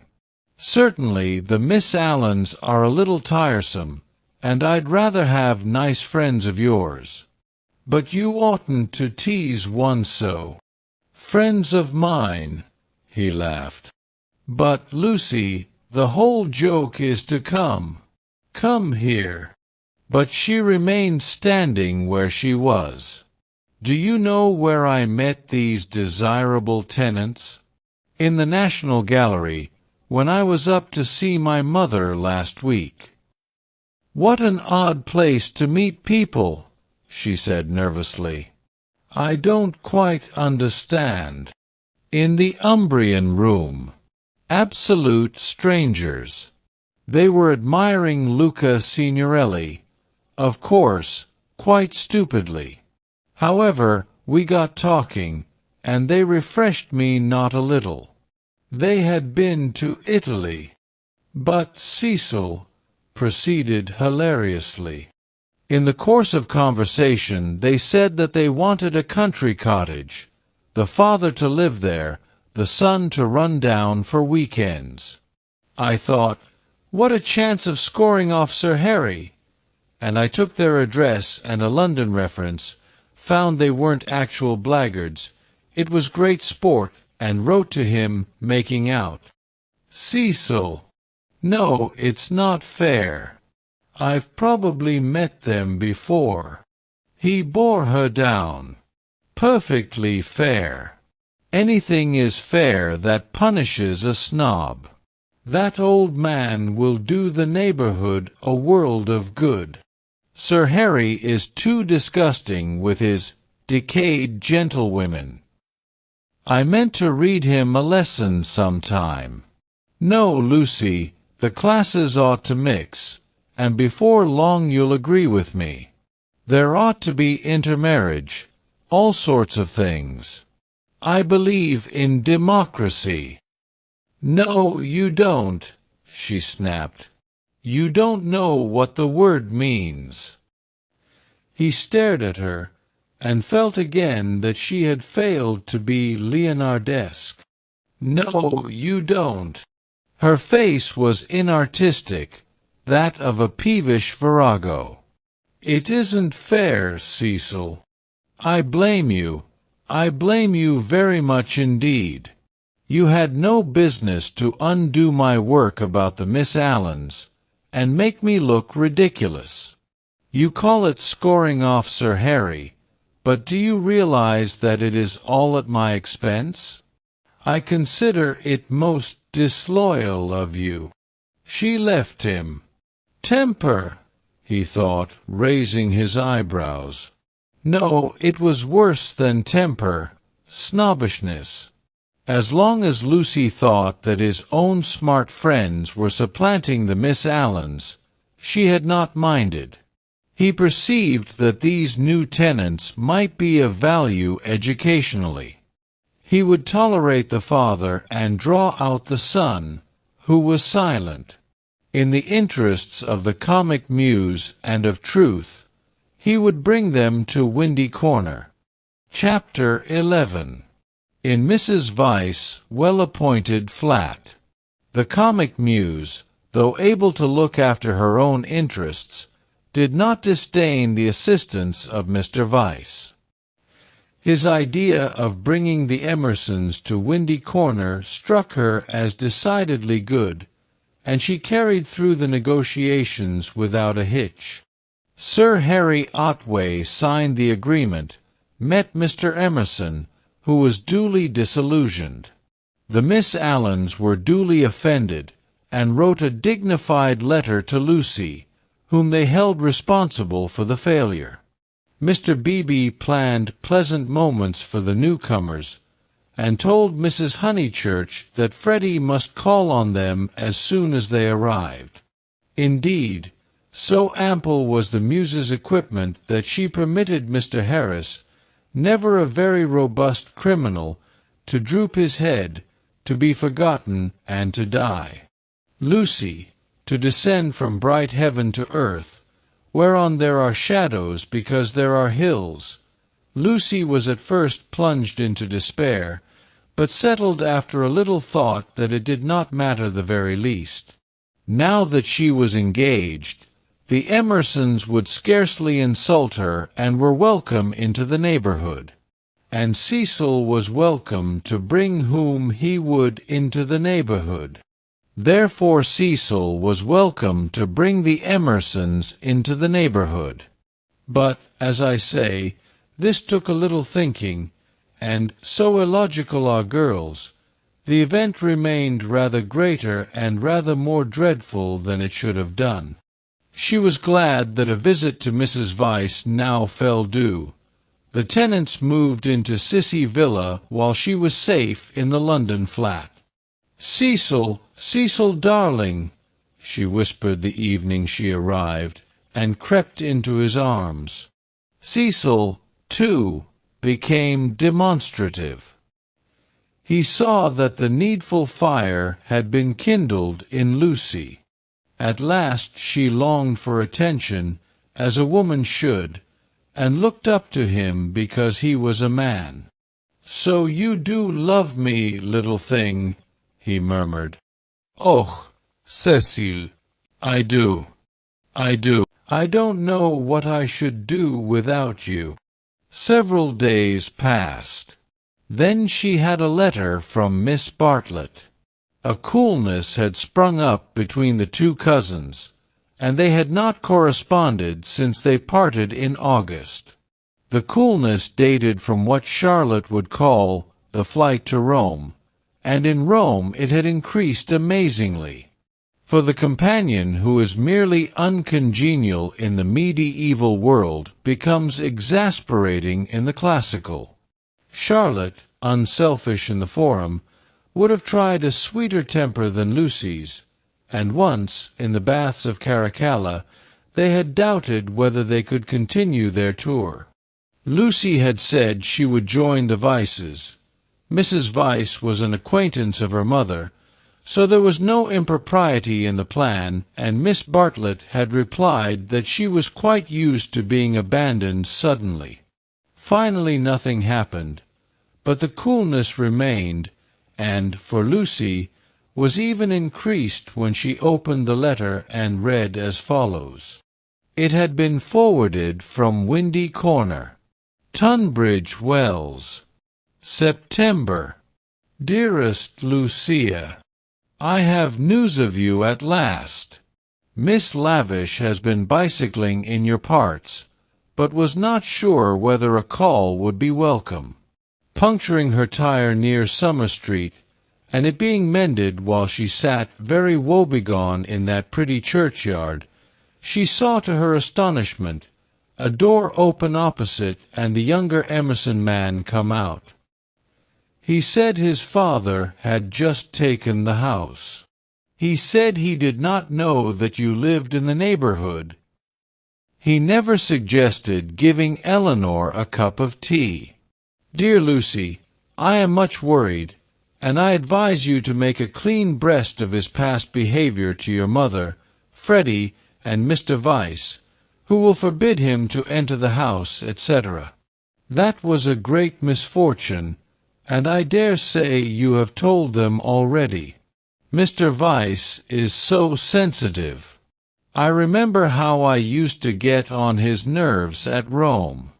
I am very sorry about it all, and should not feel easy unless I warned you. Believe me, your anxious and loving cousin, Charlotte.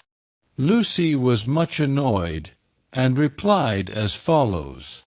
Beecham Mansions, S.W. Dear Charlotte, many thanks for your warning. When Mr. Emerson forgot himself on the mountain, you made me promise not to tell Mother, because you said she would blame you for not being always with me. I have kept that promise, and cannot possibly tell her now. I have said both to her and Cecil that I met the Emersons at Florence, and that they are respectable people, which I do think, and the reason that he offered Miss Lavish no tea was probably that he had none himself. She should have tried at the rectory. I cannot begin making a fuss at this stage. You must see that it would be too absurd. If the Emersons heard I had complained of them, they would think themselves of importance, which is exactly what they are not. I like the old father, and look forward to seeing him again. As for the son, I am sorry for him when we meet, rather than for myself. They are known to Cecil, who is very well and spoke of you the other day.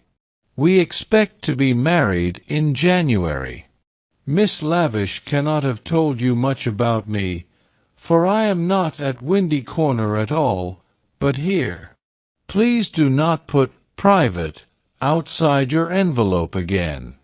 No one opens my letters. Yours affectionately, Elle, Monsieur Honeychurch. Secrecy has this disadvantage. We lose the sense of proportion. We cannot tell whether our secret is important or not. Were Lucy and her cousin closeted with a great thing which would destroy Cecil's life if he discovered it, or with a little thing which he would laugh at? Miss Bartlett suggested the former. Perhaps she was right. It had become a great thing now. Left to herself, Lucy would have told her mother and her lover ingenuously, and it would have remained a little thing.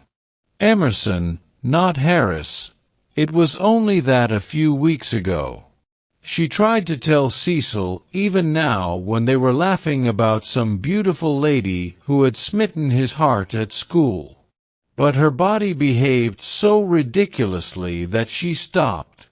She and her secret stayed 10 days longer in the deserted metropolis, visiting the scenes they were to know so well later on. It did her no harm, Cecil thought, to learn the framework of society, while society itself was absent on the golf links or the moors. The weather was cool, and it did her no harm. In spite of the season, Mrs. Vyse managed to scrape together a dinner party consisting entirely of the grandchildren of famous people. The food was poor, but the talk had a witty weariness that impressed the girl. One was tired of everything, it seemed. One launched into enthusiasms only to collapse gracefully, and pick oneself up amid sympathetic laughter. In this atmosphere, the Pension Bertolini and Windy Corner appeared equally crude, and Lucy saw that her London career would estrange her a little from all that she had loved in the past. The grandchildren asked her to play the piano. She played Schumann.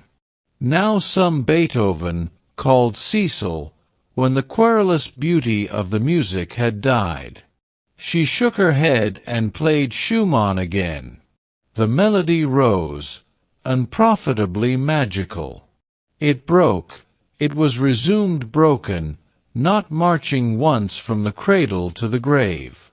The sadness of the incomplete, the sadness that is often life, but should never be art, throbbed in its disjected phrases, and made the nerves of the audience throb. Not thus had she played on the little draped piano at the Bertolini, and "too much Schumann" was not the remark that Mr. Beebe had passed to himself when she returned.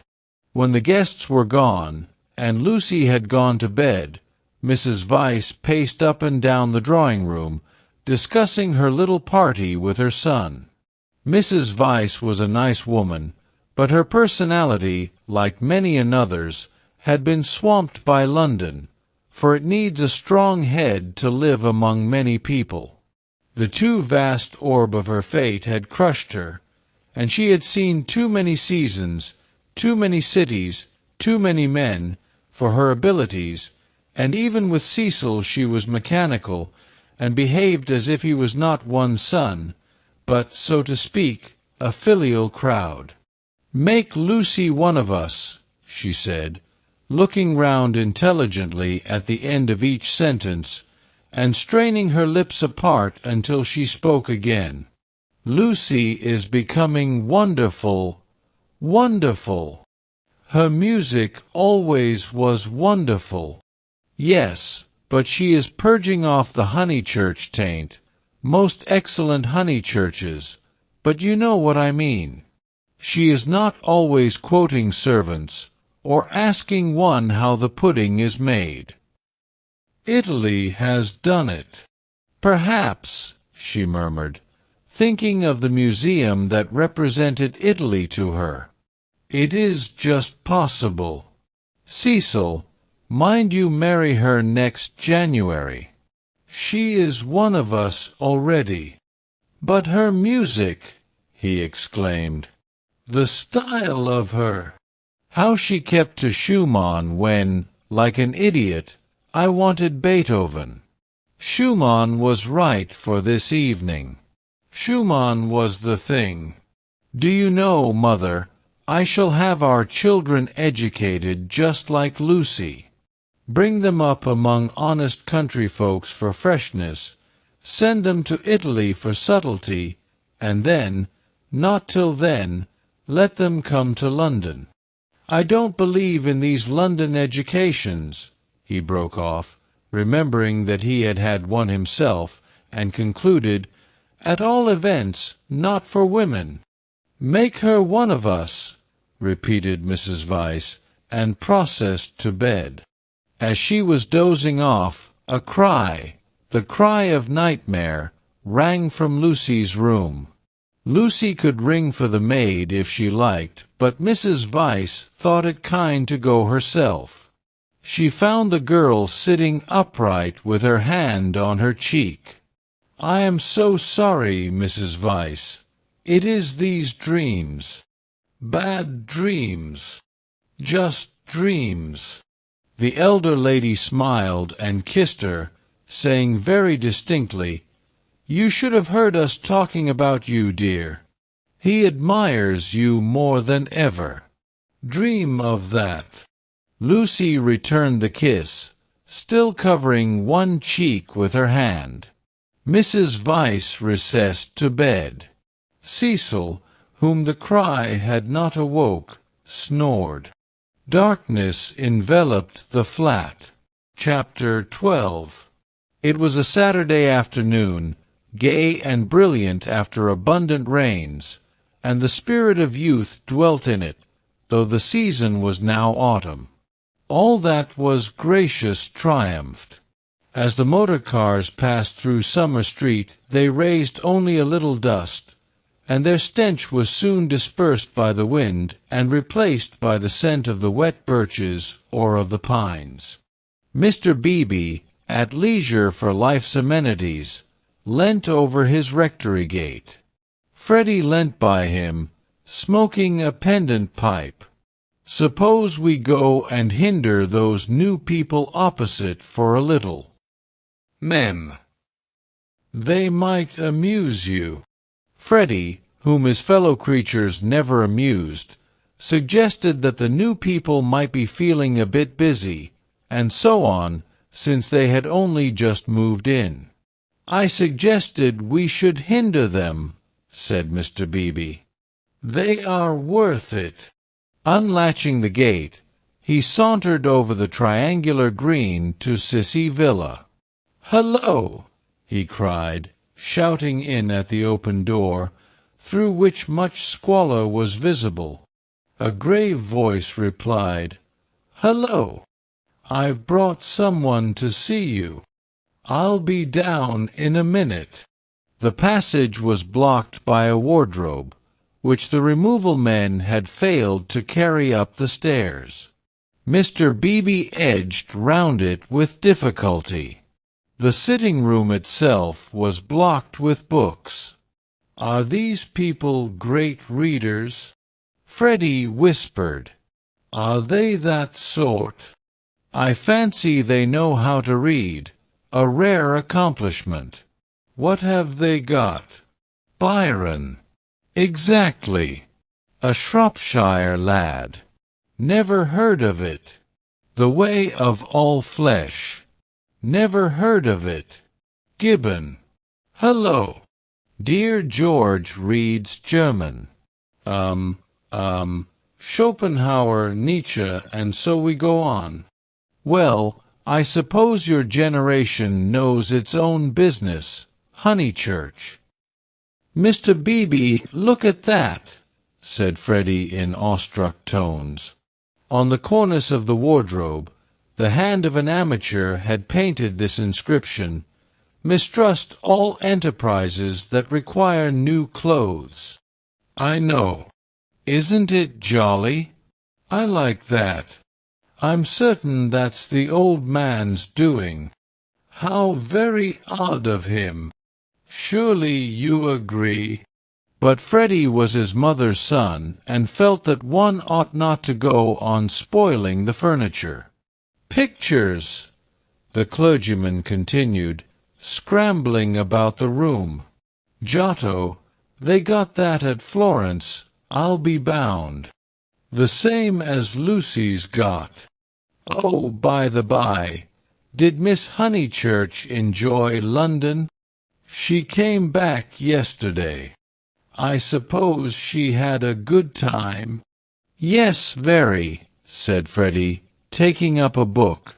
She and Cecil are thicker than ever. That's good hearing. I wish I wasn't such a fool, Mr. Beebe. Mr. Beebe ignored the remark. Lucy used to be nearly as stupid as I am, but it'll be very different now, Mother thinks. She will read all kinds of books. So will you. Only medical books. Not books that you can talk about afterwards. Cecil is teaching Lucy Italian, and he says her playing is wonderful. There are all kinds of things in it that we have never noticed. Cecil says, "What on earth are those people doing upstairs? Emerson, we think we'll come another time." George ran downstairs and pushed them into the room without speaking. "Let me introduce Mr. Honeychurch, a neighbor." Then Freddie hurled one of the thunderbolts of youth. Perhaps he was shy, perhaps he was friendly, or perhaps he thought that George's face wanted washing. At all events, he greeted him with, "How d'ye do? Come and have a bathe." "Oh, all right," said George, impassive. Mr. Beebe was highly entertained. "How d'ye do? How d'ye do? Come and have a bathe," he chuckled. "That's the best conversational opening I've ever heard. But I'm afraid it will only act between men. Can you picture a lady who has been introduced to another lady by a third lady opening civilities with, 'How do you do? Come and have a bathe'? And yet you will tell me that the sexes are equal." "I tell you that they shall be," said Mr. Emerson, who had been slowly descending the stairs. "Good afternoon, Mr. Beebe. I tell you they shall be comrades, and George thinks the same.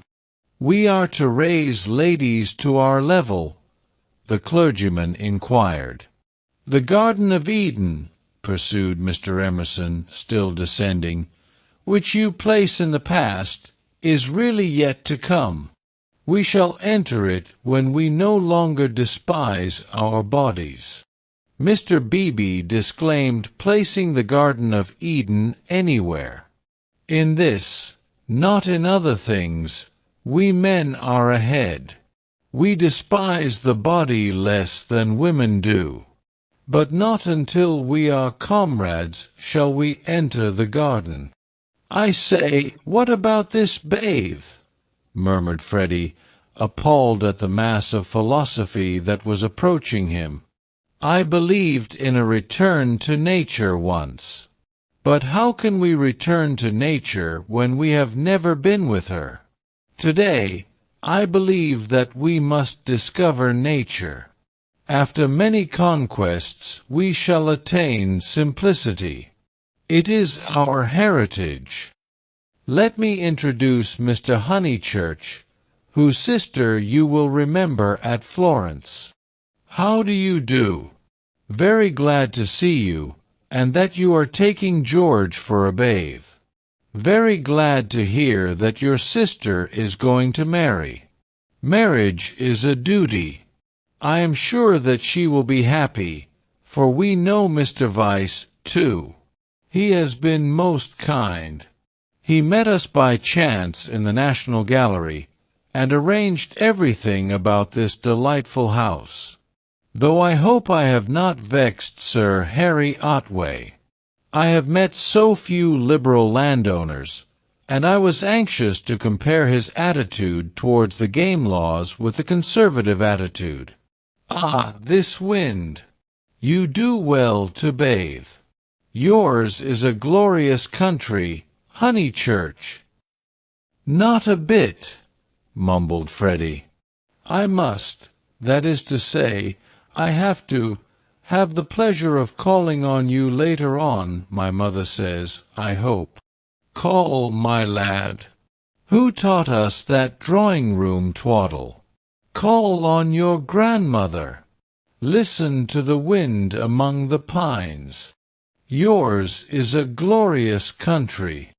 Mr. Beebe came to the rescue. "Mr. Emerson, he will call, I shall call. You or your son will return our calls before 10 days have elapsed. I trust that you have realized about the 10 days interval. It does not count that I helped you with the stair-eyes yesterday.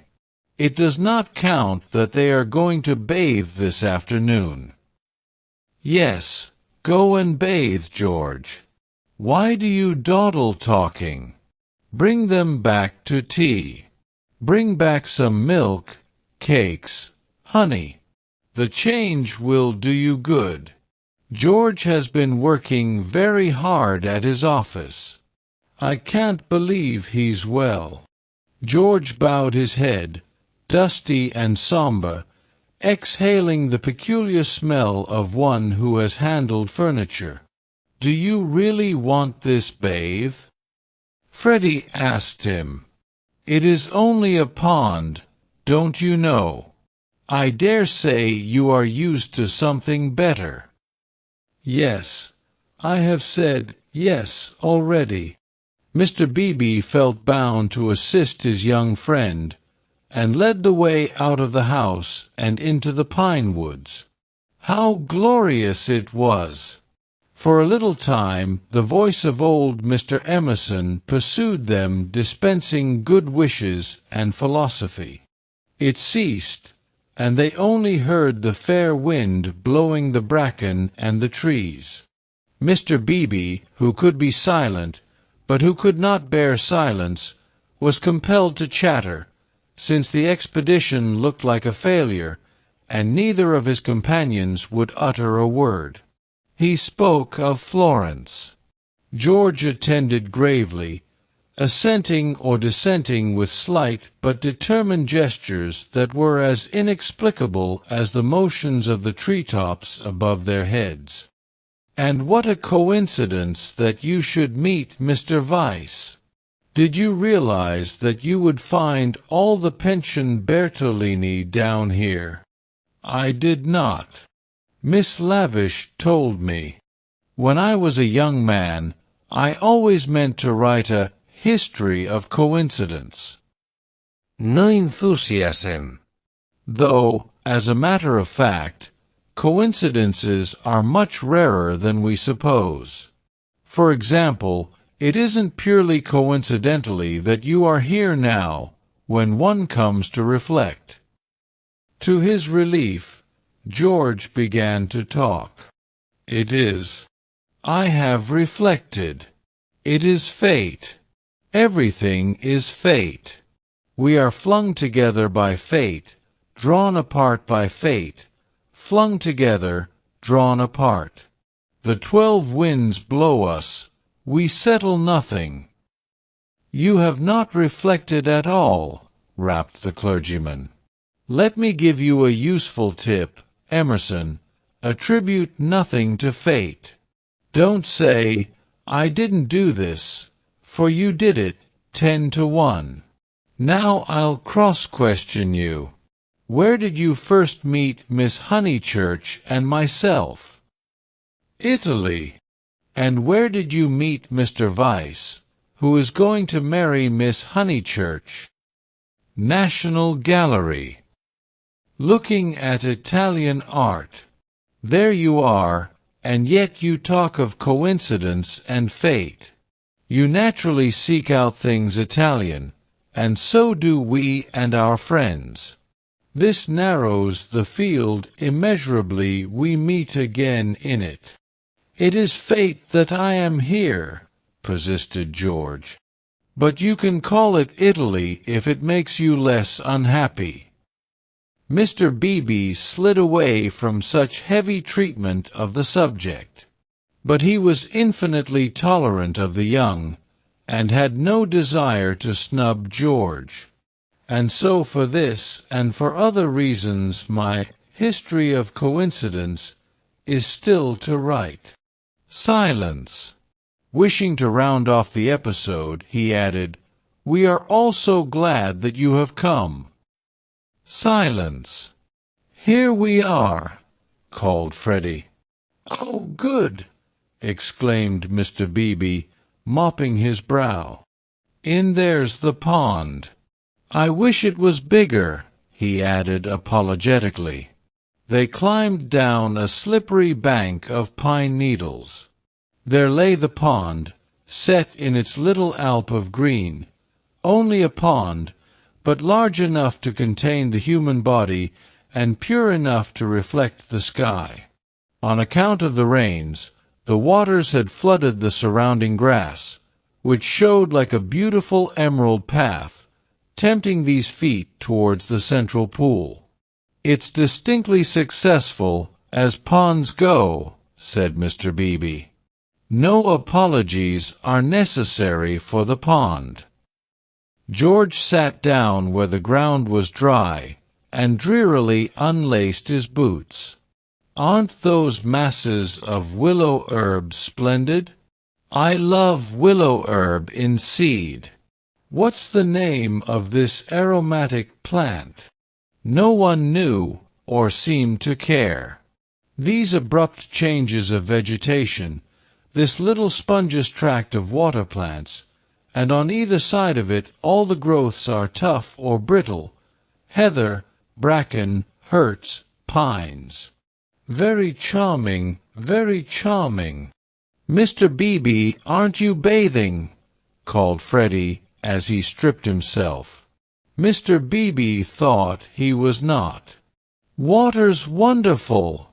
cried Freddie, prancing in. "Water's water," murmured George. Wetting his hair first, a sure sign of apathy, he followed Freddie into the divine, as indifferent as if he were a statue and the pond a pail of soapsuds. It was necessary to use his muscles. It was necessary to keep clean. Mr. Beebe watched them, and watched the seeds of the willow herb dance chorically above their heads. "A push-you, a push-you, a push-you," went Freddie, swimming for 2 strokes in either direction, and then becoming involved in reeds or mud. "Is it worth it?" asked the other, Michelangelesque on the flooded margin. The bank broke away, and he fell into the pool before he had weighed the question properly. "He poof! I've swallowed a pollywog, Mr. Beebe. Water's wonderful, water's simply ripping." "Water's not so bad," said George, reappearing from his plunge, and sputtering at the sun. "Water's wonderful. Mr. Beebe, do." "A push-you, coof." Mr. Beebe, who was hot, and who always acquiesced where possible, looked around him. He could detect no parishioners except the pine trees, rising up steeply on all sides, and gesturing to each other against the blue. How glorious it was! The world of motor cars and rural deans receded inimitably. Water, sky, evergreens, a wind, these things not even the seasons can touch, and surely they lie beyond the intrusion of man? I may as well wash too, and soon his garments made a third little pile on the sward, and he too asserted the wonder of the water. It was ordinary water, nor was there very much of it, and, as Freddie said, it reminded one of swimming in a salad. The 3 gentlemen rotated in the pool breast high, after the fashion of the nymphs in Götterdämmerung. But either because the rains had given a freshness, or because the sun was shedding a most glorious heat, or because two of the gentlemen were young in years and the third young in spirit. For some reason or other a change came over them, and they forgot Italy and botany and fate. They began to play. Mr. Beebe and Freddie splashed each other. A little deferentially, they splashed George. He was quiet. They feared they had offended him. Then all the forces of youth burst out. He smiled, flung himself at them, splashed them, ducked them, kicked them, muddied them, and drove them out of the pool. "Race you round it, then," cried Freddie, and they raced in the sunshine, and George took a short cut and dirted his shins, and had to bathe a second time. Then Mr. Beebe consented to run, a memorable sight. They ran to get dry, they bathed to get cool, they played at being Indians in the willow herbs and in the bracken, they bathed to get clean. And all the time 3 little bundles lay discreetly on the sward, proclaiming, No. "We are what matters. Without us shall no enterprise begin. To us shall all flesh turn in the end." "A try! A try!" yelled Freddie, snatching up George's bundle and placing it beside an imaginary goal-post. "Soccer rules," George retorted, scattering Freddie's bundle with a kick. "Goal! Goal!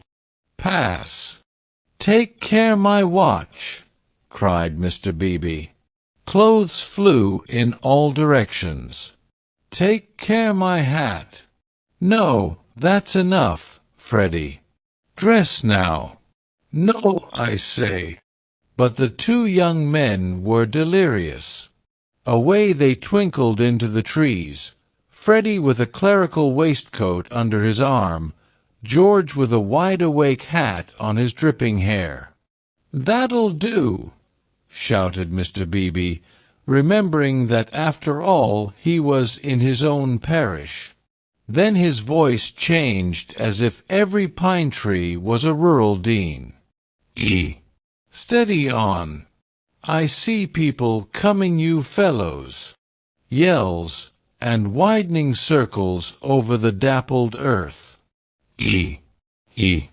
Ladies. Neither George nor Freddie was truly refined.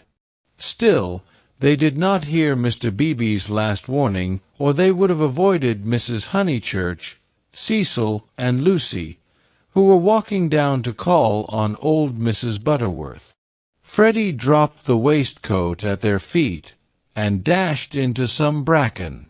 George hooped in their faces, turned and scud away down the path to the pond, still clad in Mr. Beebe's hat. "Gracious alive!" cried Mrs. Honeychurch. "Whoever were those unfortunate people? Oh, dears, look away! And poor Mr. Beebe, too! Whatever has happened?" "Come this way immediately," commanded Cecil, who always felt that he must lead women, though he knew not whither, and protect them, though he knew not against what. He led them now towards the bracken where Freddie sat concealed. "Oh, poor Mr. Beebe! Was that his waistcoat we left in the path? Cecil, Mr. Beebe's waistcoat." "No business of ours," said Cecil, glancing at Lucy, who was all parasol and evidently minded. "I fancy Mr. Beebe jumped back into the pond."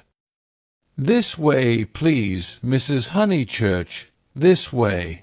They followed him up the bank, attempting the tense yet nonchalant expression that is suitable for ladies on such occasions. "Well, I can't help it," said a voice close ahead, and Freddie reared a freckled face and a pair of snowy shoulders out of the fronds. "I can't be trodden on, can I? Good gracious me, dear, so it's you! What miserable management! Why not have a comfortable bath at home, with hot and cold laid on? Look here, mother, a fellow must wash, and a fellow's got to dry, and if another fellow— Dear, no doubt you're right as usual, but you are in no position to argue. Come, Lucy? They turned. Oh, look! Don't look! Oh, poor Mr. Beebe! How unfortunate again! For Mr. Beebe was just crawling out of the pond, on whose surface garments of an intimate nature did float, while George, the world-weary George, shouted to Freddie that he had hooked a fish. "And me, I've swallowed one," answered he of the bracken.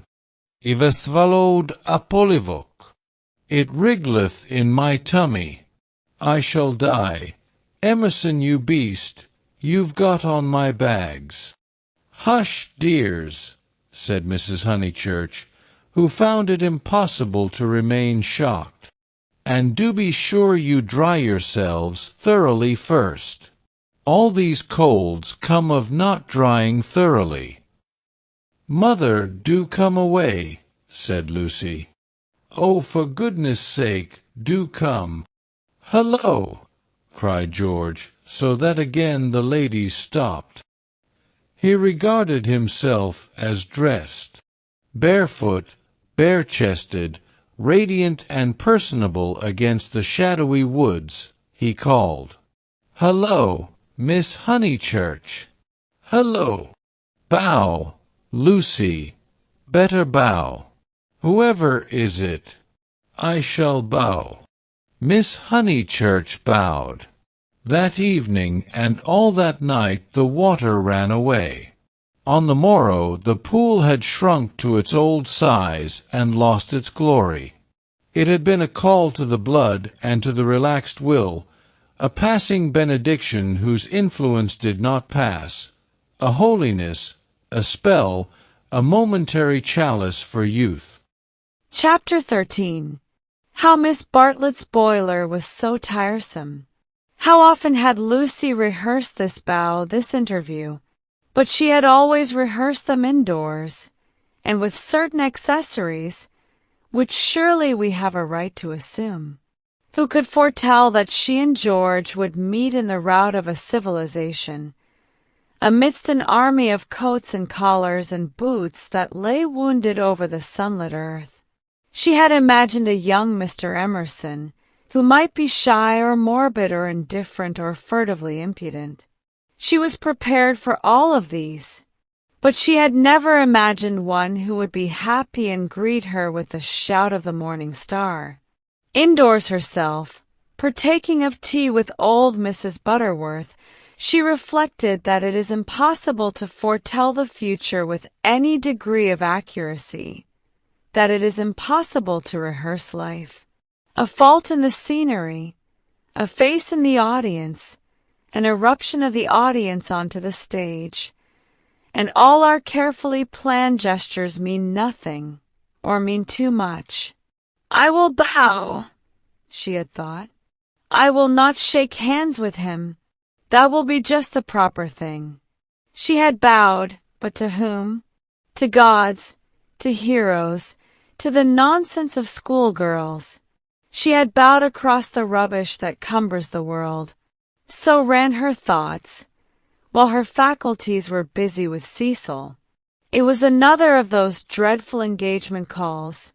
Mrs. Butterworth had wanted to see him, and he did not want to be seen. He did not want to hear about hydrangeas, why they changed their color at the seaside. He did not want to join the C.O.S. When cross he was always elaborate, and made long, clever answers where yes or no would have done. Lucy soothed him and tinkered at the conversation in a way that promised well for their married peace. No one is perfect, and surely it is wiser to discover the imperfections before wedlock. Miss Bartlett, indeed, though not in word, had taught the girl that this our life contains nothing satisfactory. Lucy, though she disliked the teacher, regarded the teaching as profound, and applied it to her lover. "Lucy," said her mother when they got home, "is anything the matter with Cecil?" The question was ominous. Up till now Mrs. Honeychurch had behaved with charity and restraint. "No, I don't think so, Mother. Cecil's all right. Perhaps he's tired." Lucy compromised. Perhaps Cecil was a little tired. Because otherwise... She pulled out her bonnet pins with gathering displeasure. "Because otherwise I cannot account for him." "I do think Mrs. Butterworth is rather tiresome, if you mean that." "Cecil has told you to think so. You were devoted to her as a little girl, and nothing will describe her goodness to you through the typhoid fever. No, it is just the same thing everywhere. Let me just put your bonnet away, may I?" Surely he could answer her civilly for 1/2 hour. "Cecil has a very high standard for people," faltered Lucy, seeing trouble ahead. "It's part of his ideals. It is really that makes him sometimes seem—" "Oh, rubbish! If high ideals make a young man rude, the sooner he gets rid of them the better," said Mrs. Honeychurch, handing her the bonnet. "Now, Mother, I've seen you cross with Mrs. Butterworth yourself. Not in that way. At times I could wring her neck, but not in that way. No, it is the same with Cecil all over. By the by, I never told you. I had a letter from Charlotte while I was away in London." This attempt to divert the conversation was too puerile, and Mrs. Honeychurch resented it. Since Cecil came back from London, nothing appears to please him. Whenever I speak he winces. "I see him, Lucy. It is useless to contradict me. No doubt I am neither artistic nor literary nor intellectual nor musical, but I cannot help the drawing-room furniture. Your father bought it, and we must put up with it. Will Cecil kindly remember?" I see what you mean, and certainly Cecil oughtn't to. But he does not mean to be uncivil, he once explained. It is the things that upset him. He is easily upset by ugly things. He is not uncivil to people. Is it a thing or a person when Freddie sings? You can't expect a really musical person to enjoy comic songs as we do. Then why didn't he leave the room? Why sit wriggling and sneering and spoiling everyone's pleasure? "We mustn't be unjust to people," faltered Lucy. Something had enfeebled her, and the case for Cecil, which she had mastered so perfectly in London, would not come forth in an effective form. The two civilizations had clashed, Cecil hinted that they might, and she was dazzled and bewildered, as though the radiance that lies behind all civilization had blinded her eyes. Good taste and bad taste were only catchwords, garments of diverse cut, and music itself dissolved to a whisper through pine trees, where the song is not distinguishable from the comic song.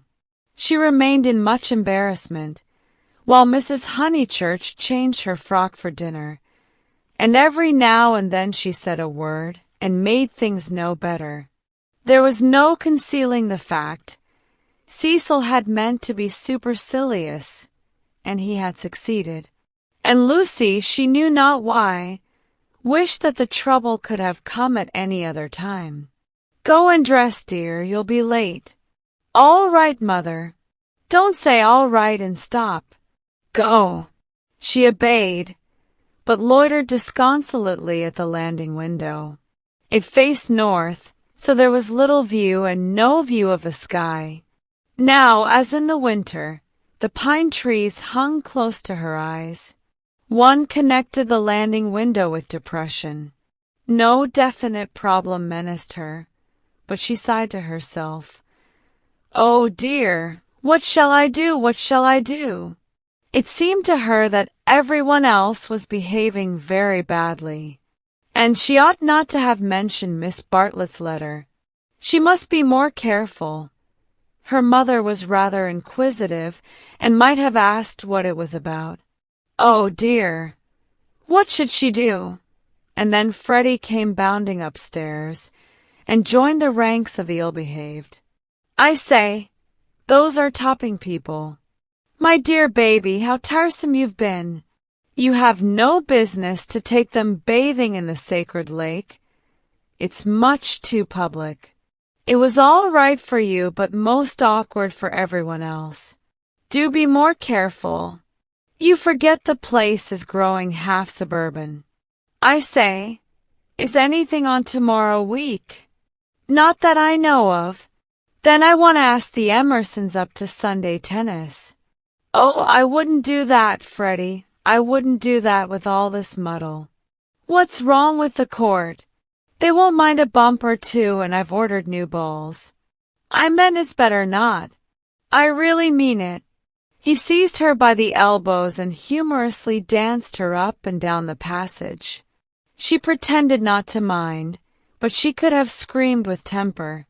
Cecil glanced at them as he proceeded to his toilet, and they impeded Mary with her brood of hot water cans. Then Mrs. Honeychurch opened her door and said, Lucy, what a noise you're making. I have something to say to you. Did you say you had had a letter from Charlotte? And Freddie ran away. Yes, I really can't stop. I must dress too. How's Charlotte? All right. Lucy! The unfortunate girl returned. You've a bad habit of hurrying away in the middle of one's sentences. Did Charlotte mention her boiler? Her what? Don't you remember that her boiler was to be had out in October, and her bath cistern cleaned out, and all kinds of terrible to-doings? I can't remember all Charlotte's worries, said Lucy bitterly. I shall have enough of my own, now that you are not pleased with Cecil. Mrs. Honeychurch might have flamed out. She did not. She said, Come here, old lady, thank you for putting away my bonnet, kiss me.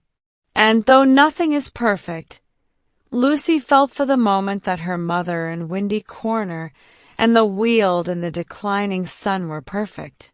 So the grittiness went out of life. It generally did at Windy Corner. At the last minute, when the social machine was clogged hopelessly, one member or other of the family poured in a drop of oil.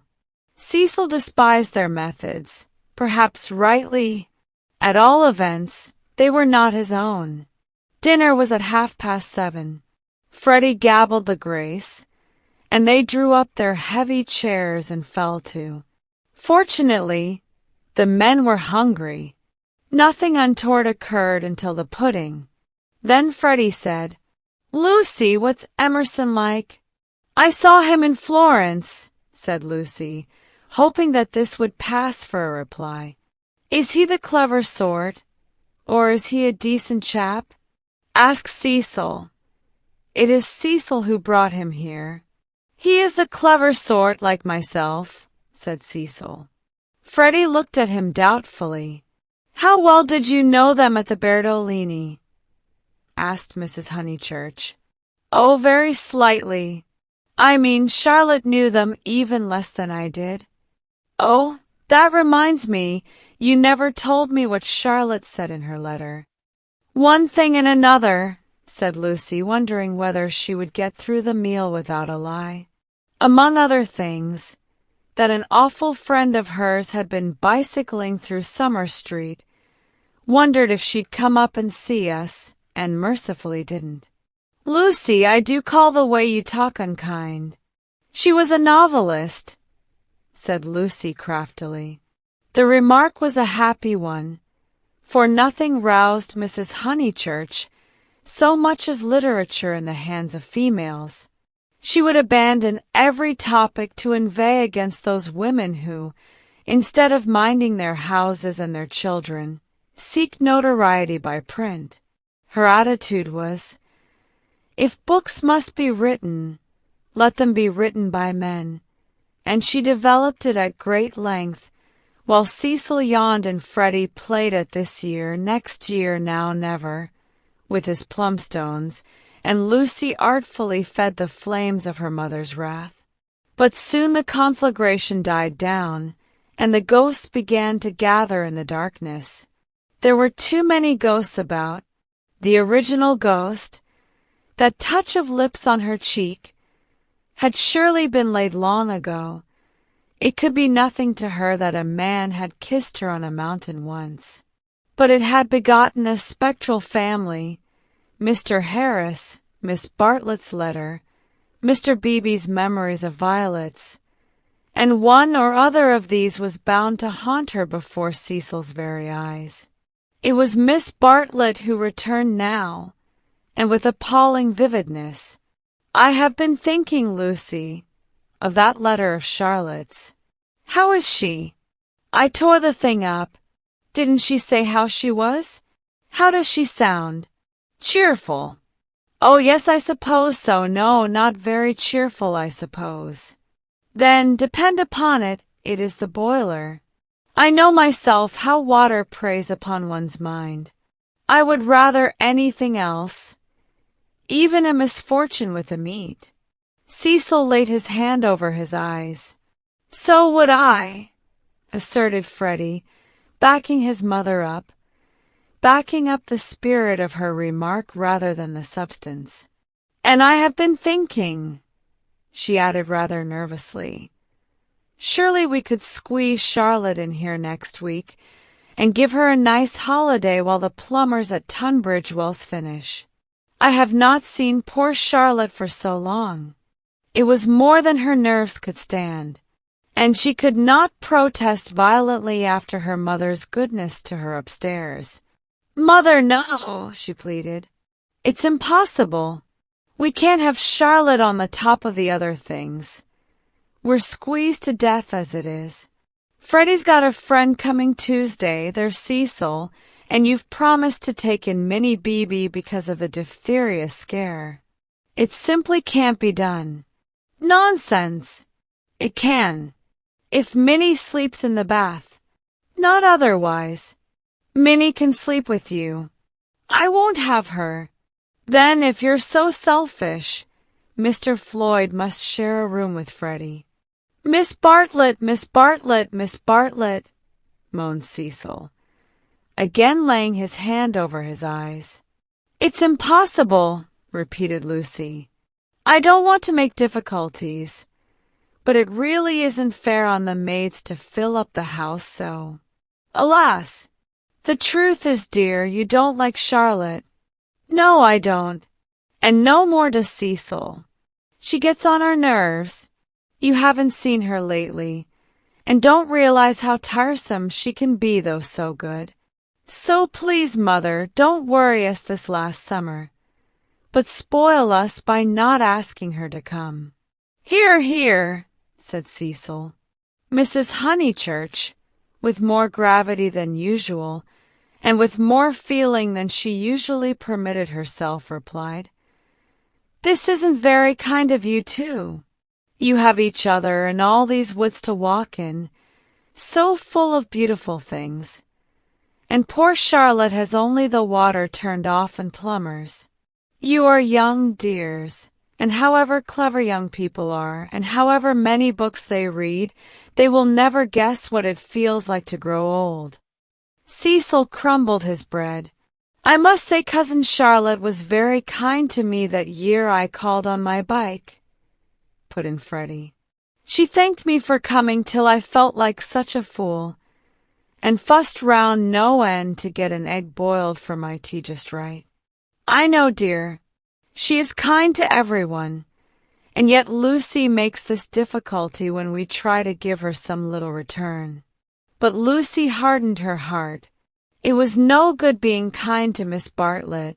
She had tried herself too often and too recently.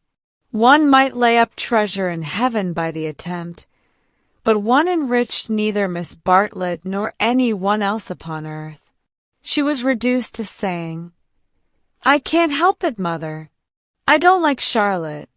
I admit it's horrid of me. From your own account, you told her as much. Well, she would leave Florence so stupidly. She flurried. The ghosts were returning. They filled Italy. They were even usurping the places she had known as a child. The sacred lake would never be the same again, and on Sunday week something would even happen to Windy Corner. How would she fight against ghosts? For a moment the visible world faded away, and memories and emotions alone seemed real. I suppose Miss Bartlett must come, since she boils eggs so well, said Cecil, who was in rather a happier frame of mind, thanks to the admirable cooking. I didn't mean the egg was well boiled, corrected Freddie, because in point of fact she forgot to take it off, and as a matter of fact I don't care for eggs. I only meant how jolly kind she seemed. Cecil frowned again. Oh, these Honeychurches. Eggs, boilers, hydrangeas, maids. Of such were their lives compact. May me and Lucy get down from our chairs? He asked, with scarcely veiled insolence. We don't want no dessert. Chapter 14. How Lucy faced the external situation bravely.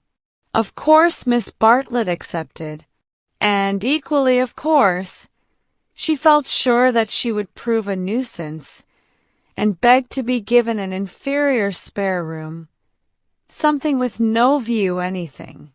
Her love to Lucy, and equally of course, George Emerson could come to tennis on the Sunday week.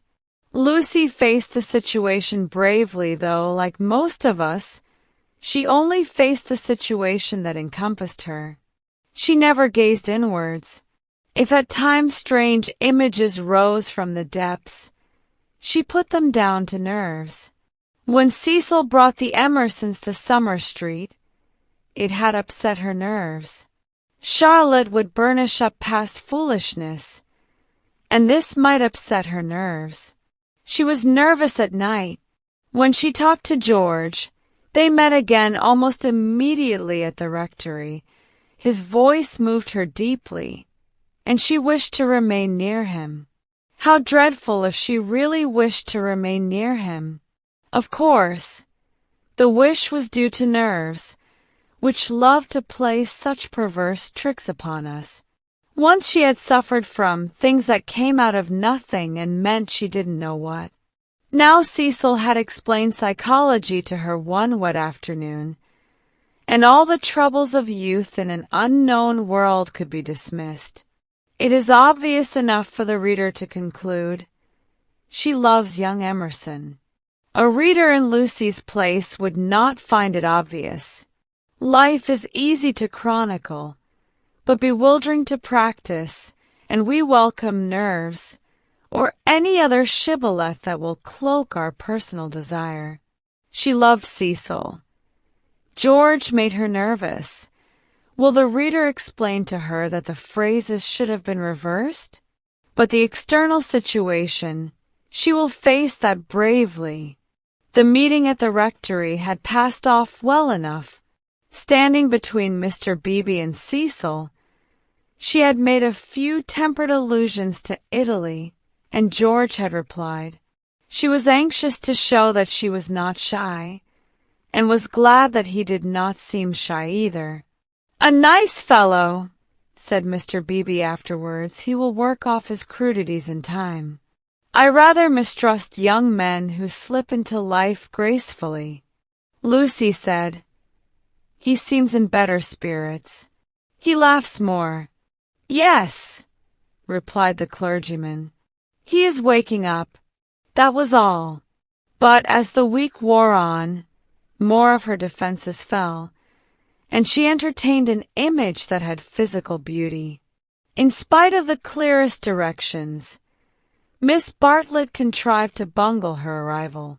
She was due at the southeastern station at Dorking, whither Mrs. Honeychurch drove to meet her. She arrived at the London and Brighton station and had to hire a cab up.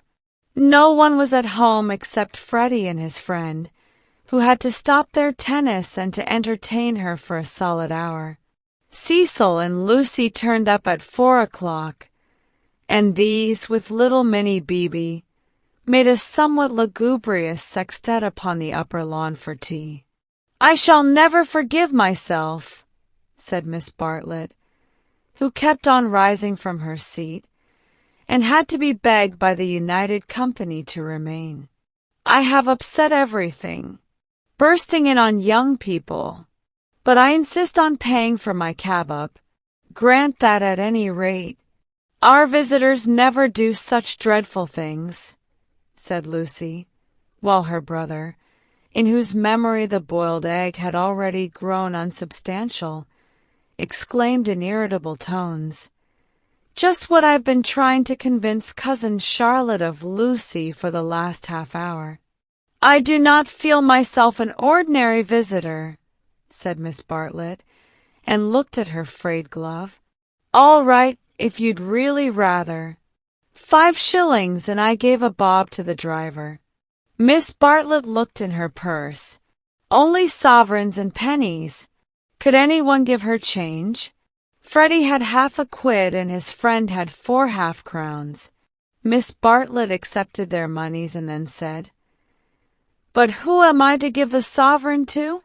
"Let's leave it all till Mother comes back," suggested Lucy. "No, dear, your mother may take quite a long drive now that she is not hampered with me. We all have our little foibles, and mine is the prompt settling of accounts." Here Freddie's friend, Mr. Floyd, made the one remark of his that need be quoted. He offered to toss Freddie for Miss Bartlett's quid. A solution seemed in sight, and even Cecil, who had been ostentatiously drinking his tea at the View, felt the eternal attraction of chance and turned round. But this did not do either. "Please, please, I know I am a sad spoil-sport, but it would make me wretched. I should practically be robbing the one who lost." "Freddie owes me 15 shillings, interposed Cecil. "So it will work out right if you give the pound to me." 15 shillings, said Miss Bartlett dubiously. "How is that, Mr. Vyse?" "Because, don't you see, Freddie paid your cab. Give me the pound, and we shall avoid this deplorable gambling." Miss Bartlett, who was poor at figures, became bewildered and rendered up the sovereign, amidst the suppressed gurgles of the other youths. For a moment Cecil was happy. He was playing at nonsense among his peers. Then he glanced at Lucy, in whose face petty anxieties had marred the smiles. In January he would rescue his Leonardo from this stupefying twaddle. "But I don't see that," exclaimed Minnie Beebe, who had narrowly watched the iniquitous transaction. "I don't see why Mr. Vyse is to have the quid." "Because of the 15 shillings and the 5, they said solemnly. 15 shillings and 5 shillings make £1, you see. But I don't see. They tried to stifle her with cake. No, thank you. I'm done. I don't see why. Freddie, don't poke me. Miss Honeychurch, your brother's hurting me. Ow! What about Mr. Floyd's 10 shillings? Ow! No, I don't see, and I never shall see why Miss What's-her-name shouldn't pay that bob for the driver. I had forgotten the driver, said Miss Bartlett, reddening. Thank you, dear, for reminding me. 1 shilling, was it? Can anyone give me change for half a crown? I'll get it, said the young hostess, rising with decision. Cecil, give me that sovereign. No, give me up that sovereign. I'll get Euphemia to change it, and we'll start the whole thing again from the beginning. Lucy, Lucy, what a nuisance I am, protested Miss Bartlett, and followed her across the lawn. Lucy tripped ahead, simulating hilarity. When they were out of earshot, Miss Bartlett stopped her wails and said quite briskly, "Have you told him about him yet?" "No, I haven't," replied Lucy, and then could have bitten her tongue for understanding so quickly what her cousin meant. "Let me see. A sovereign's worth of silver." She escaped into the kitchen. Miss Bartlett's sudden transitions were too uncanny. It sometimes seemed as if she planned every word she spoke or caused to be spoken, as if all this worry about cabs and change had been a ruse to surprise the soul. "No, I haven't told Cecil or anyone," she remarked when she returned. "I promised you I shouldn't. Here is your money, all shillings except 2 half-crowns. Would you count it? You can settle your debt nicely now." Miss Bartlett was in the drawing-room, gazing at the photograph of St. John ascending, which had been framed. "How dreadful!" she murmured. "How more than dreadful if Mr. Vyse should come to hear of it from some other source." "Oh, no, Charlotte," said the girl, entering the battle. "George Emerson is all right. And what other source is there?" Miss Bartlett considered. "For instance, the driver. I saw him looking through the bushes at you. Remember, he had a violet between his teeth." Lucy shuddered a little. "We shall get the silly affair on our nerves if we aren't careful. How could a Florentine cab driver ever get hold of Cecil? We must think of every possibility." "Oh, it's all right. Or perhaps old Mr. Emerson knows. In fact, he is certain to know. I don't care if he does. I was grateful to you for your letter, but even if the news does get round, I think I can trust Cecil to laugh at it." To contradict it? No, to laugh at it. But she knew in her heart that she could not trust him, for he desired her untouched. "Very well, dear, you know best. Perhaps gentlemen are different to what they were when I was young. Ladies are certainly different. Now, Charlotte!" She struck at her playfully. "You kind anxious thing. What would you have me do? First you say don't tell, and then you say tell. Which is it to be? Quick!" Miss Bartlett sighed. "I am no match for you in conversation, dearest. I blush when I think how I interfered at Florence, and you so well able to look after yourself, and so much cleverer in all ways than I am. You will never forgive me. Shall we go out then? They will smash all the china if we don't." For the air rang with the shrieks of Minnie, who was being scalped with a teaspoon. "Dear, one moment. We may not have this chance for a chat again. Have you seen the young one yet?" "Yes, I have." "What happened?" "We met at the rectory." "What line is he taking up?" "No line. He talked about Italy like any other person. It is really all right. What advantage would he get from being a cad? To put it bluntly, I do wish I could make you see it my way. He really won't be any nuisance, Charlotte. Once a cad, always a cad. That is my poor opinion." Lucy paused. "Cecil said one day, and I thought it so profound, that there are 2 kinds of cads, the conscious and the subconscious." She paused again, to be sure of doing justice to Cecil's profundity. Through the window she saw Cecil himself, turning over the pages of a novel. It was a new one from Smith's library. Her mother must have returned from the station.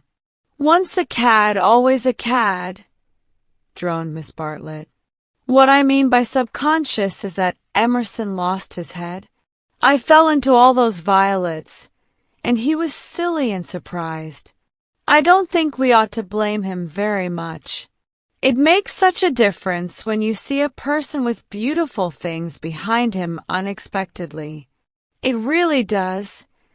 It makes an enormous difference, and he lost his head. He doesn't admire me, or any of that nonsense, one straw.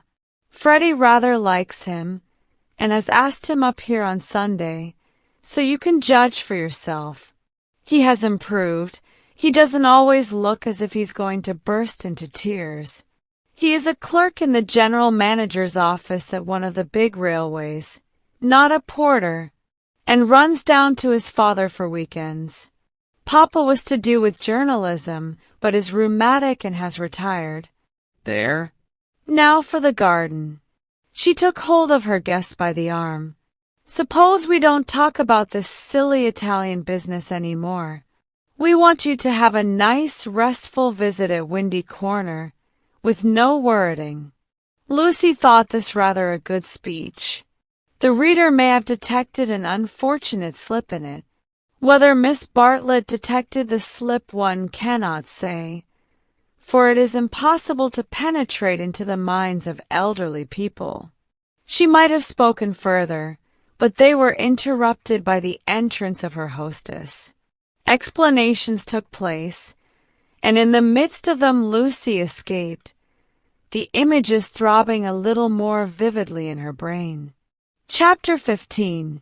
The Disaster Within. The Sunday after Miss Bartlett's arrival was a glorious day, like most of the days of that year. In the Weald, autumn approached, breaking up the green monotony of summer, touching the parks with the gray bloom of mist, the beech trees with russet, the oak trees with gold. Up on the heights, battalions of black pines witnessed the change, themselves unchangeable. Either country was spanned by a cloudless sky, and in either arose the tinkle of church bells. The garden of Windy Corners was deserted except for a red book, which lay sunning itself upon the gravel path. From the house came incoherent sounds, as of females preparing for worship. The men say they won't go. Well, I don't blame them, Minnie says. Need she go? Tell her no nonsense. And, Mary, hook me behind. Dearest Lucia, may I trespass upon you for a pin? For Miss Bartlett had announced that she at all events was one for church. The sun rose higher on its journey, guided, not by Phaeton, but by Apollo competent, unswerving, divine. Its rays fell on the ladies whenever they advanced towards the bedroom windows. On Mr. Beebe down at Summer Street as he smiled over a letter from Miss Catherine Allen. On George Emerson cleaning his father's boots. And lastly, to complete the catalogue of memorable things, on the red book mentioned previously. The ladies move, Mr. Beebe moves, George moves, and movement may engender shadow. But this book lies motionless, to be caressed all the morning by the sun, and to raise its cover slightly, as though acknowledging the caress. Presently Lucy steps out of the drawing-room window. Her new cerise dress has been a failure, and makes her look tawdry and wan. At her throat is a garnet brooch, on her finger a ring set with rubies, an engagement ring. Her eyes are bent to the Weald. She frowns a little, not in anger, but as a brave child frowns when he is trying not to cry. In all that expanse no human eye is looking at her, and she may frown unrebuked and measure the spaces that yet survive between Apollo and the western hills. Lucy! Lucy! What's that book? Who's been taking a book out of the shelf and leaving it about to spoil? It's only the library book that Cecil's been reading. But pick it up, and don't stand idling there like a flamingo. Lucy picked up the book and glanced at the title listlessly, under a loggia. She no longer read novels herself, devoting all her spare time to solid literature in the hope of catching Cecil up. It was dreadful how little she knew, and even when she thought she knew a thing, like the Italian painters, she found she had forgotten it. Only this morning she had confused Francesco Francia with Piero della Francesca, and Cecil had said, "What? You aren't forgetting your Italy already?" And this too had lent anxiety to her eyes when she saluted the dear view and the dear garden in the foreground, and above them, scarcely conceivable elsewhere, the dear sun. "Lucy, have you a sixpence for Minnie and a shilling for yourself?" She hastened in to her mother, who was rapidly working herself into a Sunday fluster. "It's a special collection. I forget what for. I do beg, no vulgar clinking in the plate with halfpennies. See that Minnie has a nice, bright sixpence. Where is the child? Minnie, that book's all warped. Gracious, how plain you look. Put it under the atlas to press. Minnie, oh, Mrs. Honeychurch," from the upper regions. "Minnie, don't be late. Here comes the horse." It was always the horse, never the carriage. "Where's Charlotte? Run up and hurry her. Why is she so long? She had nothing to do. She never brings anything but blouses. Poor Charlotte, how I do detest blouses. Minnie, paganism is infectious, more infectious than diphtheria or piety, and the rector's niece was taken to church protesting. As usual, she didn't see why. Why shouldn't she sit in the sun with the young men? The young men, who had now appeared, mocked her with ungenerous words. Mrs. Honeychurch defended orthodoxy, and in the midst of the confusion Miss Bartlett, dressed in the very height of the fashion, came strolling down the stairs. "Dear Marian, I am very sorry, but I have no small change, nothing but sovereigns and half-crowns. Could anyone give me—" "Yes, easily. Jump in. Gracious me, how smart you look. What a lovely frock. You put us all to shame. If I did not wear my best rags and tatters now, when should I wear them?" said Miss Bartlett reproachfully. She got into the victoria and placed herself with her back to the horse. The necessary roar ensued, and then they drove off. "Goodbye. Be good," called out Cecil. Lucy bit her lip, for the tone was sneering. On the subject of church and so on, they had had rather an unsatisfactory conversation.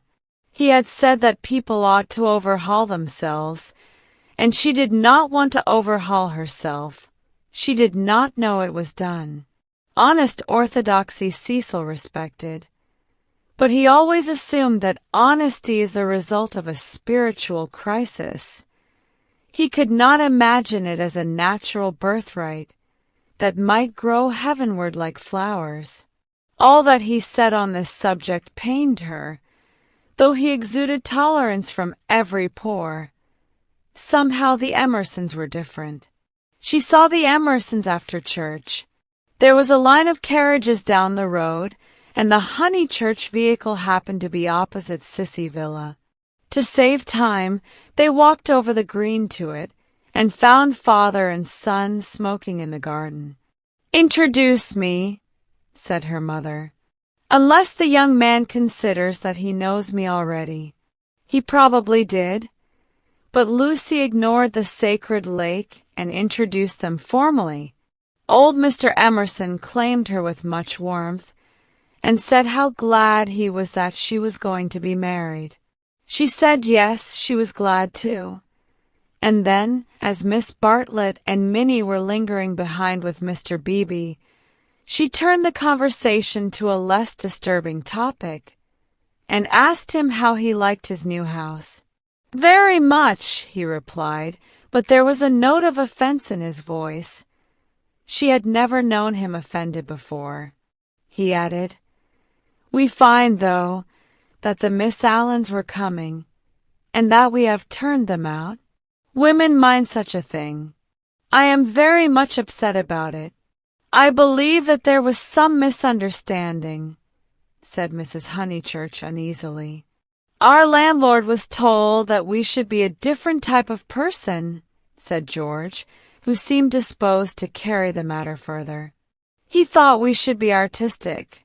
He is disappointed, and I wonder whether we ought to write to the Miss Allens and offer to give it up. What do you think? He appealed to Lucy. Oh, stop now you have come, said Lucy lightly. She must avoid censuring Cecil, for it was on Cecil that the little episode turned, though his name was never mentioned. So George says, he says that the Miss Allens must go to the wall. Yet it does seem so unkind. There is only a certain amount of kindness in the world, said George, watching the sunlight flash on the panels of the passing carriages. Yes, exclaimed Mrs. Honeychurch. That's exactly what I say. Why all this twiddling and twaddling over two Miss Allens? There is a certain amount of kindness, just as there is a certain amount of light, he continued in measured tones. We cast a shadow on something wherever we stand, and it is no good moving from place to save things, because the shadow always follows. Choose a place where you won't do harm. Yes, choose a place where you won't do very much harm, and stand in it for all you are worth, facing the sunshine. Oh, Mr. Emerson, I see you're clever. I see you're going to be clever. I hope you didn't go behaving like that to poor Freddie. George's eyes laughed, and Lucy suspected that he and her mother would get on rather well. No, I didn't, he said. He behaved that way to me. It is his philosophy, only he starts life with it, and I have tried the note of interrogation first. What do you mean? No, never mind what you mean. Don't explain. He looks forward to seeing you this afternoon.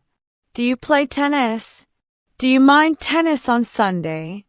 George mind tennis on Sunday. George, after his education, distinguish between Sunday. Very well. George doesn't mind tennis on Sunday. No more do I. That's settled. Mr. Emerson, if you could come with your son, we should be so pleased. He thanked her, but the walk sounded rather far. He could only potter about in these days. She turned to George. And then he wants to give up his house to the Miss Allens. I know, said George, and put his arm round his father's neck. The kindness that Mr. Beebe and Lucy had always known to exist in him came out suddenly, like sunlight touching a vast landscape. A touch of the morning sun? She remembered that in all his perversities he had never spoken against affection. Miss Bartlett approached. You know our cousin, Miss Bartlett, said Mrs. Honeychurch pleasantly. You met her with my daughter in Florence. Yes, indeed, said the old man, and made as if he would come out of the garden to meet the lady. Miss Bartlett promptly got into the Victoria. Thus entrenched, she emitted a formal bow. It was the pension Bertolini again, the dining table with the decanters of water and wine. It was the old battle of the room with the view. George did not respond to the bow. Like any boy, he blushed and was ashamed. He knew that the chaperone remembered. He said, I'll come up to tennis if I can manage it, and went into the house.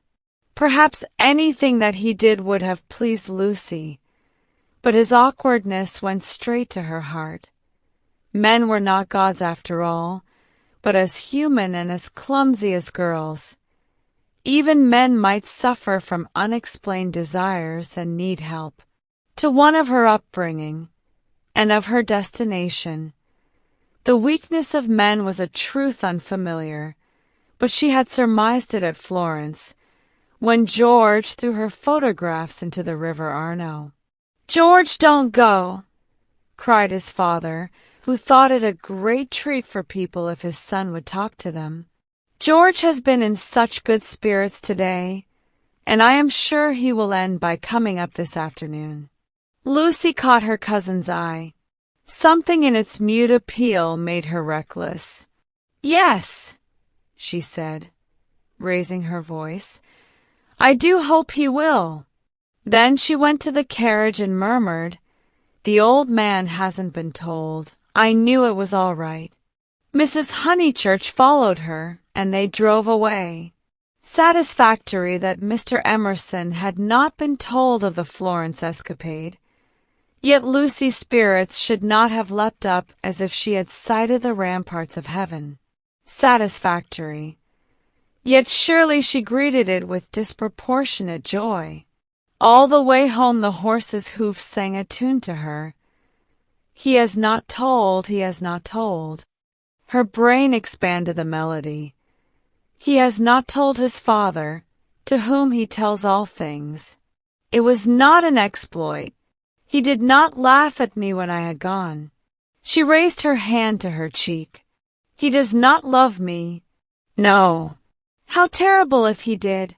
But he has not told. He will not tell." She longed to shout the words. "It is all right. It's a secret between us two forever. Cecil will never hear." She was even glad that Miss Bartlett had made her promise secrecy. That last dark evening at Florence, when they had knelt packing in his room. The secret, big or little, was guarded. Only 3 English people knew of it in the world. Thus she interpreted her joy. She greeted Cecil with unusual radiance, because she felt so safe. As he helped her out of the carriage, she said, "The Emersons have been so nice. George Emerson has improved enormously." "How are my protégés?" asked Cecil, who took no real interest in them, and had long since forgotten his resolution to bring them to Windy Corner for educational purposes. "Protégés!" she exclaimed with some warmth.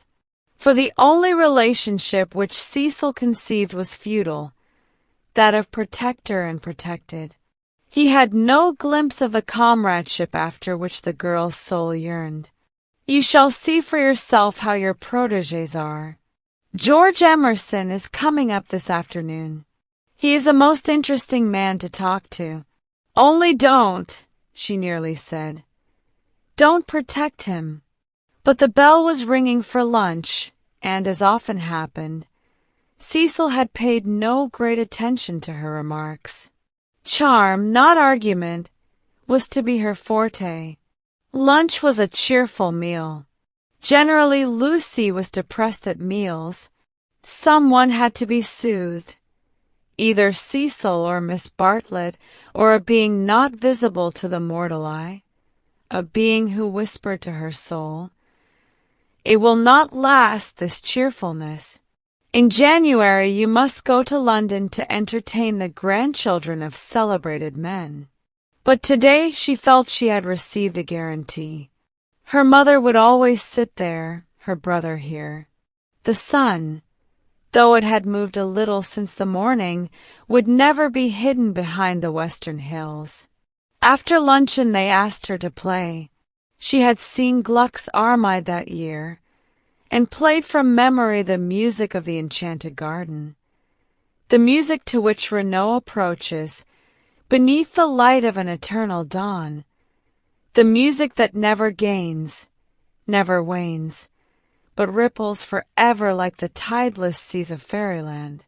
Such music is not for the piano, and her audience began to get restive, and Cecil, sharing the discontent, called out, "Now play us the other garden, the one in Parsifal." She closed the instrument.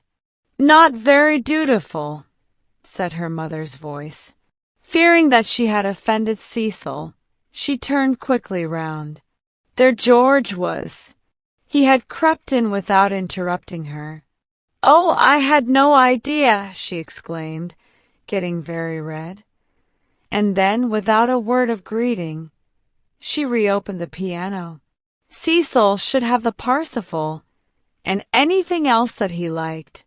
"Our performer has changed her mind," said Miss Bartlett, perhaps implying she will play the music to Mr. Emerson. Lucy did not know what to do, nor even what she wanted to do. She played a few bars of the Flower Maiden song very badly, and then she stopped. "I vote tennis," said Freddie, disgusted at the scrappy entertainment. "Yes, so do I." Once more she closed the unfortunate piano. "I vote you have amends for." "All right. Not for me, thank you," said Cecil. "I will not spoil the set." He never realized that it may be an act of kindness in a bad player to make up a fourth. "Oh, come along, Cecil. I'm bad. Floyd's rotten. And so I dare say's Emerson." George corrected him. "I am not bad." One looked down one's nose at this. "Then certainly I won't play," said Cecil, while Miss Bartlett, under the impression that she was snubbing George, added, "I agree with you, Mr. Vyse. You had much better not play. Much better not." Minnie, rushing in where Cecil feared to tread, announced that she would play. "I shall miss every ball anyway, so what does it matter?" But Sunday intervened and stamped heavily upon the kindly suggestion. "Then it will have to be Lucy," said Mrs. Honeychurch. "You must fall back on Lucy. There is no other way out of it. Lucy, go and change your frock." Lucy's Sabbath was generally of this amphibious nature. She kept it without hypocrisy in the morning, and broke it without reluctance in the afternoon. As she changed her frock, she wondered whether Cecil was sneering at her. Really, she must overhaul herself and settle everything up before she married him. Mr. Floyd was her partner. She liked music, but how much better tennis seemed. How much better to run about in comfortable clothes than to sit at the piano and feel girt under the arms. Once more music appeared to her the employment of a child. George served, and surprised her by his anxiety to win. She remembered how he had sighed among the tombs at Santa Croce because things wouldn't fit. How after the death of that obscure Italian he had leant over the parapet by the Arno and said to her, "I shall want to live, I tell you."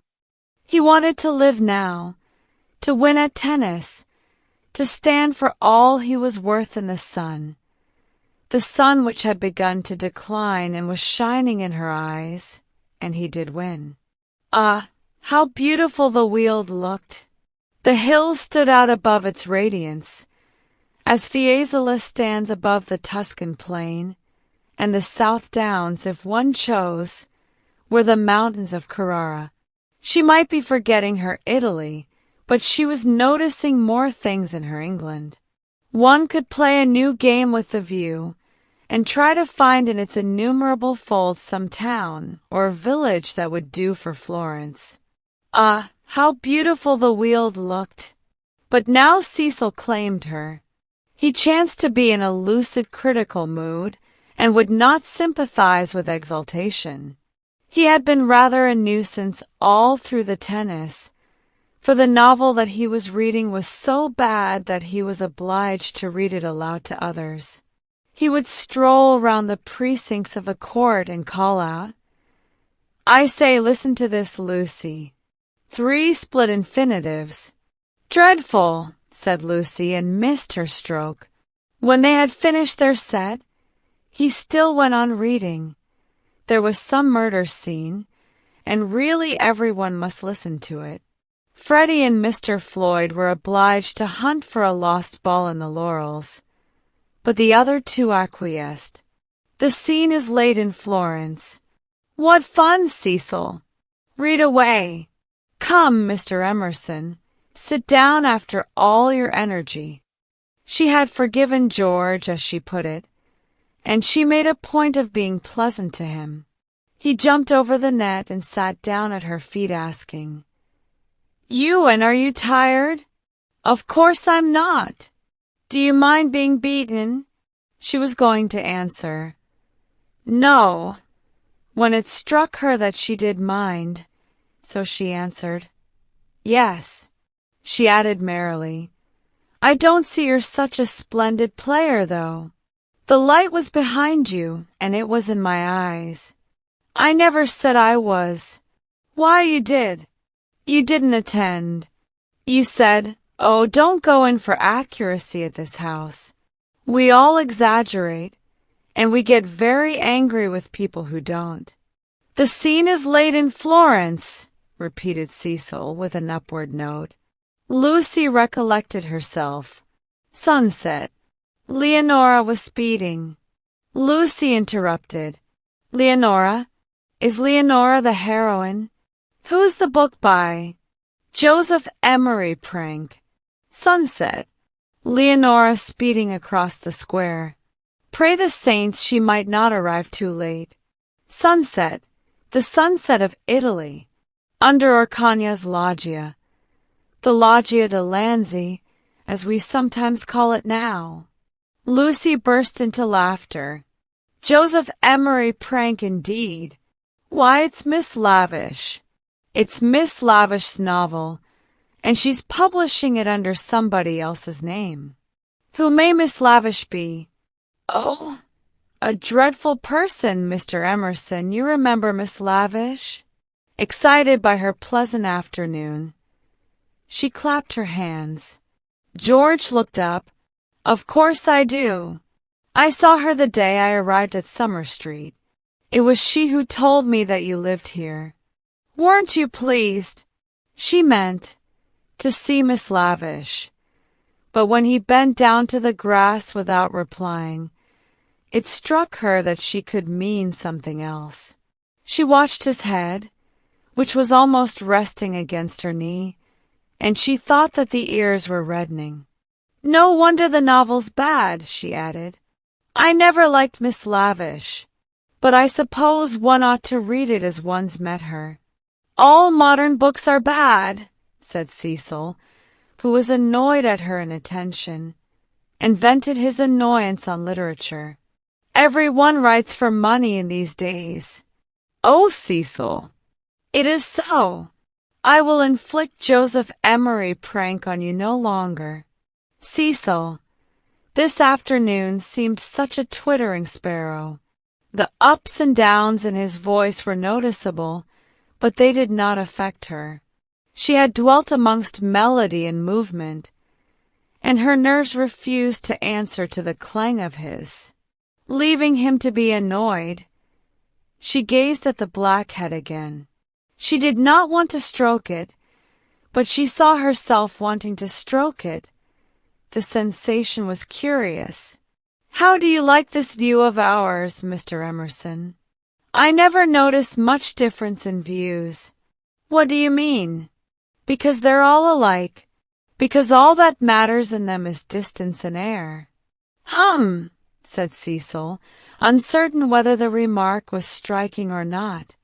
My father, he looked up at her, and he was a little flushed, says that there is only one perfect view, the view of the sky straight over our heads, and that all these views on earth are but bungled copies of it.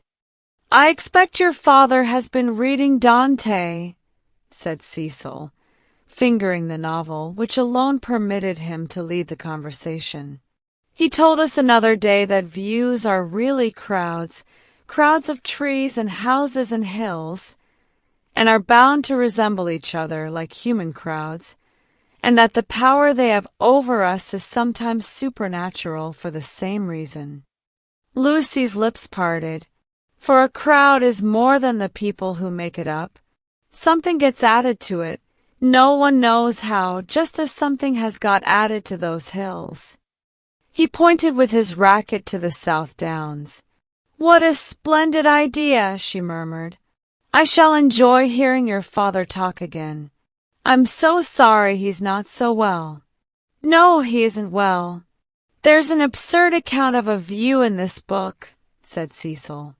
Also that men fall into two classes, those who forget views and those who remember them, even in small rooms. Mr. Emerson, have you any brothers or sisters? None. Why? You spoke of US. My mother, I was meaning. Cecil closed the novel with a bang. Oh, Cecil, how you made me jump. I will inflict Joseph Emery prank on you no longer. I can just remember us all three going into the country for the day and seeing as far as Hindhead. It is the first thing that I remember. Cecil got up. The man was ill-bred. He hadn't put on his coat after tennis, he didn't do. He would have strolled away if Lucy had not stopped him. Cecil, do read the thing about the view. Not while Mr. Emerson is here to entertain us.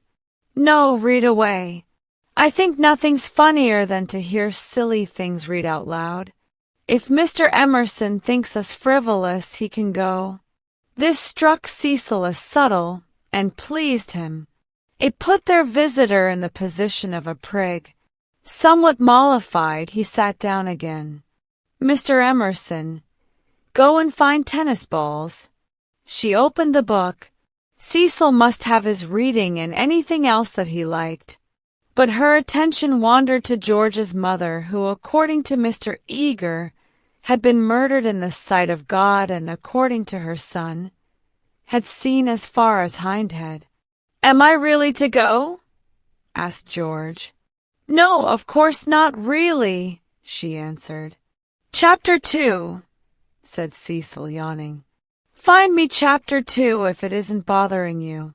Chapter 2 was found, and she glanced at its opening sentences. She thought she had gone mad. Here, hand me the book, she heard her voice saying. It isn't worth reading. It's too silly to read. I never saw such rubbish. It oughtn't to be allowed to be printed. He took the book from her. Leonora, he read, sat pensive and alone. Before her lay the rich champaign of Tuscany, dotted over with many a smiling village. The season was spring. Miss Lavish knew, somehow, and had printed the past in draggled prose, for Cecil to read and for George to hear. A golden haze, he read. Afar off the towers of Florence, while the bank on which she sat was carpeted with violets. All unobserved, Antonio stole up behind her. Lest Cecil should see her face, she turned to George and saw his face. He read. There came from his lips no wordy protestation such as formal lovers use. No eloquence was his, nor did he suffer from the lack of it. He simply enfolded her in his manly arms. This isn't the passage I wanted, he informed them. There is another much funnier further on. He turned over the leaves. Should we go into tea? Said Lucy, whose voice remained steady. She led the way up the garden. Cecil following her, George last. She thought a disaster was averted, but when they entered the shrubbery it came. The book, as if it had not worked mischief enough, had been forgotten, and Cecil must go back for it. And George, who loved passionately, must blunder against her in the narrow path. No, she gasped, and for the second time was kissed by him. As if no more was possible, he slipped back. Cecil rejoined her. They reached the upper lawn alone.